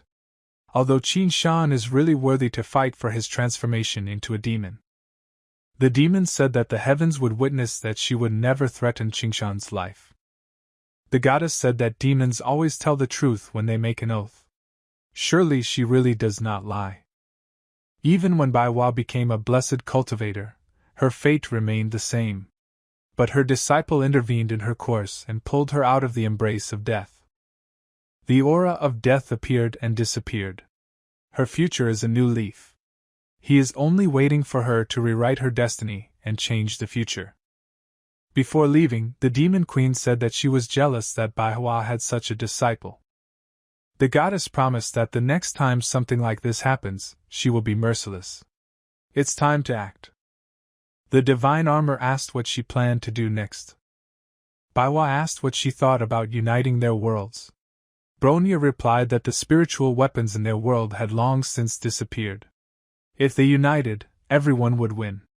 Some would get spiritual weapons, and others would get new masters. This is a very good idea. Also, in the world of spiritual weapons there are many different techniques and secret knowledge. Thanks to them, you can break through to the level of the Great Void. Chasha said that she has magic that can unite the worlds. Therefore, she asked to leave it for her. Manhwa has gained experience from these battles and must go train to further raise her cultivation level. The monk said that it would take a little time for her to break through to a new level again. He had already begun to feel ashamed of her wisdom and talent. But he said he won't do it because he's too old. The goddess asked the armor what she planned to do next. She replied that from the moment she put it on, Manhwa became its owner. In this case, the goddess decided that they would go to train together. In the meantime, the sisters along with Qin Shan moved to another world. He used the illusory transfer to send the host to the demon world with the help of their ruler. Everything was really like that. The demon world is isolated from the entire galaxy. They won't let him go so easily. Qian is doomed. Qian got to a place where his inevitable death awaits him. They were very happy that he would finally die. Qi Shan realized that it seemed to be very important to them. They told him the story. How their parents had died at the hands of Qian and his father. Guanyin had invaded their world and absorbed it completely. Their cultivation abilities were shut down, and they were made maidservants. This life was worse than hell. They thanked Qi Shan. Even if they were destined to die soon, they promised to find a way to thank him. He assumed that after the teleportation was over, they would have to fight the entire sect. He is not a disciple of the Guanyang sect. They will attack him as soon as they plan to take revenge and should not expect mercy. The girls asked him not to worry. When they arrive at the place, they and their sister will use a deadly technique to attack them. And he will be able to escape during this chaos. Qi Shan replied that he could not let two young girls die. There must be another way. They definitely wouldn't be able to compete with the strong Guanyang cultivators. But they had to figure out how to avoid the battle. An idea came to him. He asked the girls to tell all about the family ties of the Chien family for the past 3 generations, as well as his close acquaintances. And everything he had ever done, he said, for his favorite food and even his sleeping position. He asked to talk about the types of women he likes, his favorite killing techniques, and his reputation in the sect, as well as specifics. Ideally, he also wanted to know the history of this world and the position of the clans in the sect. They listened to him very attentively, but did not understand why he was doing it. The boy said that he was going to become a Qian. Although he looked like him, the girls assumed that he would be revealed immediately. Qishan hoped that with a little disguise, they would be able to fool them for a while. Qian's father is currently undergoing a storm trial to Gabriel's level. He won't be able to deceive him. But the boy said he has a plan. They gave him a scroll in which everything he needed to know about Qian was written. From the very first day of their slavery, they wrote down all the information about him and prepared to take revenge. Qishan said that they did a good job, that was already half the battle. The boy received a notification that he had completed his fateful mission and received the title of God of War. Now he can return to the human world at any time. Now only Wusan knows about these worlds, and if he kills him, he can protect them. The girls said that they would soon arrive in Guanyang, and he would not have time to disguise himself properly. If all else fails, they are ready to fight to the very end, if only Qinshan can escape. He decided that he should not be in such a hurry and asked the system to return him to the world of people. The boy met with the goddess of justice. He thought that although the game of the immortals has already come to an end, they will soon face new difficulties. He must finish all the missions available to him before the arrival of the monsters. Qishan asked where Zhang and the rest of his team were now. The goddess replied that Zhang was planning an assassination on the territory of the Holy Church. Liaosu and Fei Li went to the bar. Qishan thought they were both crazy, and how could they be in the mood to drink at such a time? While he was gone, the goddess received an urgent signal from Seraphim. According to him, Suzy went beyond the Arctic Circle. After that, she lost contact with her. The girl looked at the photo and analyzed Qishan and Anna. The girl has a secret technique, reached the 5th level of elementalist earlier than her, and also has blue blood. She was superior to Suzy in everything, and it embarrassed her. An assistant came to her and told her that a package had arrived from the master of Qinshan. Inside was a letter and several other items. She understood that he had not forgotten about her. He wrote her to drink the elixir every 3 days. In the scroll, the cultivation technique was written. He insisted on training and asked her to concentrate on raising her level. Trouble is coming and she must be able to defend herself. Brother Wen approached her and said that they had arranged a real banquet especially for her, in honor of her arranged marriage. All the noble and talented boys of the 9 families had gathered for her sake. And he said that they would not be able to start without the main star. Their family only wants to hold this wedding for the resources and influence of other families, but they have forgotten the most important thing. If they were really strong, then they would not need a wedding for the sake of temporary power. When asked her not to say such a thing and told her to go dance with his friends, they were waiting for her. But she refused and decided to look for her grandfather. He said he was trying to be nice to her, but she was getting into a fight. He added that if she left now, he would sell the girls she had secretly rescued into slavery. Suzy pointed out that he wouldn't be able to control her just because she saved several townspeople. Wen replied that if she had been obedient, he wouldn't have had to use such measures. She reminded her younger brother that she was a 4th-rank elementalist. The girl wasn't going to let him do whatever he wanted. Does he think she won't harm him just because he's her brother? And in order to confirm her words and not be a liar, she hit Venya in the face. She said that from now on she was not going to tolerate threats anymore. There were rumors in the mansion that she had beaten Venya. There was nothing wrong with it if they wanted to beat him up. But it had to be done in private. She wouldn't be able to get married if anyone found out what she was capable of. Susie didn't understand why she should marry someone from the 9 families. Qin Shan is the chief engineer of the Federation. Even Princess Orlanka couldn't resist him. Why can't they accept him? She was asked to forget about Qin Shan because it was necessary for his personal safety. Otherwise, the 9 families would not spare him. Her grandfather now has to announce the future offspring. She was asked to keep quiet and not say anything stupid. They went to the father, and he said that he could hear death coming to him. Now it's time to choose the next head of their family. The son was already waiting for him to call his name, but he called his granddaughter Susie and said that now she will be the head of the family.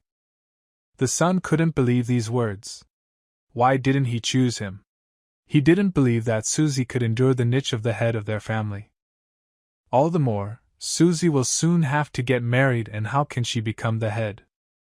He asked to leave it to him and promised to make the family the greatest among aristocratic families. Grandfather asked Susie what she thought about this. But she did not know what to answer. As her father said, if she refuses, she will have to play the wedding, there is no other option. Moreover, according to the rules, the direct heiress of an aristocratic family must marry only noble descendants of other families. But she assured her grandfather that she has a person whom she appreciates very much, and she does not want to marry. The 9 families have one secret that they have kept for hundreds of years. Such marriages are necessary so that the families can always look out for each other. If she continues to insist, the secret will be in danger. She did not understand why this was happening to her. She had only one choice. Strength, not her happiness, is her destiny. She guessed that Qin Shan was right. She is so weak that she can't even control her own destiny. How can she help him in this state? She must become stronger, and replied that she is willing to sacrifice everything for the sake of the Su family. As long as their family exists, she will do everything to make it the greatest. He knew he had made the right choice. For these 20 years, she was the only person who possessed real leadership qualities. But the son was against her becoming the head. He believed that in this way she would destroy their family. 9 heads of families stood behind him, and they ordered him to obey the order of the head of the family. He asked her to come to him and said that he was putting the Su family in her strong hands. She began to feel the power filling her. She was dressed in special clothes and told that they would now go to the end of the world to complete the imitation ceremony. She asked to be given some time to say goodbye to her grandfather. They asked her to hurry, and said they would wait outside. Susie admitted to her grandfather that she had lied for the first time in her life. She is not going to protect their family, and she is not going to help the 9 families. Because each of them lives in darkness. She can't let anyone tell her what to do. They flew to the Arctic Circle, and the girl asked why they did not fly further. One of the heads said that this was a forbidden area, and the inheritance ceremony required them to walk further. Many have tried to pass here to learn the secret of the 9 families. But all living things that get here without the mantles will simply die. They got close to the steel plating, but that wasn't all. They were approaching the center of the North Pole. Now they are right in front of the control panel of the ship. Susie tried to figure out what this could mean. Then she finally understood that this ship passed through the entire Arctic Circle. They came up close to the whole mountain from the stairs. There was a special pass for the print. They asked Susie to put her hand on the panel. She was nervous because it was her first time doing it. But as a result, she slowly exhaled and put her hand to the screen. She asked the heads what the buttons were for. They answered that when their planet is surrounded by a camouflage shield that hides them from space monsters, the green button activates it, and the red button deactivates it. That is why the Federation has never been attacked. After all, whoever dares to attack must be ready for a battle with a whole bunch of space monsters. He reported that a new heir had appeared and was waiting for a further order. She was told she could go upstairs and claim her inheritance. She was asked not to be nervous, because being the head of the family, the guardian would help her with this. However, she would only have one chance. Therefore, she was asked to use her grandfather's gift wisely. She went upstairs, and the higher she climbed, the colder it got there. She even began to think about whether she would be able to reach the top and not freeze or not. Susie felt some kind of energy, but it wasn't her own. Maybe it was a power that her grandfather gave her. And she had hope that everything will work out, and she is doing everything right. She climbed the mountain itself and began to ask if anyone lived there. She was not answered. But then a voice rang out from the house and she was called inside. A man in a robe was sitting in a chair and said that it was warm there. Thousands of years ago, he was a participant in the immortal game to gain eternal life and protect the 9 families from threats. He drank the elixir and turned into such a monster. But he did not ask him to feel sorry, because he is satisfied with his life. He guessed that she must have a lot of questions, so he offered to voice them and he promised to answer them gladly. Susie saw a large spaceship from outside. She asked if all the heads of families were from another planet. He replied that it was true and they were refugees who came to this world. And he did not talk about such threats as monsters, ghouls, and the game of immortals. He asked her to value her life. A real horror awaits her. Susie said that she came here precisely because of this. After all, she wants to become stronger. She asked how she can get the power of a level 5 elementalist. He took her hand and said that she did not like the power of Hudson. Her body pushed away the heavenly technique. She had already reached her limit and further breakthrough was impossible. He concluded that she would not be able to surpass the 4th level of air elementalist. But if she is willing to pay a great price and risk her own life, he will be able to activate the selection of the heavenly technique when she finishes her promotion. She said without hesitation that she was ready to pay. Even if she died, she would follow her path to the end. Her courage really impressed him, and he became interested in her personality. He showed her the real map of destiny. She combines all the wonders of this world. She is one of a kind. The girl asked why the choice of celestial equipment is a card. When she rises to the 5th level of an elementalist, her level of existence will completely change. The choice of celestial techniques will be manifested in the form of cards. At this level, she will begin to awaken new abilities. They will be divided by characteristics, and will appear in the form of cards, scrolls, and more. The power of the descendant is required to activate the True Fate card. She extended her hand to the card and a snake immediately appeared on her body. The items that Qin Shan had sent her appeared right in front of her. An unusual choice of cards. He had only heard about such in legends. The Serpent of Fate is very happy with its items. This card will lead her to a new life, where she will most likely die. However, if she manages to survive, everything will change. He once again asked if she was sure of her choice. To activate this card, he asked to channel his air power into it. He could never have thought that he would be able to see something like this with his own eyes. He wanted her to escape death and survive. She appeared in the water in a completely different world. She discovered the secret of time and space. The mission of a closed test to survive or die. The mission requirement is to survive for 12 hours. The game does not contain energy for survival. The player must find a way to survive the next 12 hours. After the game of immortals, this trial looks like an ordinary walk on the sea for her. Now she was much more interested in the motivation of the other player. The monster the system warned her about in its message.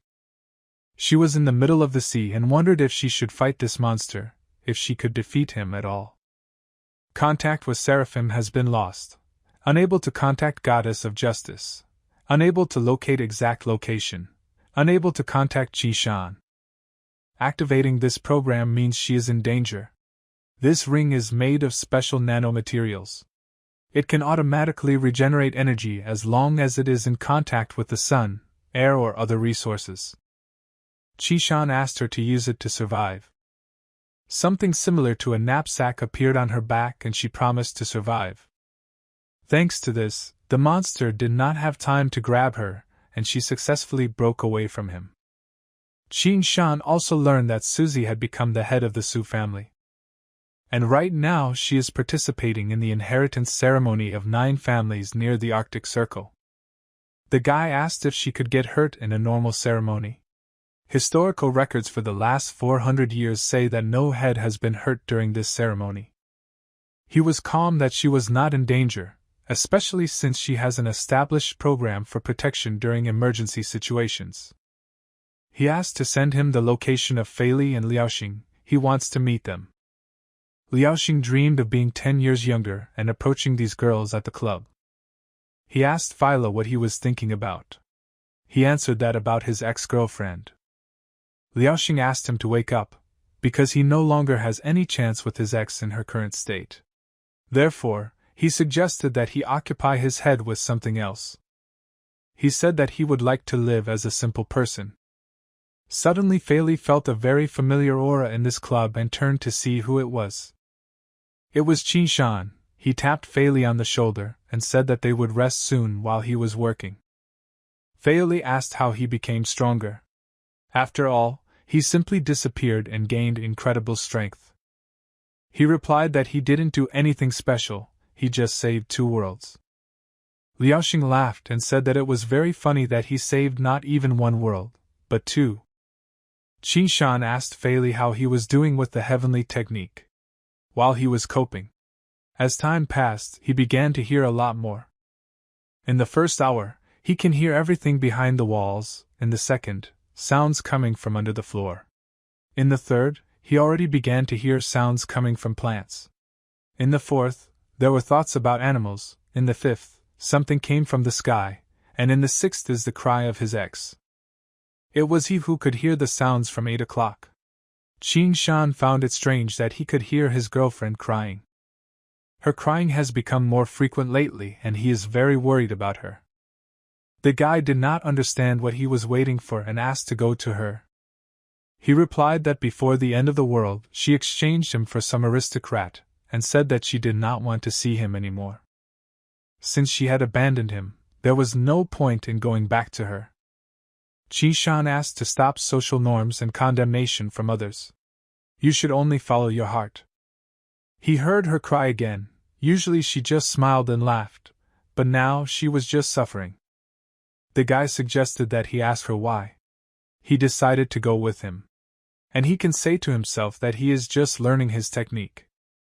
He agreed that he was not doing it for her sake, but was only trying to understand the essence of his ability. These sounds became clearer. He felt that she was getting closer. Qin Shan did not understand why they were in the cemetery, and bad thoughts started to enter his mind. He came closer to the grave and said that he could hear her very clearly. Qin Shan's guesses turned out to be true. Fei Li could hear the sounds coming from her soul. He is a cultivator with his spiritual sight, able to see invisible beings but unable to hear them. Fei Li, on the other hand, cannot see her, but she can hear very well. The girl asked him for forgiveness for abandoning him. But he didn't blame her for anything. At the moment when it all happened, cannibals and ghouls swarmed everywhere, and he wasn't around. However, she said that it was too late to discuss it, because she had already died a long time ago. But he thought that it made no difference. Moreover, he also recently ceased to be human. And now he is the king of Gulay. He said he came here with his handsome friend. He made him a costume, and he became a killer clown. Fei Li said that she shouldn't be afraid anymore because now he is strong enough to protect her. Qin Shan noticed that something had happened. An hour passed, and he could no longer hear her. He asked her not to be sad and said he would hear from her again in a few hours. Fei Li said her name was Lukushan and asked for help to find out the cause of her death. He summoned the goddess of justice and asked her to find the cause of death of a resident named Lukushan. She answered that her boyfriend's name was Van Menez, the second son of one of the 9 aristocratic families. He lost his temper when he was drunk and threw her off the 50th floor. Qin Shan asked how they became a couple in the first place. They were surrounded by cannibals. Minna said that he could save her parents and agreed to meet him. Faili listened to the whole conversation and asked what happened to her parents. They also turned out to be dead. Masked people approached them and said that the 9 families had ordered them to kill Qin Shan. Faili asked if he would stop him if he wanted to kill people. Even though he was a ghoul, he still didn't understand one thing. His journey continues and he needs to expand his horizons. He should not be a weakling who is easily offended by others. To become strong, one must first make his heart strong. If he does not have the strength to understand what he himself wants, then all his strength has no meaning. Faili thought, and asked himself what he should do. He remembered how he played video games with his girlfriend, and said that he would protect her both in the game and in life. Faili realized that he wanted this scum who had harmed her to suffer 1,000 times more than Shuchuan. And he decided that he would do it right now. It cannot be delayed for a long time. The goddess said that they had a problem. Because Minaz has to make a campaign speech all over the country right now. Qi Shan understood that he couldn't do it alone, and he had to go and help him. He asked the goddess to move Faili's mech to this place. If he decided to take revenge without disguise, then Qin Shan decided to disguise himself instead. Menez took the stage in front of a bunch of cameras and spectators to talk about his candidacy and the advantages of a campaign. In the last 7 months, he has already been to 16 cities and participated in 23 debates. He defeated 2 candidates and finally, now he can stand here in front of them. He said that the true treasure and wealth of the Federation lies in their desire for peace and respect for women. This will be the main goal of his company. He promised to help the Federation reach new heights. Faili appeared behind him and asked him what respect for women he had just told the world about. This situation and the speech infuriated Faili even more and confirmed the correctness of his intentions. The guards said they wouldn't be able to handle him. He was too strong and the 2 generals needed to be checked immediately. Menez asked who he was and why he was doing this. Faili replied that he was the king of Gulay and Shuchuan's ex-boyfriend. Probably now he understands exactly why he came here. He offered to leave the past in the past. He is ready to pay any compensation. He offered any money. Beloved Faili is dead. She will never again be able to return to this beautiful world and see how it will be cleansed of evil. And if he really wants to compensate for something, then the best solution is to give his life to her grave. Minez started screaming to be saved because he is the second descendant of the aristocratic house of Wang. Faili was very calm at this point, and said that no one would come to save him. To prevent anyone from interfering with Faili, Qin Shan followed him to provide protection from behind. He met a sea emperor and a saint there. The guy said that one of his good friends is killing scum from 9 families right now, and he is here to prevent him from being saved. The saint asked if he knew what the consequences of enmity with the Federation of Freedom would be. But he said he didn't care at all. The emperor said that he is not a killer clown. His behavior is very different. As expected from the sea emperor, he was very piercing. And really he is not a killer clown, but just his friend. There are 5 of them in total. When they appear one after the other, it means that yours is rolling down, but if they all come to them together, then it will be something incredible. They asked what would happen in that case. The guy created a huge intrigue and said that there would be a circus. They didn't have time for his nonsense. He was very dangerous for the Federation, and that's why they need to get rid of him. Qi Shan assumed that their negotiations were over. He wanted to see what these 2 beautiful men were capable of. Before killing him, Faili asked why he abused her, and why he beat her. Who gave him the right to do that? Through blood and tears, he said that he was wrong and asked for mercy and to let him go. Faili doesn't need his apology, but she'll gladly accept it when he's dead. He called himself the second heir of the Wang family. If he killed him, his family would mobilize his entire federation to search for him. They would track him down and kill him along with his relatives. Fei Li gave him one last blow and began apologizing to Shirchuan for not being able to protect her earlier. A goddess appeared near him and said that Qin Shan was now wasting time in the battle with the emperor and the saint. Since he had already taken his revenge, she recommended that he leave this place so that he could also leave peacefully. He was troubled by the fact that the fight was 2 against 1. He asked if he needed help. Qin Shan was familiar with one of them and therefore did not want to get into a bloody confrontation. And all that would save them was time. In this case, Fei Li asked to convey to him that he would be waiting for him at the cemetery. The saint noted that this boy did not look weak and had a desire to test his strength. He used his first divine shark ability. If this shark touches him, it will teleport Qin Shan directly to the sea. Then the saint will immediately turn the sea into his ally. However, he shouldn't worry about it, because such an attack has no meaning against him. Because his sword Rick was much stronger than the sea. Qin Shan said that now was his time to attack and show his strength. He started with an illusory movement, and that was enough to shock the opponents. Qin Shan expected the saint to be stronger than he actually was. The emperor saw that he had learned the most powerful type of celestial space control techniques. In addition, he had shown unparalleled swordsmanship skills. If he wanted to kill them, he and his companion would already be dead. Therefore, the emperor decided to talk to him and asked where he came from. Qin Shan held a sword technique from his world in his hands. He said that the emperor would understand it when he read it. He couldn't believe that such a strong ability even existed.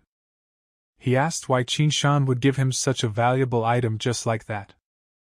Qin Shan replied that the general must decide whether there will be peace between them or not. And he must see that the boy is ready for him. The emperor could not understand who it was in front of him, because he had already flown away. Fei Li brought to his girlfriend's grave the head of her abuser, who abused her all the time and eventually killed her. He sat by her grave and said that now she can rest in peace. Qin Shan came not too close to him and asked if he could still hear her crying. Fei Li replied that it was not yet time, and he would have to wait about 10 hours before he could hear her again. Qin Shan asked if he heard any other voices besides Shirchuan's crying. The boy replied that there were other loud voices, but he did not pay attention to them. Qin Shan assumed that if there were others, it would mean that there might still be spirits in this world. The next time, he asked Fei Li to try to listen and understand what they were talking about. He took this into consideration. And Qin Shan added something else. He asked to know from his friend why she stayed in the cemetery after her death and did not go to another place. Fei Li turned his head sharply and asked what the boy was up to this time. Qin Shan asked him not to worry and said that he just wanted to understand how it worked to find a better solution to the problem. Fei Li thanked him and Qin Shan immediately said that he was busy. And he would return in exactly a day, then they would see each other. Meanwhile, in the desert. Testing the storm to the level of a god will take exactly 1 day and 1 night. Such a desert place is ideal for its passage. Qin Shan stood in the middle of the desert and asked the system to start a test for him. The test for raising to the level of a god will begin soon. The player has mastered archery, swordsmanship, and lightning techniques. He has chosen swordsmanship. The player has chosen his path. The challenge begins. After he saw the test of wind and storm that his mentor passed, it is no longer something scary for him. He asked the goddess of justice to turn on some music for him. She decided to offer him the latest album of one of the most popular singers of their time. He began to move very coolly and plastically in time with the song of this singer, and he liked it very much, and it inspired him. Then he stopped for a moment, and thought that this girl really sings very well and has talent. The goddess of justice explained that, according to the information from the satellite, the rain had suddenly stopped all over the world. He thought that in his past life, after the rain stopped, a disaster always followed. And he became interested in what would happen now. Qin Shan said that he didn't have time for that. Now he had to pass the test of the storm. A day later, the player successfully reached the blessed level.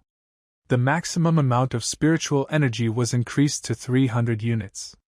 He awakened the swordsman, the secret star trail technique. The ability of a swordsman, which he really wanted to get, he now has. It is the basis for a sword virtuoso. A person can only become a swordsman when his skill reaches unparalleled heights, as does his understanding of the swords themselves. In the entire cultivation world, filled with 1 billion players, only 10 were able to become virtuosos. They have phenomenal fighting techniques, but they waste a large amount of spiritual power. For just 1 minute of combat, a virtuoso will need the spiritual power of a saint cultivator. But now he can raise his levels with the help of spiritual power to the saint and higher. And then he will be able to fully reveal his potential. The mission will begin soon. He will need to complete several tasks to regain his sword master powers. Qin Shan asked the system if there were any such swords in this world. The system replied that any swords that could withstand his fighting style would do. But he didn't have time to search for the perfect swords for this test. And then he decided to go back to rebuilding his sword Rika. The mentor's gift contained not only the knowledge of creating weapons, but also a whole ready-made workshop. And also rare materials. They will need this very much. To learn this creation technique, it will be necessary to spend 1,100 units of spiritual power. The system asked if he wanted to spend them. He promised RYK to repair it. And finally the time has come to fulfill this promise. Black mystical stone, pressed cold iron, blue silver, blood of the sun and moon. He needs to prepare a whole bunch of materials. But luckily, the teacher's gift contains everything except the blood of the sun and the moon.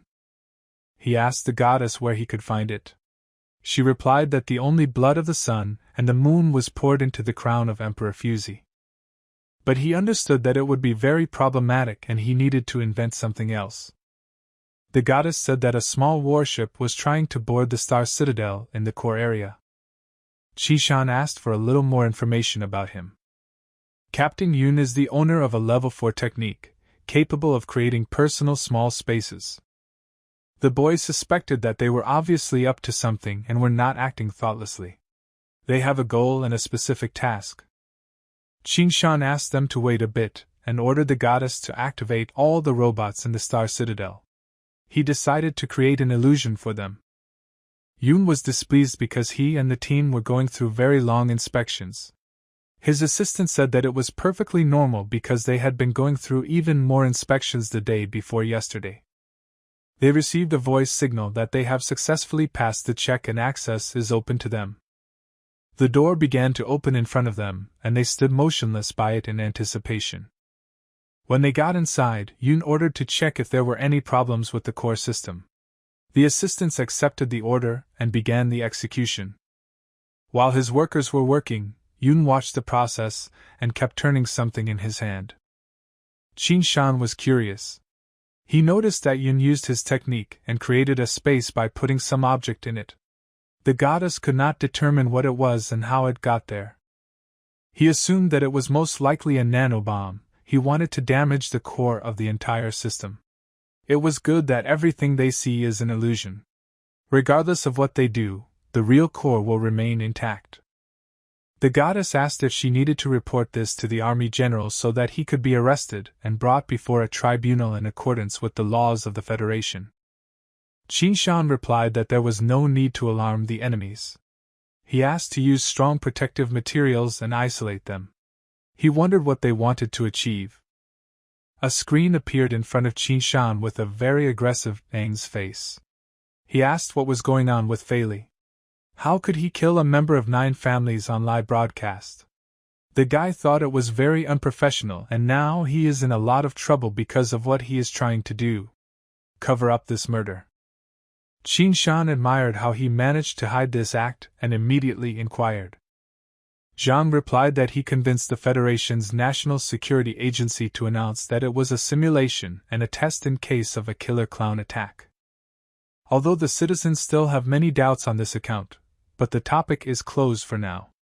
Zhang said that they will talk in more detail when he returns. Qin Shan asked the goddess of justice if liquid cosmetics could change the shape of the face. She immediately asked how he wanted to look and his special preferences.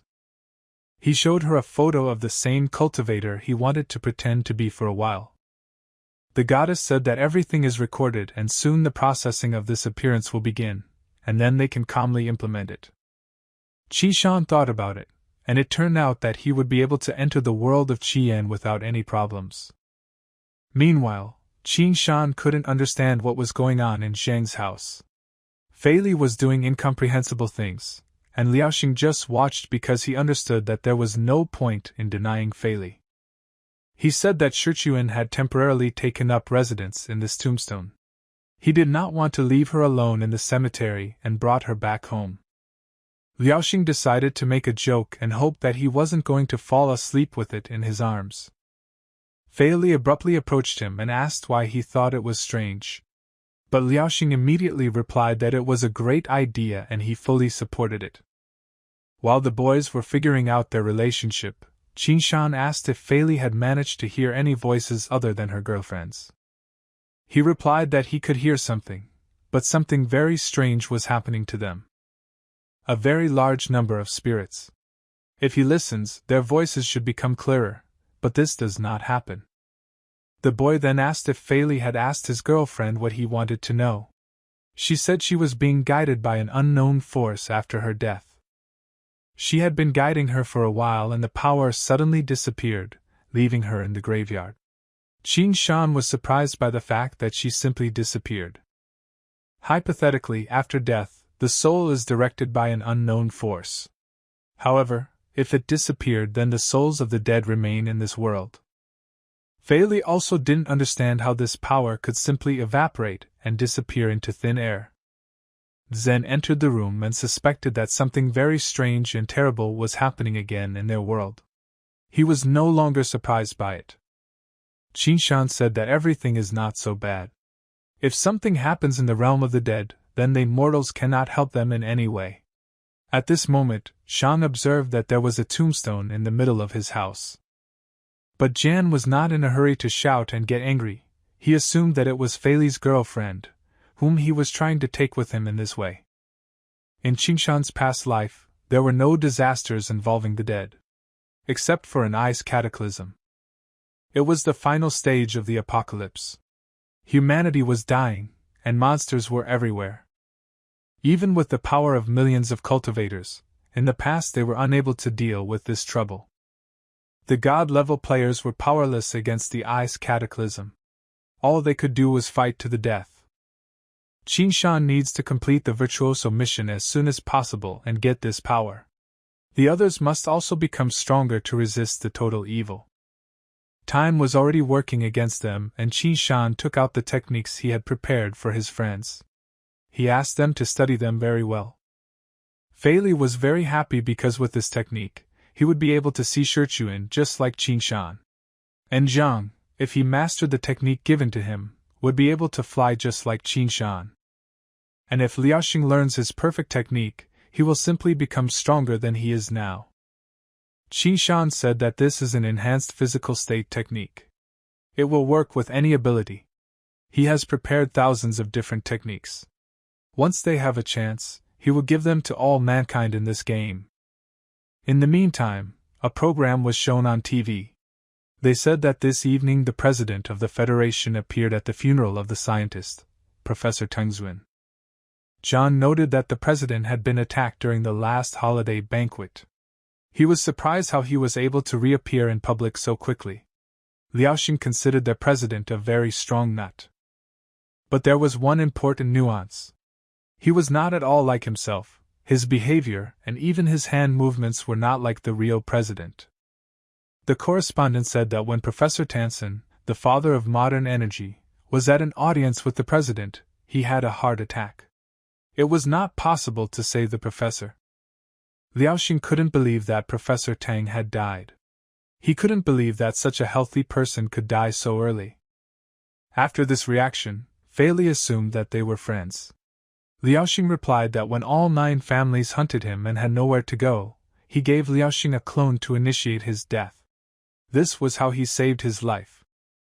Liaoxing guessed that something was wrong here. He couldn't have died of a heart attack, it was very suspicious. Liaoxing asked the goddess of justice to review all the information about this professor and the cause of his death. But Iona replied that the information about the professor is secretly hidden and access is closed. Qi Shan said that he would give Liaoxing access to all information related to Professor Tang. Liaoxing promised that if he found out that he had been killed, he would certainly avenge his comrade.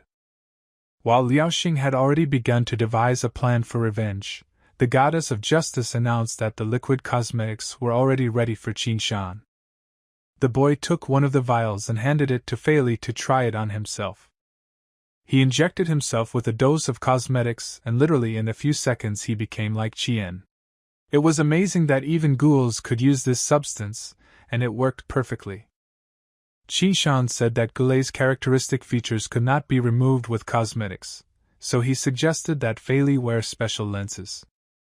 Fei Li reached out to take them out of the box and at the same time thanked Qi Shan for such help and support from his side. Qi Shan asked Fei Li to go with Zhang, in order for Zhang to teach him the skills of a true professional assassin. In most cases, just brute force will not save them. The boy promised that he would do his best. Qi Shan asked Zhang where the library was located in his house. So far it was unknown why he needed it. When he went down to the library, the system offered him to study all these books for 300 units of spiritual power. Most of the time, Qin Shan thought about how he could obtain the blood of the sun and moon, and then complete the task of awakening the sword. First, he asked the goddess of justice to contact the Fuzi Empire. He wants to meet their emperor. When Qin Shan arrived at the kingdom, the servant who met him said that the emperor was very happy to hear of his visit. He even moved his important banquet tomorrow to today. Qin Shan replied that it was a great honor for him, and he was very pleased. The boy went inside and was later accompanied by a girl who showed the way to the emperor. The king held his glass in his hands and said that he did not expect to see Qin Shan so soon. He asked to relax and feel at home.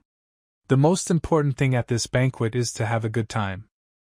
Although the boy immediately said that he had come to discuss something important, the king replied that he should not be in such a hurry.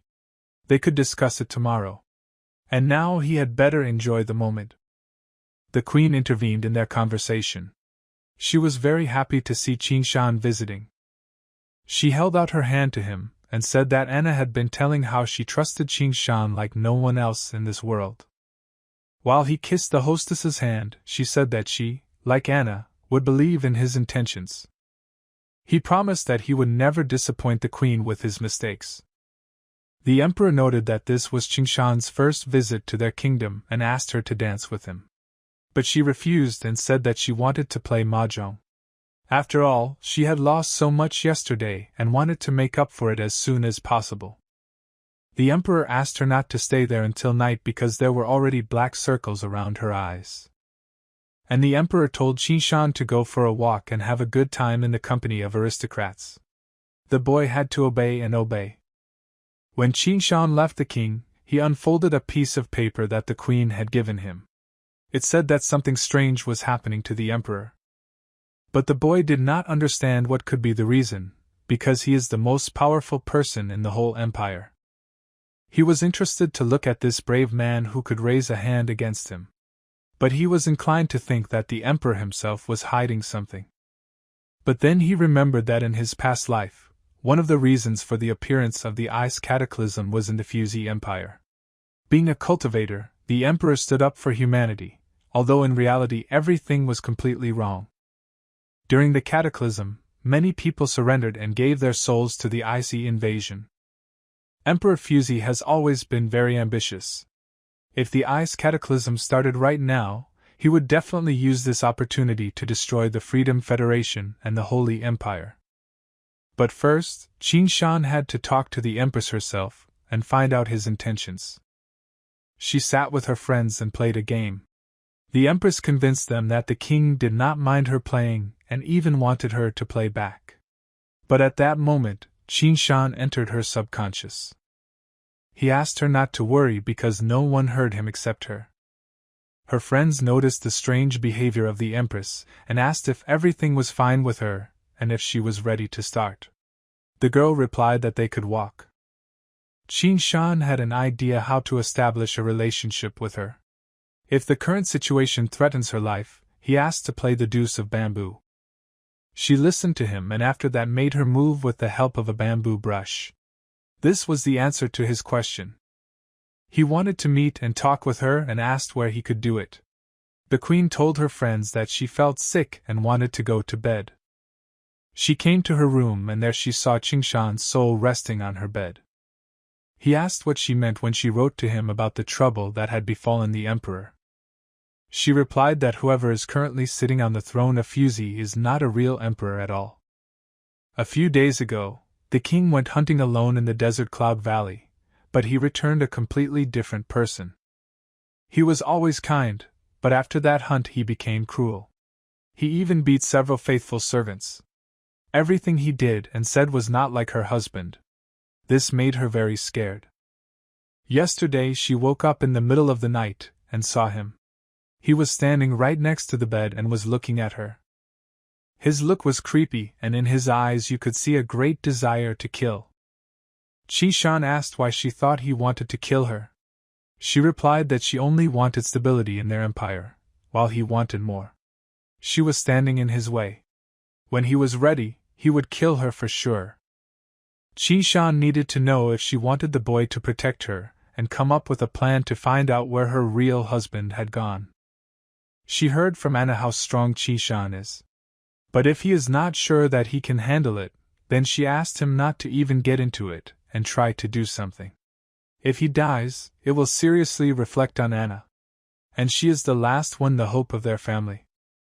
Qi Shan asked her not to be nervous because if he decided to help her, no one would be able to stop him. But he needed the jewel from Emperor Fushi's crown. Once he got it, he would leave this room immediately. She said that the treasury was under heavy guard. It would be very risky to go directly there. Therefore, she asked for permission to go there herself. After this conversation, she immediately went to the treasury to fulfill Qingshan's request. But when she went inside, she was shocked. Because the skull of the first emperor was missing from the scepter.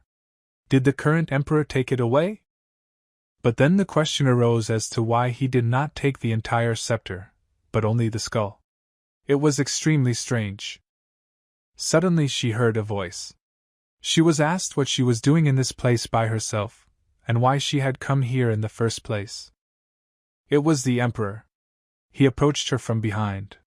She got nervous and answered that she came here to bring his crown.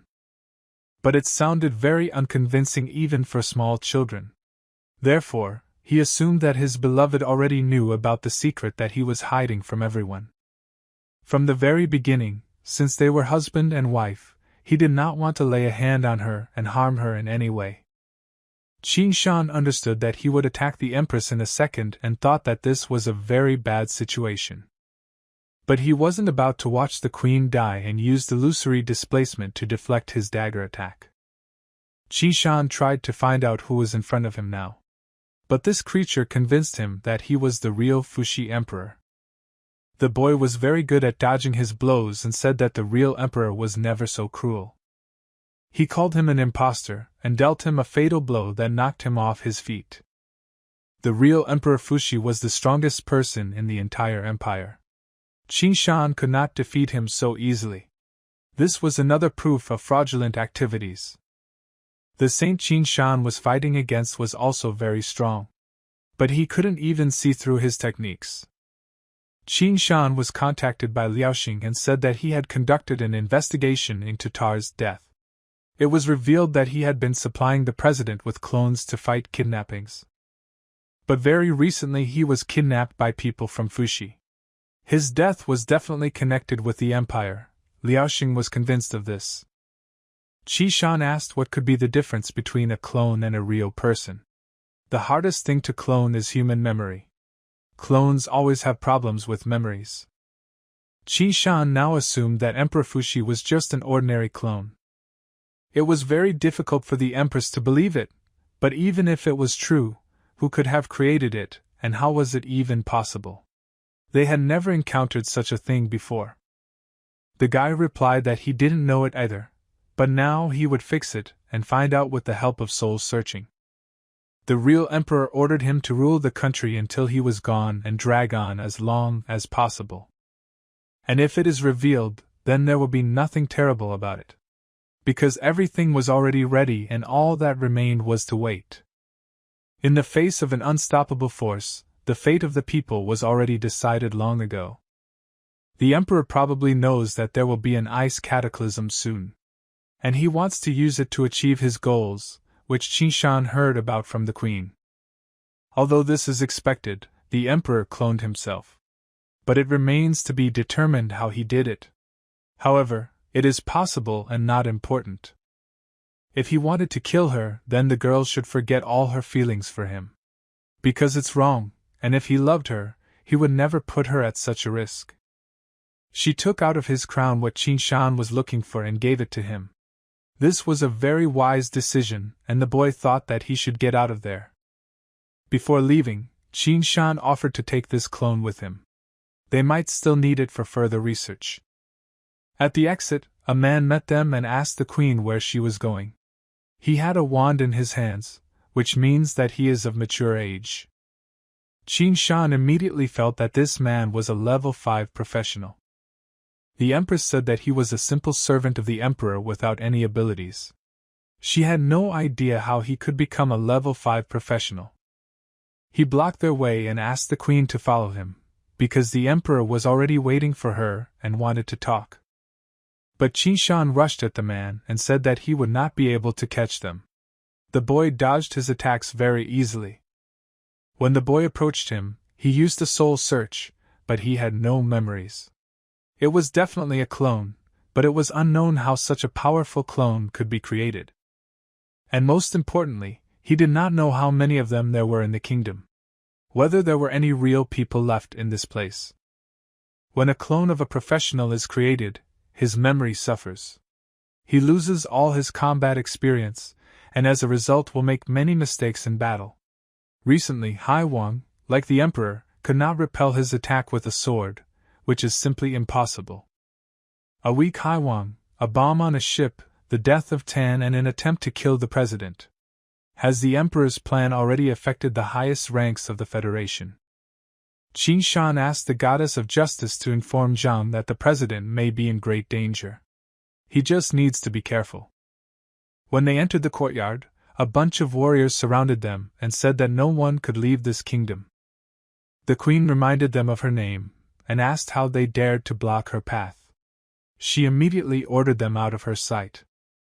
But then the real emperor came to her and said that it was he who gave them this order.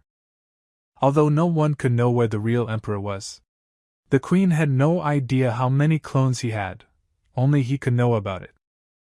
He ordered the soldiers to catch the fugitives and detain them. No one should leave this kingdom.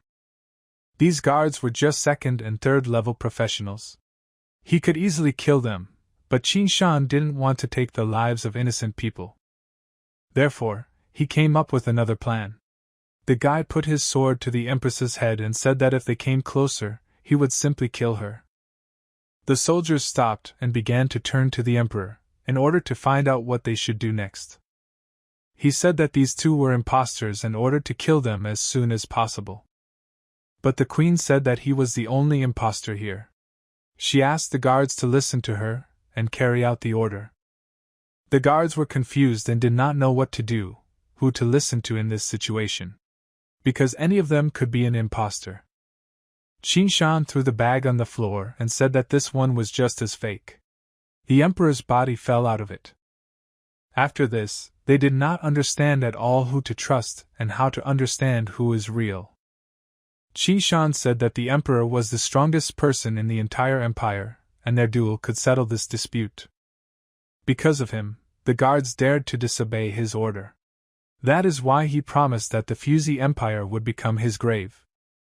Qin Shan replied that he still had a lot of plans, so he couldn't just die now. To begin with, the boy destroyed his fake companion from the stones, in order to get closer to the emperor himself. But then he decided that he didn't even need to approach the enemy. and he just let go of his sword. The emperor said that the swordsman who throws his weapon is a real fool. But in fact the boy did not throw it. He used the swordsman's technique that allows him to control his sword over long distances. As a result, the emperor could not resist even a small portion of his power. Therefore, this was a confirmation that they were facing a false king. Everyone saw what this emperor was capable of. Now it should be clear to the guards who is the real one. They all fell to their knees and began to apologize to the empress for their mistake, and promised to make amends. Their son also went to the yard. He was very nervous and asked what was going on here. She replied that someone was trying to replace his father and make a coup in the empire.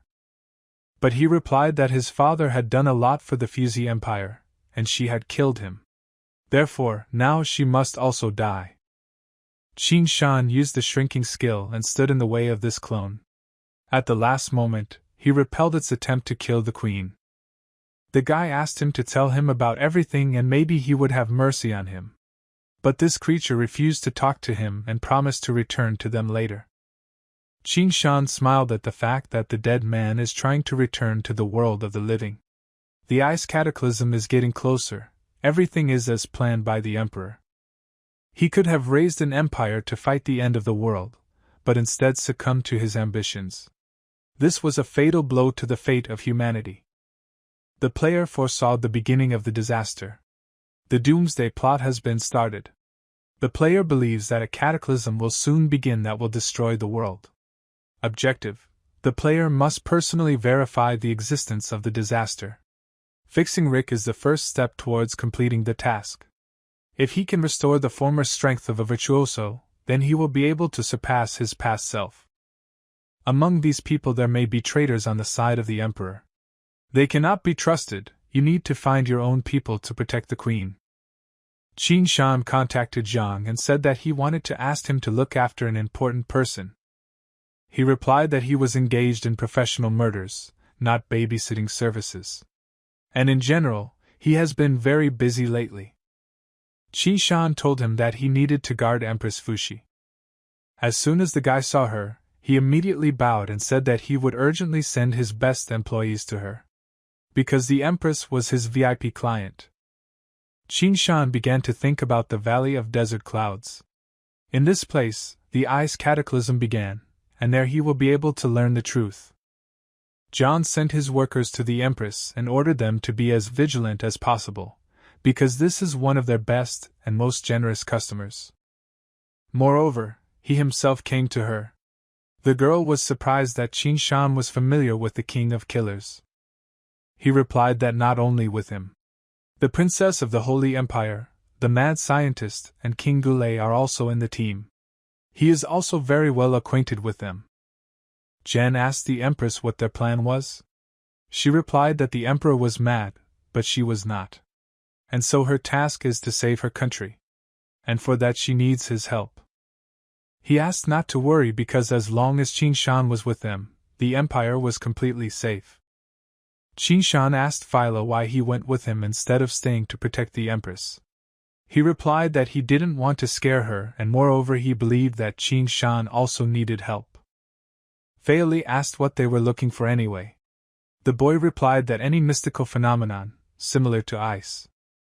Just then, they came to a large area that was completely covered in ice. Feili guessed that this might be what they were looking for. They came closer and realized that the lake was completely frozen. The goddess of justice appeared near them, and said that she came because she could not track his coordinates. He replied that this is normal, because this happens at the points of contact of different worlds. Although all the water turned into ice, Feili did not feel anything unreal. Immediately after these words, the boys gradually began to be surrounded by some incomprehensible stone faces. And they asked who these two boys were. They called them ruffians because one of them stepped on their faces. They promised to bite off their faces and eat them after they got out of that place. Feili asked what kind of monsters these were. Qin Shan replied that they were dead people straight from the frozen hell. Feili thought that this lake led directly to hell. But Qin Shan objected and said that it was only the tip of the iceberg. Li stepped on the head of one of them and said it doesn't matter if they're dead or not, you just have to kill them. Li assumed that they were not that strong. Qin Shan replied that the powerful monsters had already climbed out of the iceberg and left. And here there were only ordinary mortals left. And besides, they could only defeat them for a while, but not destroy her completely. The one-faced dead promised to kill these two boys first after they got out of this hell. Li asked if they could get rid of this hell portal. Qin Shan said no. Because the world would turn into a true hell. And no one could destroy this iceberg. People lived on this planet for 27,000 years. And before them there were at least 3 eras. The era of giants, the era of demons, the era of chaos. Considering human civilization, enemies from all 4 eras awaken here. Even if they can defeat them, they will recover very quickly. The system announced that the player had seen hell with his own eyes, confirming his guesses. The Doomsday Start mission is complete. During Rick's recovery, he can use spiritual power to speed up the process. Humanity cannot defeat the dead alone. They needed to explore the lake further to gather more information. It was very strange that someone took out a flat piece of ice in the middle of the lake. Qin Shan replied that he just left. The boy asked the goddess of justice that he needed to find a great depth of ice. She could take a different form, but it would still be something made of ice. She accepted the task and immediately began to look for him. Thanks to the help of Emperor Fusey, the powerful king of the ice hell escaped, and now arranges a masquerade with his followers. The goal of the mission: to stop Emperor Fusey and prevent the ice hell from spreading. As a reward, they will have support from hell to help humanity fight the ice hell. He was warned that when living beings die, the energy of death will begin to accumulate, which will accelerate the spread of the cataclysm. The only thing that Qin Shan did not understand was who would be able to help them in the event of completing the task. Li asked if they could not consider such an option to part ways with them amicably. But Qin Shan replied that it was impossible. They devour people's souls to gain powerful necrotic abilities. The more they eat, the stronger they become. And from their point of view, people are just mass and cannot be negotiated with. While they were discussing all possible options for the development of events, a gigantic monster appeared in front of them. Qin Shan had to discuss something with the goddess. And he asked Li to deal with this fellow for now. The boy replied that he had never faced such a strong opponent before. But he was very interested to see what he was capable of, and Li happily started to attack him. He wanted to show this monster the true horror of the human world. And he will regret getting out of hell. To begin with, he was going to cut off all his limbs and then watch how he would fight in this form. Li gave him a few punches and pointed out that he was not only a goat, but also a weakling. But after several injuries, he began to regenerate. Although this did not really surprise Li, but after a few minutes he began to emit very strange sound waves. They have a very negative effect on the mental state. As Li regained consciousness, the dead reached out to him and tried to tear him apart. He managed to escape from them, but the main enemy was right next to him, and he was very serious about eating him. It turned out to be much more difficult than he thought. Simply cutting him to pieces would not be enough to win, and a new plan was urgently needed.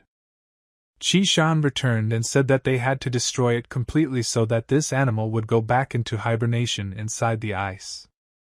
Qin Shan said that he would start attacking and asked Li to help him when he saw that the time was right. Li said he would definitely add fire to his attacks. Qin Shan combined several techniques into one in order to eliminate this monster. He used the sword technique and the flow break. After such an attack, the monster was dead and he will definitely be reincarnated soon.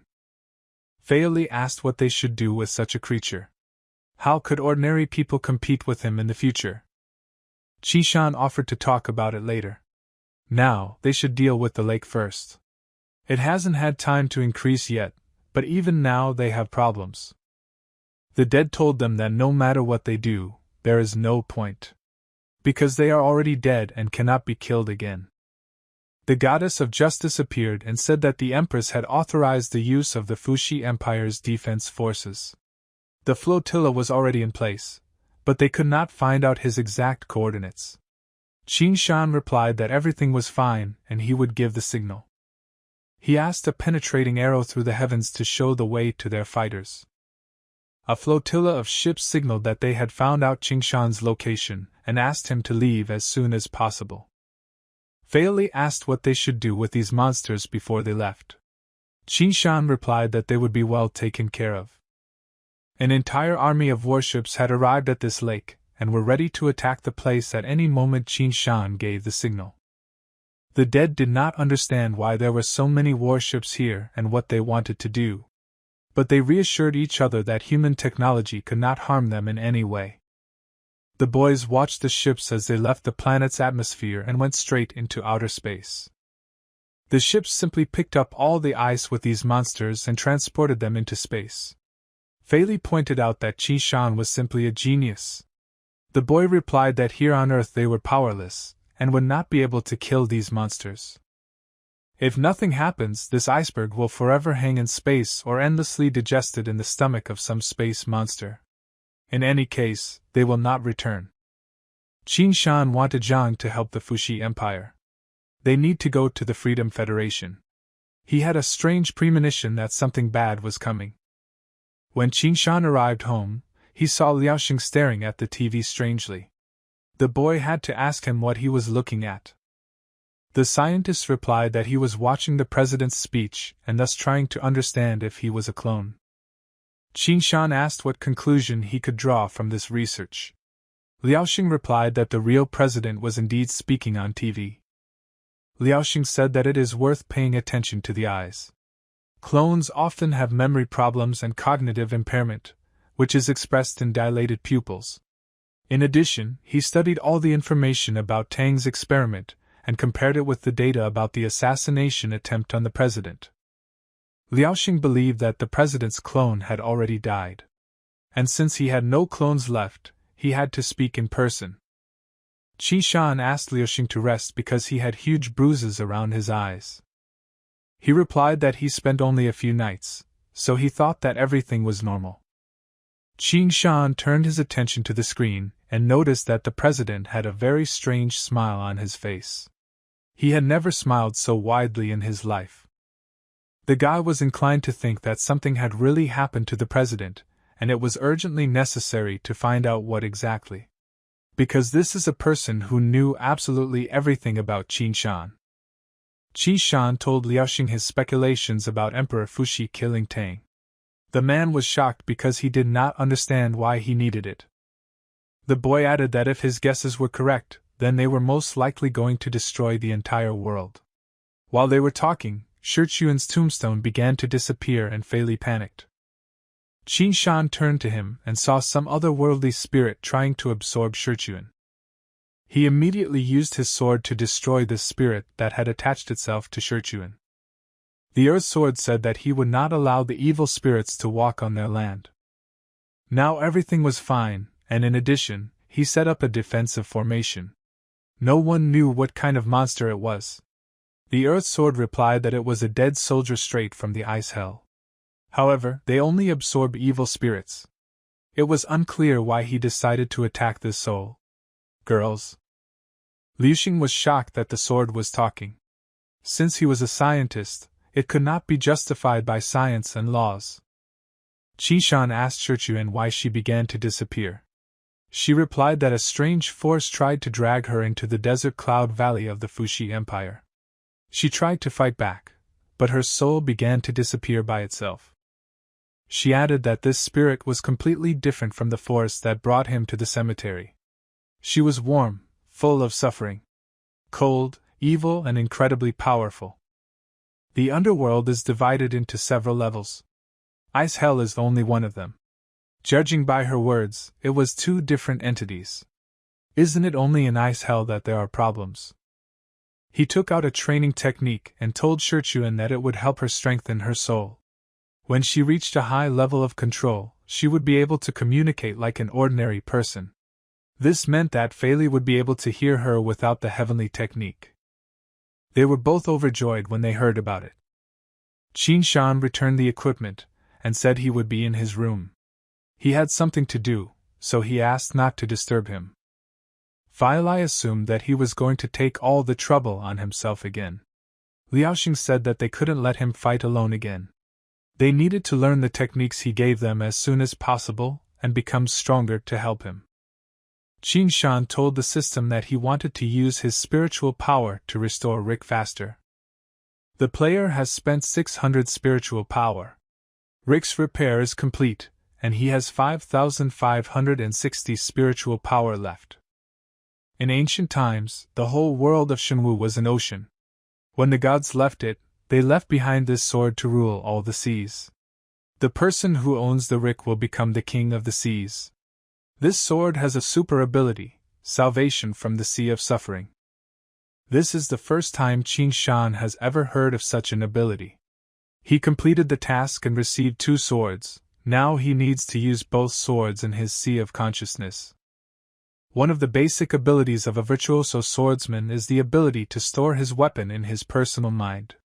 Then only one thought will be enough for a flying sword to appear next to the master. Rick had just fully healed, so it would take some time for them to get used to each other. Only then would he be able to keep him in his mind. The Empress contacted Qi Shan and said that the Iron Curtain had taken control of the army. It had taken away all rights from it. The Iron Curtain is the ultimate artificial intelligence of the Fuzi Empire, similar to the goddess of justice of the Federation. However, it was created with only one goal: to control the entire military power of the empire. When it is activated, all soldiers must obey the commander's orders, otherwise those who do not comply will be punished for treason homeland. The only person who has the right to activate the veil is Emperor Fuzi. With his help, he seized control of the army from her, and now everyone obeys him. The troops have already advanced and will soon reach the borders with the Freedom Federation. Qin Shan couldn't believe that this was the Emperor's whole plan. He wants to start a full-scale war at such a difficult time. The boy asked the Goddess of Justice if she could take control of the Iron Curtain. She replied that unfortunately she could not. Only members of the Fuzi imperial family had access to the Iron Curtain. She would only be able to connect to it if the Emperor died or will abdicate the throne himself. Due to the large-scale changes in the behavior of the Fuxi Empire's army, Wuxian left the presidential court and headed to the front line. The president himself is now busy deploying troops, as well as preparing a speech from which he will make a televised speech in half an hour and announce the mobilization of the Federation army. The 2 largest powers are trying to unleash a full-scale war. Qi Shan simply cannot allow this. The boy asked the Goddess of Justice to urgently schedule a meeting with the president. And he had one more request. The guy came to the meeting. It was raining heavily that day. He told the president that he should not have met him in such weather. The president said that he was busy all the time and therefore decided to use this opportunity to get some fresh air. His assistant called him the founder of Seraphim, and the man who discovered the killer virus. Besides, it was because of Qin Shan that the use of genetic drugs was allowed. He admired Qin Shan. The president asked why he wanted to meet with him. The guy answered that a cataclysm, called an ice hell, is coming. Powerful monsters will return from another world and bring a real disaster. He wanted to say with these words that now was definitely not the time for a large-scale war with the Fuzi Empire. The president asked how he knew all this and whether he had any proof of his assumptions. That's why it sounds very strange and unexpected. He replied that he has his own sources. He said that you can ask the Goddess of Justice, and she will provide everything. The president asked when, according to his information, this cataclysm would occur. The guy replied that it would come right after the rain. The president remembered that he was the first person to learn about the virus threat. He considered Qin Shan more of a visionary than a scientist. But he dared to suggest that maybe the cannibals and the virus were not his predictions, but his personal creations. That is why he predicted their approach. The president ordered him to stay here until the investigation was complete. Qin Shan asked what would happen if he refused. The president smiled because he knew that he was a very strong professional. But he added that his 2 partners should be enough. 2 men appeared before him, who asked him to listen to the president's requests and to observe decency and tolerance towards him. As a result, he was captured and tied up. Qishan asked to explain what was happening. The president said that they have the best polygraph experts, and they have a bunch of other ways to get information. If he's not guilty, they'll let him go and apologize. However, if all this is true, then he can show them the results of his work and become his employee. Then the president promised to guarantee his safety. The goddess said that Qin Shan is an excellent representative of the Federation. For him, the well-being of the Federation is the top priority. According to the research, Qin Shan is innocent of creating the virus and cannibals, so there is no need to continue this interrogation.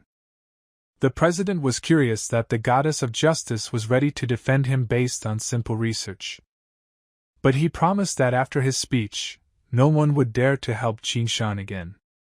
He contacted the entire country and said that every resident of the Federation should know the truth. He said that the leaders of the 9 aristocratic families had been secretly trying to kill him for many years. In total, there had been 31 assassination attempts. If it weren't for his clones, he would have been dead long ago. He noted that this drove him to a dead end. The president wanted to convey the idea that 9 aristocratic families are rotten to the core and can no longer lead their country. Therefore, his proposal was to remove them from power. He noted that several generals had already joined him. The army was also under his control. Freedom was his. The president believed that he had the main power in this country and had the right to declare a great revolution of the Federation of Freedom. The Fuzi Empire is about to attack the Federation and an icy cataclysm is approaching. At such a critical moment, the president wants to escalate the conflict with the aristocrats and unleash a civil war. Now he invited everyone to see a historical moment in the life of ordinary people. He showed the citadel on the screen and asked everyone to admire the beginning of a great revolution. The goddess of justice began to connect very badly with this world. Her system was warning everyone that she didn't have enough energy. The president said that the star citadel exploded before their eyes. The goddess of justice's energy supply was destroyed. She could no longer follow them and control them. Now Qin Shan began to understand why the nanobomb had been installed. The president ordered his assistants to mobilize the army. Gather everyone and prepare for an attack on 9 families. He then returned to Qin Shan and said that he had several options. He could submit or disappear forever just like the old Federation. Qin Shan thought about it, but first he wanted to ask the president something. The boy asked if he really wanted to use the ice cataclysm to conquer the whole world. The president's face immediately changed noticeably, and could not believe that this boy found out about his plan. And he was even more interested in how he did it. Qin Shan said that the president had sent Ushkin to the front. But the man replied that this did not mean anything at all. The scepter without a skull, the false emperor, the death of Tan and the beginning of the cataclysm do not prove that he is not the president. But something else gave him away. From a professional point of view, he did a terrible job of playing the president. Although he looks like a president, his behavior was the same as at Emperor Fuzi's. And most importantly, he was elected by the people. The most beloved ruler in history. A true president would never split his country during a war. He believed that the emperor did not deserve to play the role of the president of the Federation. He started laughing and said that he is not playing. Because he is better than the president. He has millions of lives in his hands and he wants to get the whole world in his hands. He believed that he had already completed his first task, that was to show the whole country the true face of the 9 families. Now he only had to provoke the anger of the crowd. The people will soon begin to rebel, and with it the entire army of the Federation is under his control. The Freedom Federation will burn in the flames of revolution, and the Fuzi Empire will use the chance to take everything for itself.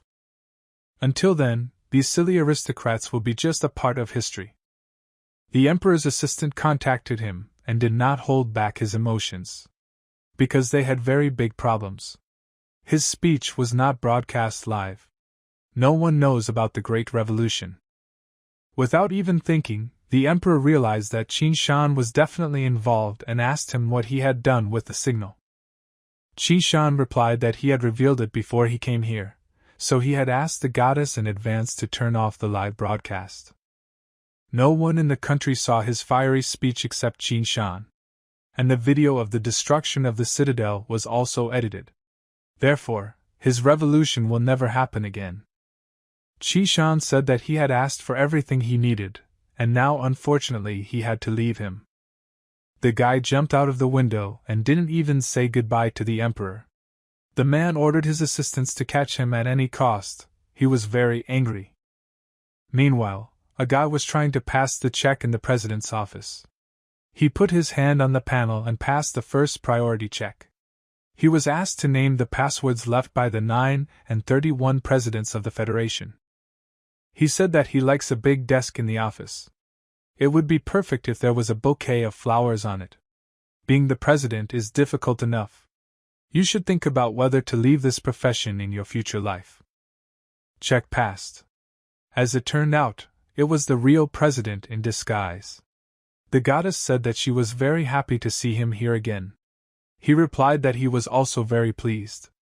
He asked where the battle between the emperor and Qin Shan was now taking place. The goddess pointed out that if the battle took place in a crowded place, the losses would be colossal. Therefore, Qin Shan chose the outskirts of the city. It seems that he was able to decipher his message and lured the emperor out of the city. The president asked the goddess, if they now land troops near the borders, what chance will they have of victory? After calculations, she can say that the chances of victory are 49%. Then he clarified whether there is a chance for a truce. She replied that there were only two conditions for the truce: whether Qin Shan could defeat the emperor and whether the Federation could withstand the onslaught of the empire's troops. The president ordered all three armies to go to the front and prepare for battle. The emperor caught up with Qin Shan and told him that there was no longer any point in running away because his life had come to an end. The guy replied that life and death are not such simple things. He asked to reconsider his decision. But the emperor said that there is no sense in this, and there is no way back. He is determined to bring this matter to an end. Qin Shan realized that he had started using the techniques of all 5 elements, and he urgently needed to come up with a plan. The emperor first used the power of the earth and attacked the boy. He said that Qin Shan himself wanted it. But Qin Shan's earth sword was displeased that he dared to use the earth element against him. So he asked for permission to show him his true strength. The emperor promised to destroy him, but as a result he could not even move. Meanwhile, Qin Shan began to use Rick and used all of his techniques in turn. He asked the emperor to be careful. Then his assistants appeared near him, and he ordered them to gather all the forces they have and attack this guy. Qin Shan said that he was really pleased that they were spending so many clones on him. The emperor convinced him that it doesn't matter what he does. This world will become purgatory, and that cannot be changed. Qin Shan had always thought that the emperor just wanted to take over the world, not completely destroy it. He replied that hell is invincible and they will not be able to overcome a large army of the dead. That is why he decided to use this chance. He personally promised to destroy this world and rebuild it from scratch with the help of his power.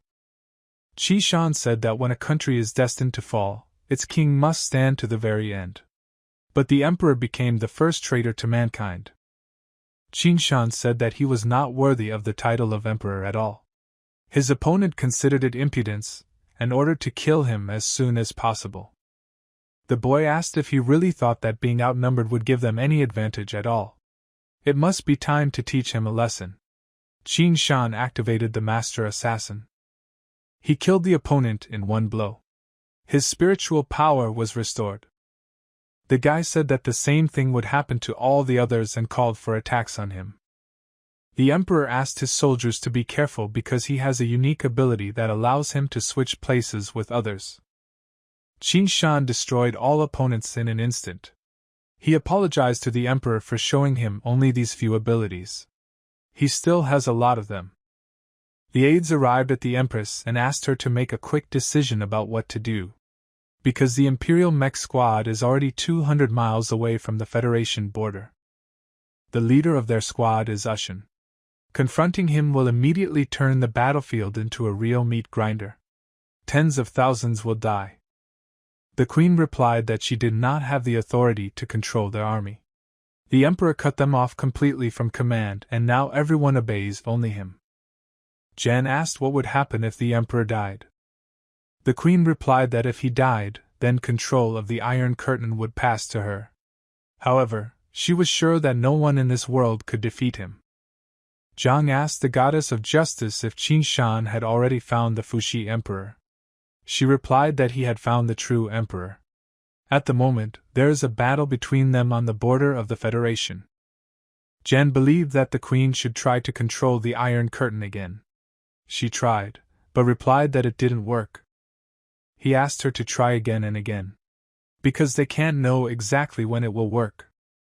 Zhang apologized for his words, but Qin Shan knows exactly how to kill her husband. It could happen at any second. And before that, they should try to buy at least some time. Zhang learned that the commander of the Fuxi Empire was Field Marshal Zhang. The aides tried to contact him, but it was in vain. Zhang Feijia is a crazy fanatic who supports the war. The queen was convinced that he would not listen to them. But Zhang said that this is the question, and he can solve this problem. The empress asked if he was going to kill him, and warned that next to him are always the best guards of the empire. Zhang said that he should not be underestimated and asked him to trust him this time. The Federation army was already approaching and the battle would soon begin. The century of peace and tranquility is finally over. Fezia did not even have time to forget these experiences before the war. Jan appeared before him and asked what the purpose of this war was. Even if he kills someone, he will not be rewarded for it. He took out a gun and asked the boy who he was. After that, he started calling the guards. Jen asked him to stop shouting because all 24 of his guards had been killed by his men. Zhang just wanted him to understand. He might not be able to destroy an entire army, but killing Fezia would not be a problem for him. Feiju asked what he wanted. Zhang replied that he wanted him to retreat and not start a war with the Federation. Fezia asked who he was squirming. He considered him not worthy to trade with him. Jan caught his bullet with his teeth and said that he probably wanted to fight himself. In that case, Jan asked not to accuse him of anything. Jan called his assistant Taunton for help, and she pounced on Fezia from behind with a knife.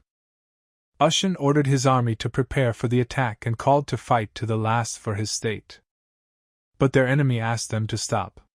It was the marshal of the Fuxi Empire, Feiju. He decided to challenge Wushin to a deadly battle. At first he was surprised by such an offer, but then he decided that he could not show himself weak and agreed. They agreed to fight in matches. Also, Feiju suggested to unload the weapon, because using firearms is very boring. Ushin was interested in conducting this match according to the rules of hand-to-hand combat.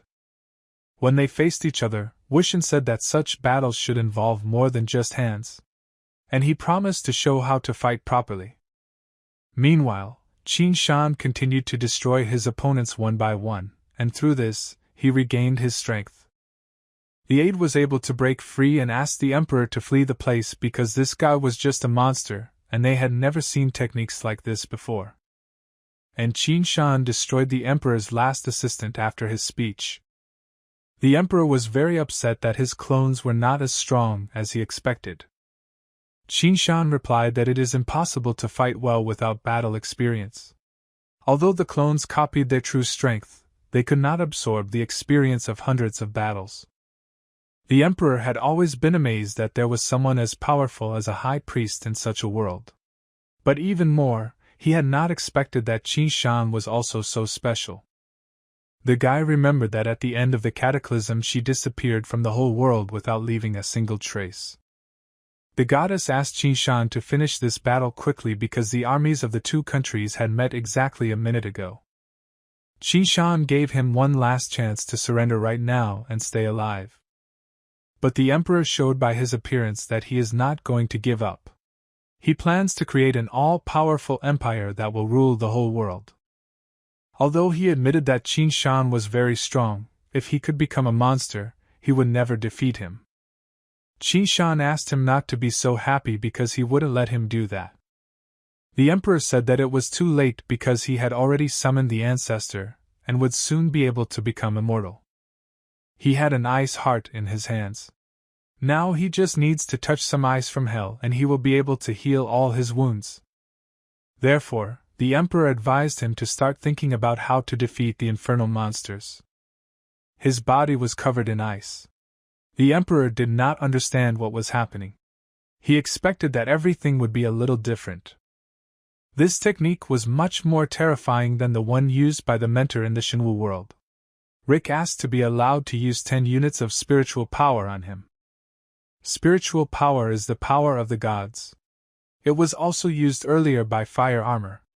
Although he did not know why Rick needed it, he was sure that there were reasons for it.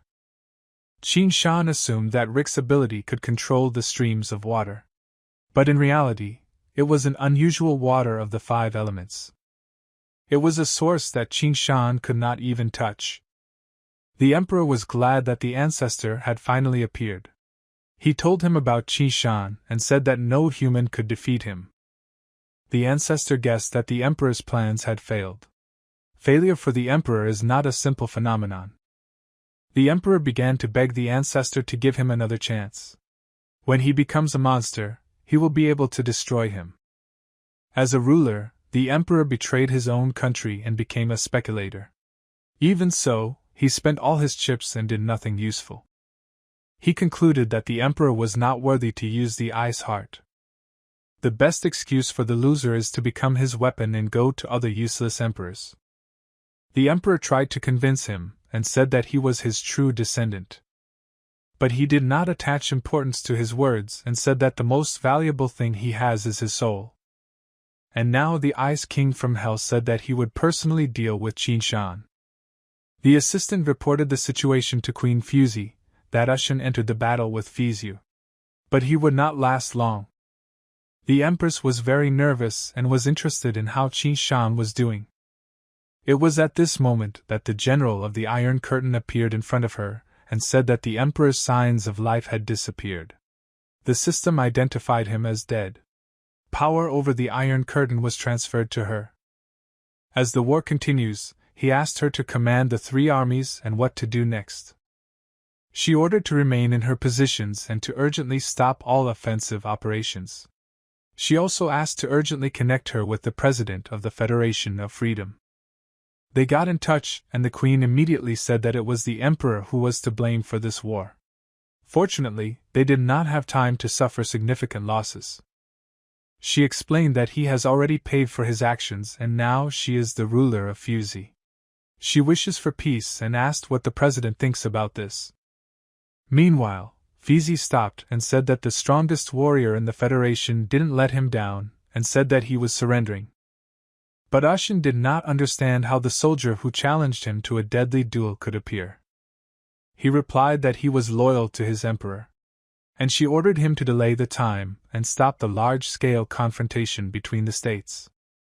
The Iron Curtain has already given the order to stop hostilities. Fizi has fulfilled his task. The president sent a message to Ushin and said that the war was over. He was actually very glad that this war never started. Fizi said that there was a misunderstanding. Ushin risked his honor to win a few minutes and save a lot of lives. Ushin called him a real hero. They shook hands and now Fizi hoped that he would not reprimand him for smoking. But Ushin did not understand why he should do this, because this is his life and he himself can dispose of it as he wishes. John then took off his mask and revealed his true face to Ushin, and who he was really talking to and fighting with all this time. He explained that the stubborn marshal was simply obsessed with war. And Jan had no choice but to come here on his account. Ushin categorically did not like that he was deceived and he promised to teach Jan for such a vile act. But the boy noted that he had already made his promise about smoking and he would not forget it. The mission was accomplished. Qin Shan succeeded in stopping Emperor Fushi's plan. The stability of the world increased. The spread of the ice hell slowed down significantly.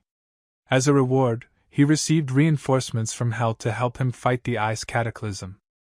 It seems that after the death of the emperor, the war was also over.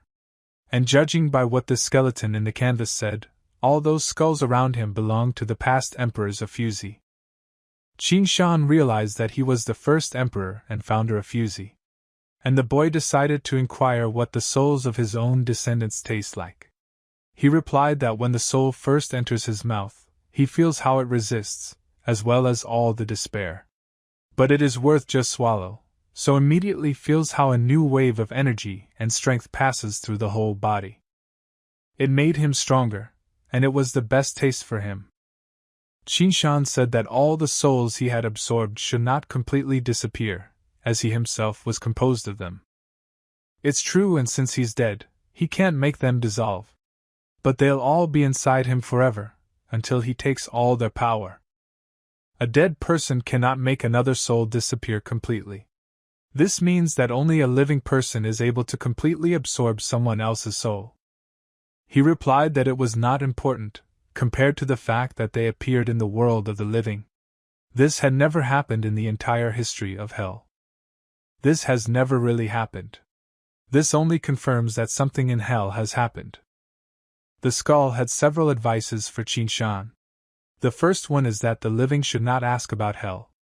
This will only destroy their faith and hope. And secondly, he wanted to invite Qin Shan to join him.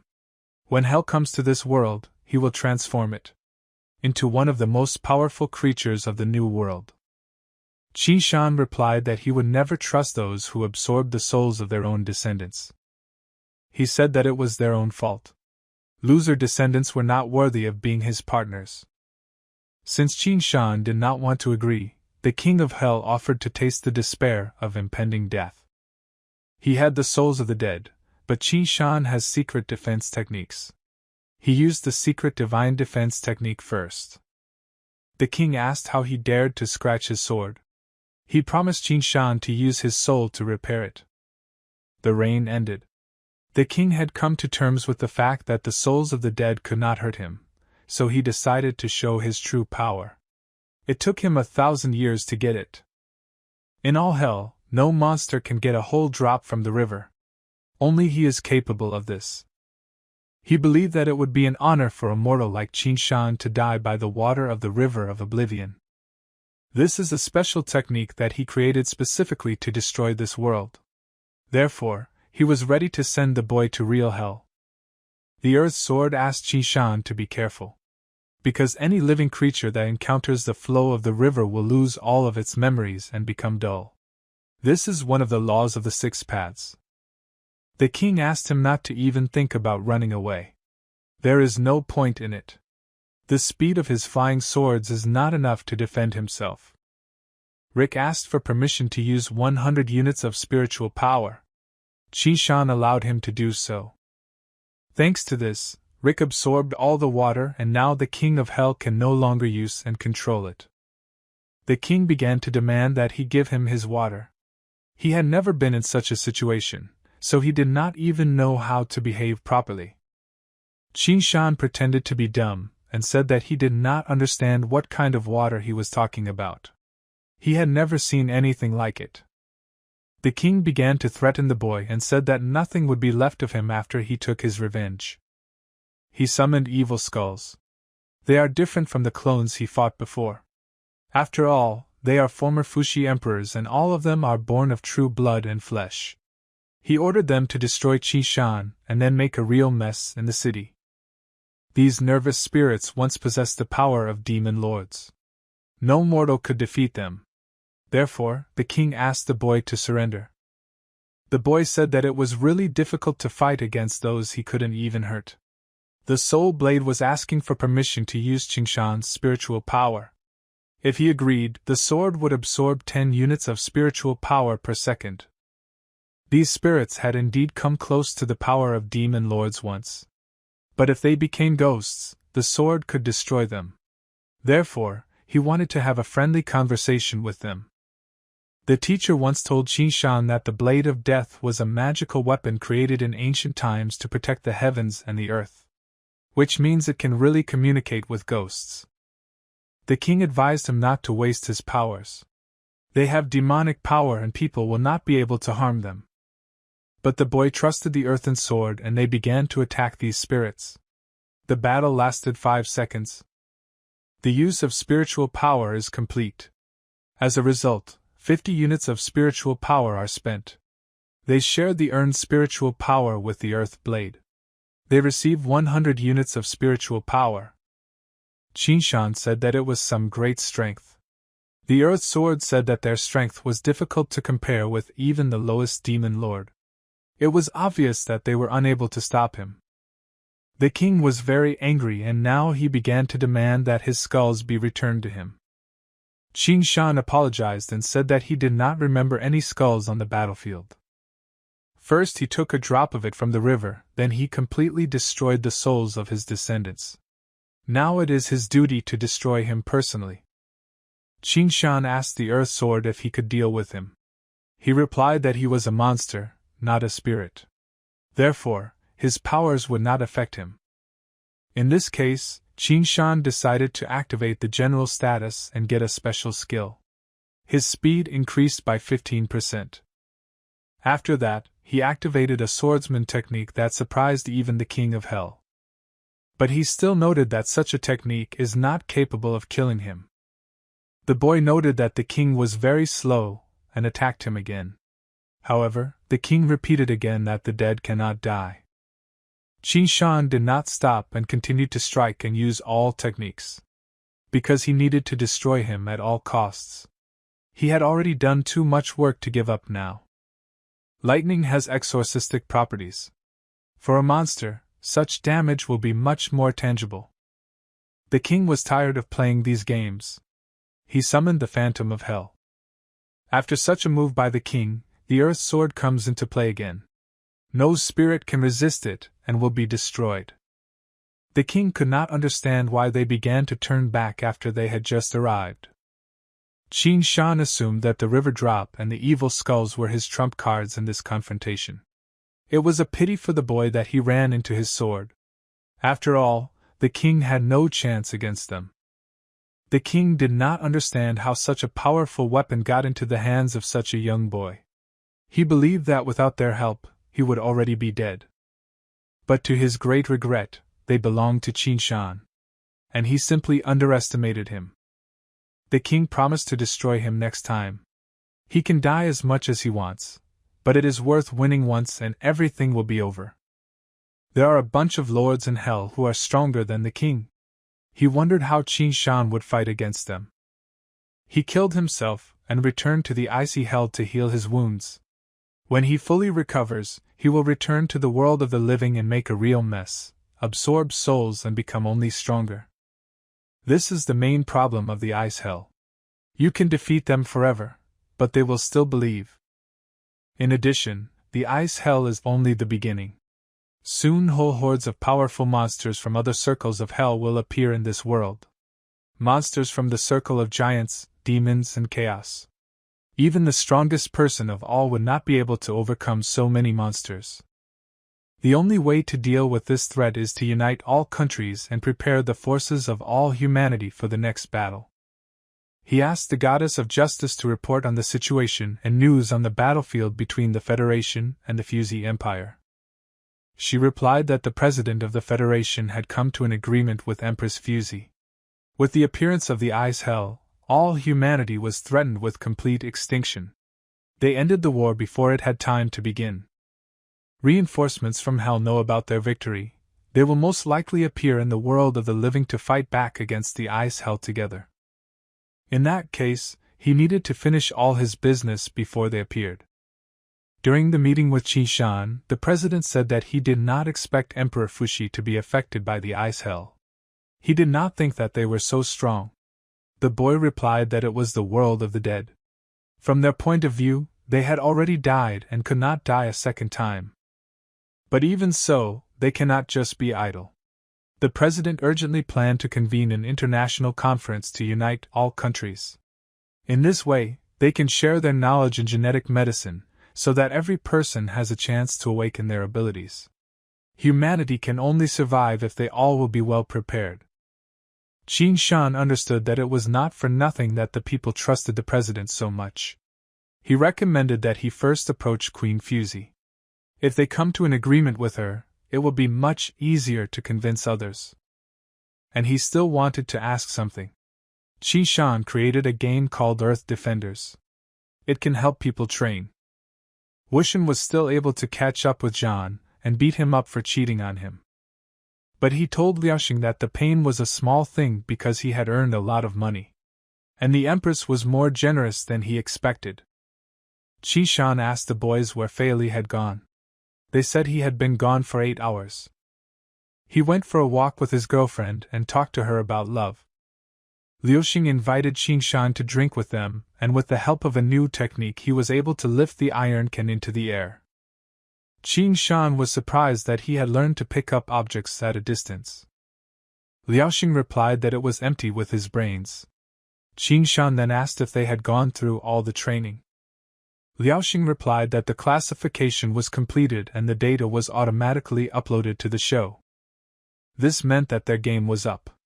The only thing left was the awakening potion from the Fuzi Empire, and then the era of professionals would dawn on the planet. If they survived this icy hell, the world's progress would jump to heaven. Qin Shan asked the goddess of justice when Empress Fuxi's coronation was scheduled. She replied that it was tomorrow at 9 a.m. Qin Shan asked Zhang to help him a little later. He needed the black cat to help him find someone. The rain has stopped, which means that the speed of the ice inferno should have increased. The ocean was now a no-go zone for humans, and Zhang wondered what the person Qin Shan was looking for could be doing here. The boy said that the more dangerous the area was for them, the safer it would be for him. Kit said he was right below them. Zhang asked Qin Shan if he needed help with the monsters. The guy said he could stick around, because he just needed to lure him to the surface. His goal was to find out what was going on in this hell. A monster appeared on his way and the boy asked Rick to destroy it. Qin Shan wanted to get to their main monster, so it took a little effort to do so. He reached one of the monsters and wanted to ask him something, because he knew that it was the king of hell. He said that he would not tell him anything anyway, so he asked not to waste time. The sea is a home for sea monsters. If he dared to come here, then his fate is to perish at the bottom of the sea. Qin Shan did not say anything to him, but simply ordered the sea to part. And the king flew down rapidly. Then he ordered him to rise and the sea rose sharply to the sky. The king asked him to stop and let him go. Qin Shan stopped and said that now he will say what to do and offered to talk. The king said that a lot of monsters had broken into this world, and he didn't understand why Qin Shan chose to fight him. The boy said that if he answered his question, he would let him return to the bottom of the sea. The king said that his interest in hell would do neither of them any good. It was a forbidden topic. Qin Shan only needs a small piece of information. He promised not to frame the king. However, if he refuses to answer, then he will start hunting him. Even when powerful monsters from hell come to this world, Qin Shan will still run after the king as long as humanity will not disappear from the earth. He was saddened to meet such a persistent pest. He let him ask and then go away. In addition to the ice hell, there are other levels of hell. He was interested in whether they would come to their world in the same way after the cataclysm. There are indeed many levels in hell, but he only belongs to one of them. And he doesn't have the ability to move through all the circles of hell, so he didn't know what they were up to. Qin Shan also asked what was going on in hell anyway. The king was ready to answer any question that did not concern hell. Even if he killed him 1,000 times, he still would not speak. In that case, he simply asked why he could not talk about it and did not want to tell. The Whig said that if he talked about hell, he would be exposed at once, and then he would be finished. Anyone would be gone forever if he only talked about it, and it didn't matter who he was or how strong he was. It sounded very familiar to Qin Shan. That giant was talking about something similar. The essence makes them terrified of the real giant, and even the dead. The guy assumed that he was afraid of God. He was too scared to even answer this question. After all, it is God who controls hell and the distribution of the souls of the dead. Judging by his reaction, it was not so. In this case, the God does not deal with the distribution of souls, but even so he frightens such an immortal as a king.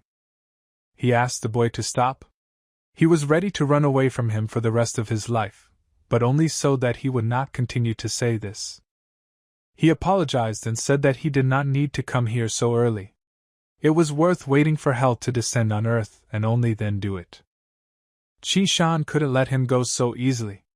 He offered to talk some more because he still had a few more questions. But he replied that he did not want to hear a single word from him and see him as well. He called him a real monster, and when the earth turns into hell, he will not be taken to any of the circles of hell. Qi-shan doesn't understand what's going on at all. Why is a creature that ruled the world of the living and then became an immortal so frightened? Is a god really capable of destroying the souls of the dead? It must be much worse than he imagined. It seems that he needs to deal with it. At this moment, for some reason, he decided to remember how Susie and Anna were doing. Misty Island is the only piece of land in the Sea of Corpses. It is very cold there, because the temperature does not rise above zero all year round. However, even so, this place remains a paradise for people, and the only hope for survival. It is necessary for any world to learn about the existence of this island. To understand it, then it is clear that it will begin to miss it. After all, it is the legendary island of destiny. You have to die to get here. After you are killed by the sea monsters, your body will drift on the sea. It will be a real miracle if he is lucky and the waves carry the body to the shores of the Misty Island. The mystical powers of the island will resurrect these lucky ones, even if all that remains of them is a dead body. Even at this moment, Susie hoped that Qi-shan was all right and safe. With the help of Seraphim's ring, she was the first living person to enter the Misty Island. After that, she became a student at the academy. She was able to survive for 12 hours in this world and complete the tasks of the system, as a result of which she was given a new personality. Now she is no longer Susie from 9 families. Her parents are former students of the academy who gave their lives to the academy itself in the war. She was told that Professor Isha wanted to meet with her right now. Everyone around said that she was so lucky that the professor liked her. They believed that it was because she came to this island alive. The ring warned the girl that she was in a dangerous situation, so she asked to put it on her hand. Susie believed that fate would decide whether she would die here or stay alive. She came to a place where freshmen and other people of low social status live, such as cooks and grooms. You can only leave this place if you become a mentor's favorite student, or become a student through a full trial. She was ordered to go forward and not look back. Not to look down and not to linger. To go only forward and not to turn back. If you break these rules, the monsters in the fog will eat her alive. Here at the academy, you can't let others know his appearance, otherwise you'll have to kill the witness with your own hands. Such were the laws of this world. Here are the items of the mentors, each of them an aspect of the power of a certain teacher. Students can easily find and connect with the mentor just by touching them. The girl approached one of these objects, and said that the teacher Isha called her to her. Thanks to the portal, she visited the mentor. Isha said that she had been waiting for her for a long time. There will be an official exam tomorrow. And she invited the girl to her place to offer her to become her student. Since their arrival on the Misty Island, she has been in mortal danger several times. According to the investigation conducted by the Seraphim Ring, it was all done by Isha. If it is not a coincidence, then perhaps she is the other player the system warned her about. Mentors have complete power over their students, even over their lives. If she agrees, her life will be in her hands. She has seen many students studying here without the protection of mentors, and they are not so easy to kill. Isha said that she does not have the right to look down on the mentor just because she arrived on this island alive. she said that if the girl refused her, she would kill her, regardless of the elder's punishment. She is not even a full-fledged student of the academy. If she proves that Suzy considers herself a better mentor, then Isha can easily destroy the girl. The ring said that it failed to take appropriate measures in time. The analysis of the situation is being carried out, and means of protection are being created. According to the laws and conditions of the Misty Island, strategy number 793 was chosen depending on the situation. The nanogenerator is ready. Suzy's voice is registered. All the girl needs is to accept or refuse the use of countermeasures. Suzy replied that she accepted the offer. Isha noted that it was the right choice. Now when she passes the test, she will become her student. Isha's guards appeared in front of them and began to apologize. She could not understand why they had appeared. They suspected that this student had violated the rules and this could lead to her execution. The disciplinary committee calls her to look into the situation. The head of the committee and 5 elders will judge her personally. If this attracted the attention of the head and the elders, then this is probably a serious insult to the academy. She must have done something that Isha does not know about. Suzy said that she was wrong and asked to protect her. But she replied that it was her personal fate, and it did not bother her. The guards asked Suzy to follow them or they would have to use force. The disciplinary committee can enter here uninvited. However, Isha was glad because she wouldn't have to kill her on her own. After all, it was her only opponent. Her goal was the system, so Isha wanted her to die. The guards brought the girl to the head of the committee and 5 elders. The demon lord asked Suzy what crime she thought she was being prosecuted for. The girl said that she has no idea why. He said that she was accused of reading the laws of evil. Some claimed that she secretly read scriptures that contained the laws of evil. The Lord asked the witness to tell. The girl said that one of the nights, when she was resting, she noticed that Suzy was flipping through some book and saw one sentence. It was written there that the world of cultivation is divided into several layers starting from the first. The Lord said that practicing the laws was punishable by death, and he gave her the last word. Suzy said that she had never seen any laws of evil. On the contrary, she was resting then and noticed how this girl was flipping through some book. Most likely she was afraid that Suzy would tell about it, and therefore decided to get ahead of her and lied. The Lord said that now they will learn the truth, and the one among them who will lie will receive a much more terrible death. In their newly renovated room, on a secret shelf, they found this book. This girl began to shout that this is the book that contains the laws of evil. Suzy asked her to calm down, and said that they themselves will understand whether there are laws of evil or not. But the Lord said that this is her mother's notebook. He personally conducted lessons in the class of spiritual power. She recorded in this book all his views and thoughts about the appearance of this power. She was his favorite student. He was very sad that she died during the war and gave her life for the future of the academy. Suzy's parents gave their lives for the academy, but she was only restricted and almost accidentally executed. He declared her innocent. She thanked the Lord for his justice and hoped that he would also investigate this student. He showed her another book that was found on a secret shelf in their room, and asked if she had anything to say about it. The girl began to get nervous and said that there were no secret compartments in her room and she was not hiding anything. The girl proved that she was innocent. The Lord did not understand how she dared to criticize his words and disagree with them. Studying dark magic and arguing with the Lord of the disciplinary committee, if Suzy remembers everything correctly, is punished by death in the stomach of the spiders of the abyss. The Lord said that this was true and decided to proceed with the execution of the death sentence. Suzy was lucky that the ring had managed to drop this book into her room, otherwise she would have been dead by now. Her parents were disciples of the Lord, and he, instead of taking care of her, allowed her to get into such a dangerous situation. He decided to apologize to her and gave her a scroll. It's called Divine Release. It's an advanced magic that will work automatically. When the enemy tries to deal a fatal blow, they will be stunned for 3 seconds. This is just a real treasure. If she succeeds in the future, she promised to repay him for his kindness. Suzy noticed that the angel on this scroll was very similar to the mentor Isha. Probably the head of the committee also suspected something.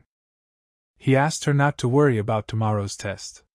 She made it to this island alive, so luck was on her side. The girl replied that she was only able to survive because she used one flight device. She has no survival skills at sea. He said that there are also a lot of monsters in the sky above the sea. In hundreds of years, she is the first one who was able to cross the sky and reach the foggy island and not die at the hands of the monsters. The Lord said that he would be honest with her. If fate was against her, then she would never have reached this island no matter what. The moment someone sets foot on the island, his fate changes. Life, death, all this happens only under the influence of fate. And it does not matter what device she used to get to this island. After all, it is all a gift of fate. If I wanted to, I would simply break this device. He said that now she is free and asked her to prepare well for tomorrow's test. It was the first time he had seen such a lucky child. She had never died before, and even so she received a new destiny. He wondered how long she would last on the misty island. The system used all its energy to create a perfect personality for her. Another player found out about the recent events, and she should be careful because they want to kill her. The girl knew that the second player was Isha's mentor. But why does she want to kill her so much? Because when Suzy dies, she will be able to get the whole system. Only one person who came to the Misty Island from another world can get the heavenly technique and rewrite the rules of the home world. While Suzy is alive, she has no such right. The girl did not understand how to deal with the incredibly strong owner of the heavenly equipment, who wants to destroy her. The ring said that it is necessary to analyze her language, emotions, and habits. The head of the disciplinary committee is very pleased with her. Moreover, he can be trusted. If she wants to avoid death and become stronger, then she needs to figure out a way and become a student of the head of the committee. Now this is the only way to change her fate. Seraphim said that the time has come for them to part. He must destroy himself so that everything will work out for her. Then she must go alone. First a book of cultivation techniques, and now it's a ring. Qingshan's gifts that saved her life continue to leave her. She tried so hard to become stronger, but she can't even protect his things. If Isha is so willing to get this system, then she has promised to make it part of it forever. The next day they came to the Holy Land to be tested. The students expected that there should be a mentor with them who would explain everything to them. This creature asked everyone to shut their mouths and said that the task was actually very simple. They just had to allow themselves to be eaten. The animal grabbed the guy who was standing closest and ate him. He was tasteless, but at least now he found his destiny. But he was reborn and could not understand what had happened to him. Then he realized that he was finally able to master the heavenly technique. The creature said that he was barely able to awaken one map. It was the lowest level of awakening. And it was unclear why he was so happy. One of the boys said that he wanted to be next. After all, he was sure that he would definitely pass the awakening and quickly learn new techniques to become the master of his native world. The creature said that he was full of ambition, but with terrible potential, unable to achieve his own ideal. People like him deserved to die. The disciples asked why he didn't awaken this boy's abilities, but simply ate him. He asked not to blame him for this. He met certain requirements, and therefore died. Death is also fate. The disciples became nervous and said that they no longer wanted to participate in this trial and that they wanted to live. The lizard said that this group of students is not worthy. This guy should become a cleaner and die of old age on a foggy island. They constantly heard the voices of their mentors. It seems that they were watching them from the shadows all the time. The animal returned to Suzy and said that he knew her parents. They died on this island during the disaster. He asked her not to worry, because even if she is not worthy, he will use his power and allow her to be reborn on the island to live a normal life. She was grateful to him, but asked that if she did not get the ability, then eat her like that boy. He didn't understand why she didn't want to live. She said if she was powerless against fate, she would be stuck on this isolated island and be no different than a walking corpse. Instead, she would like her soul to return to her hometown and be able to look at the people close to her. She wanted to leave without regrets. When he ate it, the girl had a feeling that she would finally see Qin Shan soon and be the happiest. But she was reborn as a genius. This happens only once every 100 years. Not only was she able to awaken the heavenly technique cards, but all 7 of them at once. This had never happened in the history of the Misty Island. Susie was able to overcome her past and became the master of her personal destiny as a result. Now she will be able to learn from one of the 7 elders. Elders are the rulers of certain worlds. They are strong enough to use their abilities to create certain laws that can help the inhabitants of their worlds in the fight against doomsday monsters. She chose the head of the disciplinary committee, a demon lord. He immediately wondered why she chose him as her mentor. She answered because he was her mother's mentor, and she often talked about him. And she missed those times, especially when he took her as a partner to fend off the doomsday monsters. Her mother believed that he was the best mentor. And she trusts her. Lord also agreed that those were great times, his fondest memories. He agreed and said from that moment on that she would be his student. But suddenly Isha flew in and asked everyone to wait. The Lord assumed that she was against him taking Susie as an apprentice. She replied that she did not mind, she was already studying with her. The Lord asked Susie about it. The girl replied that she had never spoken about it. The Lord assumed that one of them wanted to deceive him. Therefore, it was necessary to find out the truth. The director asked Isha to provide proof of her words. She showed the card where she called the girl to her to offer her to become a student. And she accepted this offer. This card was the proof of their conversation. She agreed to let Isha be her mentor and betrayed her, and also wanted to deceive the head of the committee. The students also thought that it was wrong that she allowed herself to betray the mentor. Such a person can bring many problems in the future. The Lord ordered everyone to be silent and asked what the girl herself was thinking about this. She asked to believe her, she never treated her as a mentor. Because of her, everyone only gets into dangerous situations. And she reminded me about one of them, which was recently. She was talking about that girl who tried to accuse Susie of practicing evil charms. Lord asked the director to examine that card. The director called the wolves to find the owners of the votes from that card. The results show that one of them really belongs to Isha's mentor. But the other one disappeared from the academy and is nowhere to be found. Isha thought it was impossible. Susie definitely agreed to become her student, looking her straight in the eyes. For thousands of years, these wolves have not made a single mistake. Therefore, the director recognized Susie as innocent. This means that the other vote does not belong to her, and this was all the reason.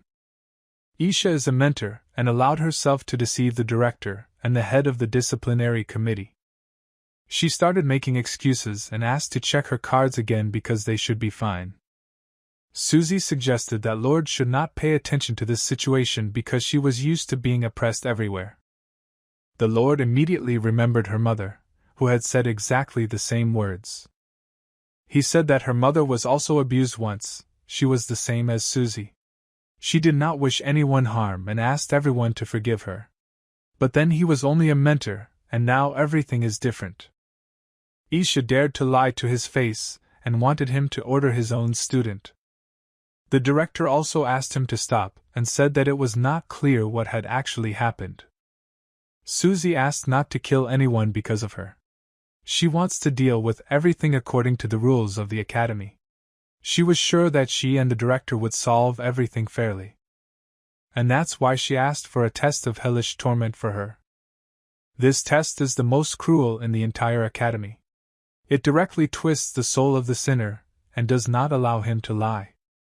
Isha personally saw how she accepted her proposal, and it was not clear what this girl was counting on. During this test, no one can lie. If they want to find out the truth, this will be the fastest method. The Lord asked the headmaster not to ask her more than 3 times, because this test may harm her soul. Susie was raised on the ground and tied with the help of infernal chains. If she lies, her soul will feel terrible pain. The director asked if the girl had ever asked Isha to become her mentor. Susie answered that she had not. They determined that it was true, and the director decided that they would not need to interrogate her 3 times.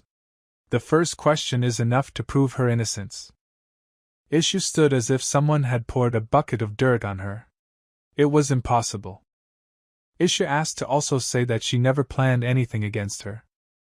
The director started shouting at Isha and said that she has no right to interrupt him, because this is his court. But Isha still insisted that they pay attention to the fact that she was not answering her questions. Susie said that she may have been insulted before, but she mistakenly thinks that it is Susie, because she is a simple student. She was really sorry if she was insulted before, and she was not smart enough to plan any conjectures against them. The infernal judges said that these were absolutely true words. Now Isha is even more confused because she thought that Susie planned it all, but it seems that she really didn't cheat on her. She said she wasn't smart enough, and that's why Isha insisted that she had a partner. Susie replied that she did not have any helpers. The ring is not alive, so it cannot be an accomplice, although it will be smarter than many people. This time she also answered the truth. All 3 times the truth was told, and the interrogation was over. As a conclusion, Isha dared to exceed her authority and intervene in his court. She began to apologize and said that she was nervous. But they still insisted that Susie really recognized her as a mentor. Susie offered Isha to take the test as well if she was sure she was telling the truth. After the sentencing, she may be forgiven for making big mistakes, but as a mentor she betrayed the academy. She will have to publicly apologize, and will also be suspended and serve 1 year behind bars. But Lord said it was his job to pass judgment. For betraying the director of the academy and the head of the disciplinary committee, interfering in the trials of hellish torments, and humiliating a full-fledged student of the academy. According to the rules of Misty Island Academy, she will be removed from her position forever and banished from Misty Island. If she was against it, the Lord offered her to fight him right now and die. The director confirmed Lord's sentence and began to carry it out. The girl received a notification that the second player left the territory of the Foggy Island, and she got rid of the other player. Now the system belongs only to her. They went down to the dungeon, and the Lord asked the girl not to be afraid because he likes to collect strange things from different worlds. He noted that her ordeal caused real nonsense. Ordinarily, ordeals only transform a person, but she was reborn. The initial chosen one can only use 1/3 cards, but she can use any abilities she wants with the scepter. After being chosen, she now has to choose her path. Some choose to travel, while others choose to fight Doomsday.